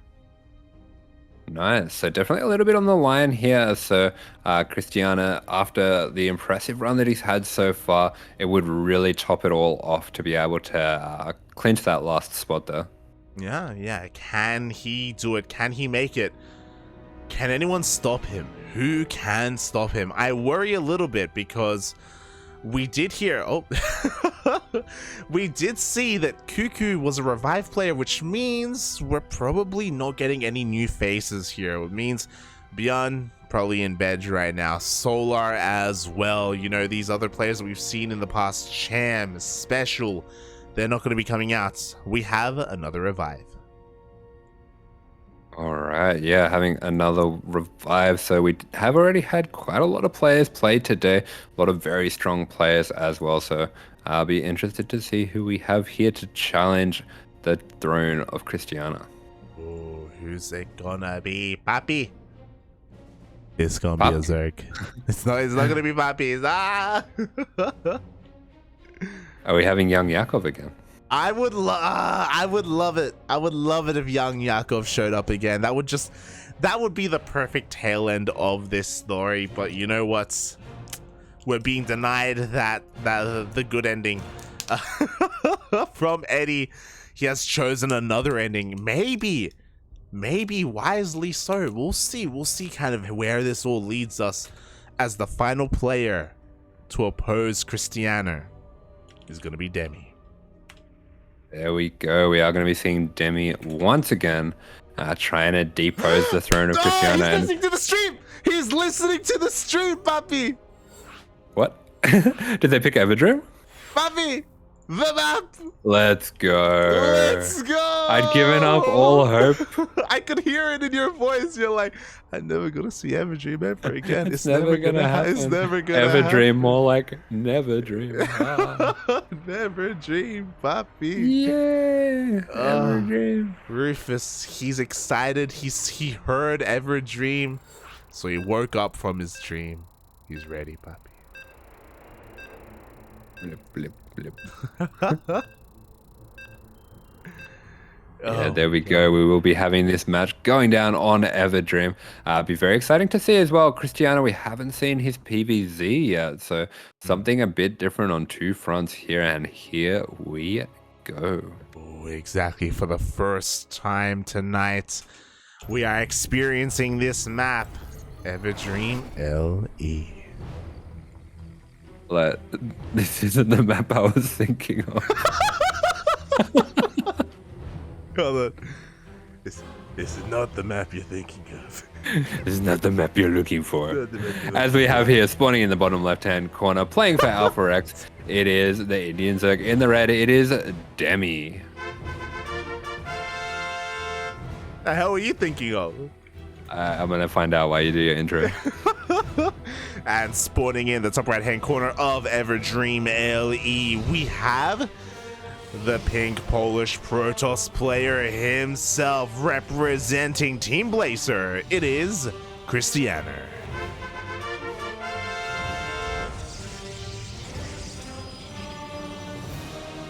I was thinking of Death Aura. I really wanted to see Death Aura. What are you, Death Aura? It's nothing like Everdream. Yeah. It's actually nothing like it. Yeah, this map, this is awful. This map's big. It looks like a Zerg map. Death Aura is the one with speed zones. I remember Death Aura was one of the first maps where the pillar wasn't friendly for Zerg players. Let's go. Everyone was talking about it. Like Beast Death Aura. map. Death Aura was the beginning of King the end. map. I like Death Aura. Good map. Of course. Yeah, you. This map, on the other hand, Zerg map. I remember seeing a video about mutas on this map, a thermal video about mutas as well. Because mutas are really annoying to deal with on this map. I can already see from how it's set up. Yeah, and yo, if anyone's gonna go for mutas, mate, in Southeast Asia, we have the Muta King. We have Demi coming out strong. He's one of the best that we have to offer. So, yeah, I do think that he is gonna pose quite a challenge here to Krystianer. Depending on his style, that's the kind of big thing here. Like, how will the meta shape out on some of these older maps? Like, can we play that hero style? Will we even want to? Yeah, that's right. We are going to be seeing if he can be the Muta King or the OSC King. But at the same time, he will be using these links just to escort this drone out to get this quick third base. And yeah, it'll be interesting to see if we do see that style being brought out here. I do have to say, I think it might be a little bit difficult considering the open area in front of this natural here. At the same time, it does also look pretty hard to secure a fourth. I can see a few reasons why it might be a little bit difficult to play that style. Might be wanting to go for something a little bit more aggressive. Yeah, the fourth is insanely open, depending on which fourth you want to be taking. So we'll see how Krystianer can adapt to the new map. As you were saying, much more of a Zerg favored map here. Demi wise choice going for Everdream. Asher's favorite map. That's why he wanted it so much. He got it. I thought. Like, I didn't know what I wanted. I didn't know. I know. So sad. as we do see these two Adepts jumping in here. They will be getting pretty decent damage. 4 drones going down. Definitely not bad at all, but will be cleaned up pretty promptly by Demi, as we do see his first Oracle headed across the map. Yeah, I do worry a little bit here because our Spores only just now starting. We do have 2 Queens in the main base and 2 Queens of the Natural, thank God. So with our Queen positioning, this Oracle shouldn't be dealing too much damage. Dives in anyway, oh my God. Yeah, gonna be taking a lot of hull damage for it, for that. 2 drones going down, but a lot of the damage on that Oracle does mean that its usefulness has waned a little bit further into this game. Oh, it really has, and we actually don't even have a second Oracle behind this. We are transitioning hard here into a Twilight Council and into a Robo. Yeah, this is looking a little bit like it might be that classic Star Glaives going into 4 or 5 gate Glaives off the back. Maybe even a charge follow-up, although considering all the gases, I would be a little bit surprised about that. That's a lot of gas mining. That is a lot of gas mining. I'm feeling a 2 base all in. Oh my God, we have a Templar Archives behind this as well. I didn't think that we were going to be seeing a 3rd base, but Krystianer is at least attempting to take one. Yeah, this could be a fake as well. I wouldn't be too surprised if he's faking out that he wants to take it, but really nice scout for Demi. He sees a War Prism coming across the map, and that's going to give him a much better idea of what is coming, and we do actually see that 3rd going down after all. Yeah, the 3rd is right now. We have a Forge as well. Like, well, honestly, it wasn't the 3rd that threw me off the most. It was the Templar Archives, because that told me that he was intending to take up further from here later on into this game. So, very interesting choice. Actually lined up perfectly for an Archon drop. Oh my God. Yeah, very interesting. I was thinking maybe we might have a Zealot Archon attack, but with charge so far away, that does seem a little bit unlikely, as we do see an Immortal getting started up, and it's just going to be, a naked Archon drop, unless he does warp in some slow Zealots here. Yeah, at the same time, we do have a couple of Adepts sneaking into the Natural base. We do have that one Oracle from the early game going into the main base as well. Stasis Trap is going to go off. He hasn't noticed. Yeah, huge Stasis Trap there. There's a lot going on all at once. Really nice set play coming out from Krystianer here. Oh, exactly. Looks like the Adepts are going to be cleaned up at the same time. We have the Archons going in towards the 3rd base. 3 drones have gone down. Not the most amount of damage, but again, that Stasis Trap going off is the moneymaker. Oh my God. Yeah, and he is going to try to go for the 2nd Stasis Trap here. That's timed out beautifully. Very impressive. That's quite hard to do. It is very hard to do, so very nicely done here by Krystianer, still making use and getting value from this very weakened Oracle. So I'm impressed, and because of all this harassment, because of all this pressure, he gets his 3rd up. Yeah, that's right. Does have the 3rd up and ready to go. A lot of pressure. Did look like maybe he was faking out a bit of a charge Archon attack, but only going for those couple of Archons, and he will just be putting a bit of pressure on with those. Good response by Demi as well, though, to get those Roaches out in time and not overcommitting to army either. Yeah, he's been droning up this entire time here. He wants to get up. He wants to get up to his 80 drone count if possible. He has a 4th base on the way, but the Archons still have not been dealt with, and ooh, can they get another Queen? It looks like they barely will not. Yeah, we do see those 2 Queens splitting away from each other just to minimize the damage from the Archons. Nice moves by Demi there. He's able to get those Roaches up and in position as well. And meanwhile, we see him being very greedy, going into lots of different tech at the same time, getting that Spire, the Banelings, his upgrades for the Roaches as well as droning. But he is just only just ahead on the drone count, which I think as the Zerg, you would like to see yourself maybe slightly ahead there.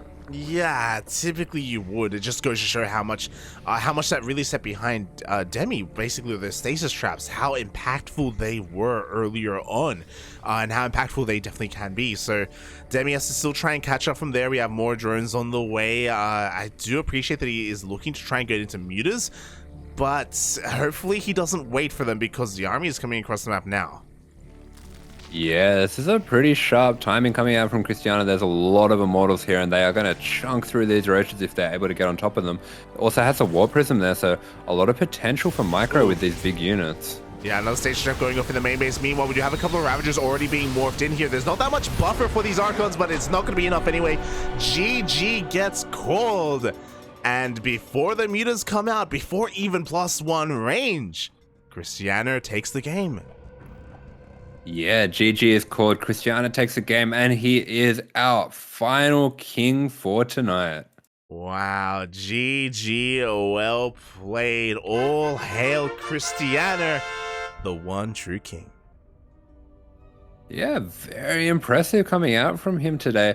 As we were saying, the crown really did not stay long in any one head. We had YoungYakov getting 2 wins there, but Krystianer really managing to pull out ahead of the pack there, getting 5 wins in a row to secure the final win for this OSC. Yeah, very, very impressive play there. Very impressive for him to not just get the crown, but also hold on to it for as long as he did. As I try and maybe show it off here on screen, I believe I have the power. Boom. There we go. Beautiful. So we had honestly a pretty wide variety of players tonight. Yeah, especially for, I want to point out for this run for Krystianer at the end here, facing every different race as well. We got to see his PvP, his PvZ, his PvT, and he was looking very strong in all matchups, very strong timing-based play. Really impressive, honestly, coming out from him tonight. So great job there. Yeah. Krystianer, he came out on top of Demi, CuKu, Exostriker, NightMare, and Spirit. So not just a variety of races, but also very big names as well in their own respective regions. Countrymen even. We didn't even get to talk about the fact that, you know, Spirit and Krystianer are both Polish players. So very, very impressive run towards the end. Before that, though, we just had basically a wide array of players just vying for that spot, just knocking each other down one after the other.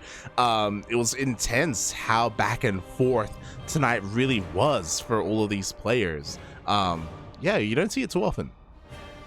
Yeah, 100%.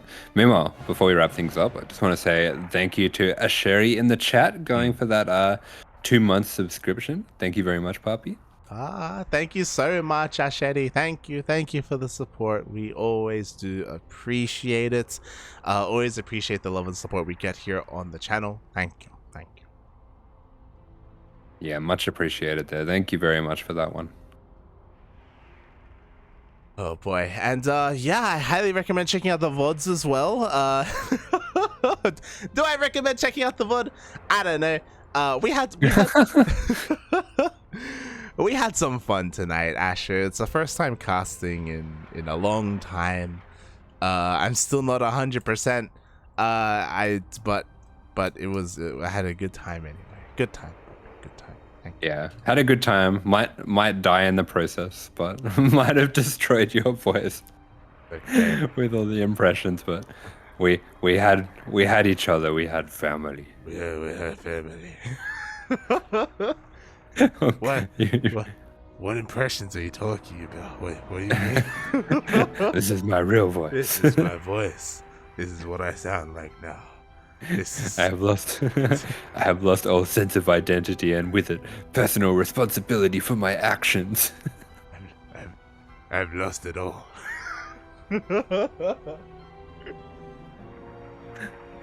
Why did you say that name? They killed my dog. Wait, what's the I will find you. I have a particular set of skills. That's what I was gonna say. I have a particular set of skills. How did you know? I told you. We've got the same wavelengths. It's a terrible wavelength, but we've found ourselves there at rock bottom together. I was trying to think of a quote from Keanu Reeves. No, what's the movie? John Wick. From John Wick. I was trying to think of a quote and I couldn't, so my brain went immediately to take it. Yeah. I went the same path. I know exactly what happened. I couldn't find a quote from John Wick either. I'm just like, he doesn't really say anything. He just kills people. He just got a dog. Or not anymore. Yeah. Well, he had a dog. Spoiler alert. Unlucky. Oh, no. He just has a dog and a particular set of skills. I will find you and I will kill you.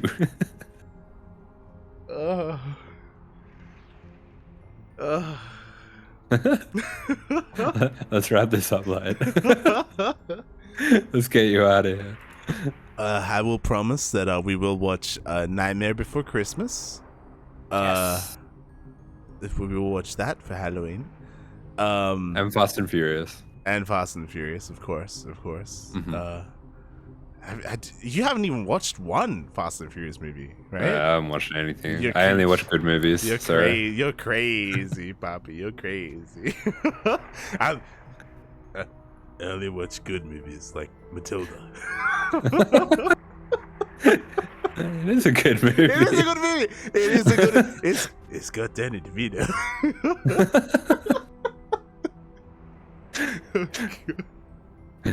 Nothing is stronger than Danny DeVito. Nothing is stronger than Danny DeVito.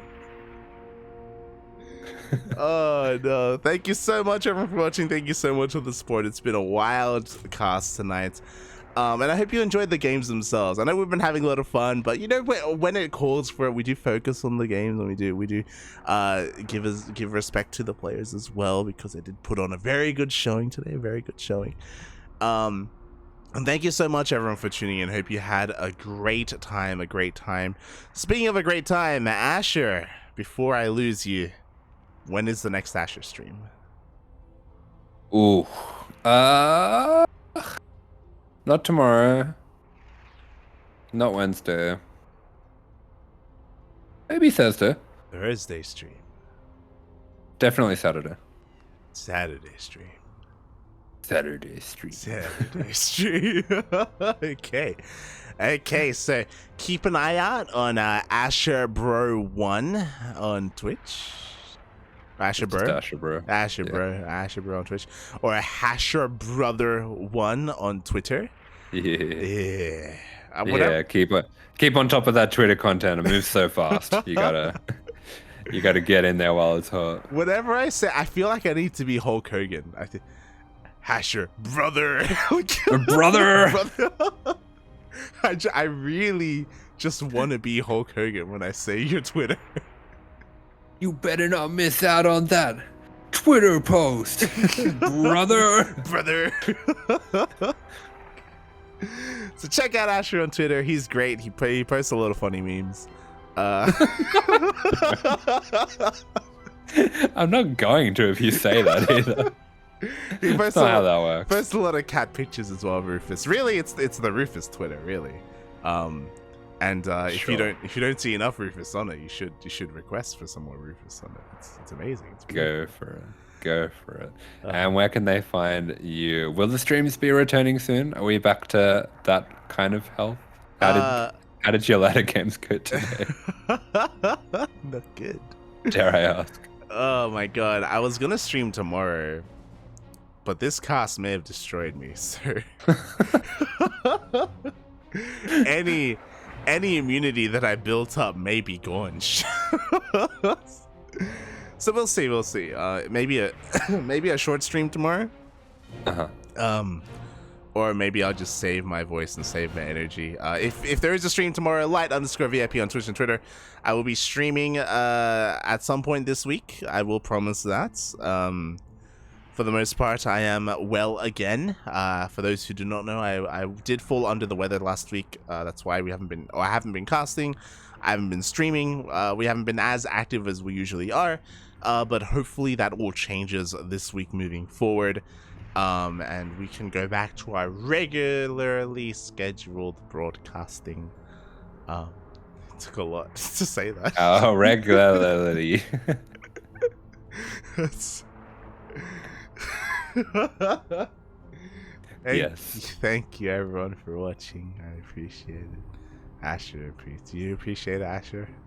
I appreciate it. Hey. Oh, God.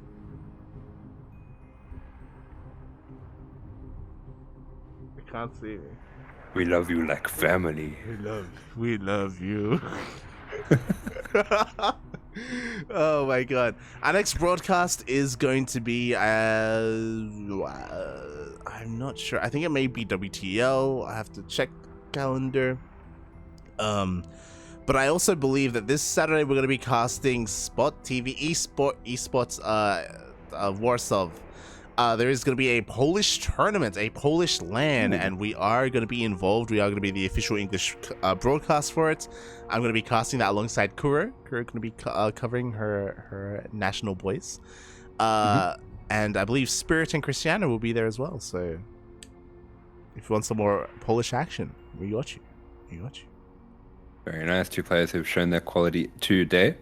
So it'd be exciting to watch them. I'll be looking out for Krystianer, honestly. He really showed his caliber today. Oh, he really did. He really did. Everyone look forward to that with that. Thank you so much. Everyone for watching, thank you so much for the support. Asher, do you have anything you want to say before we head off for the night?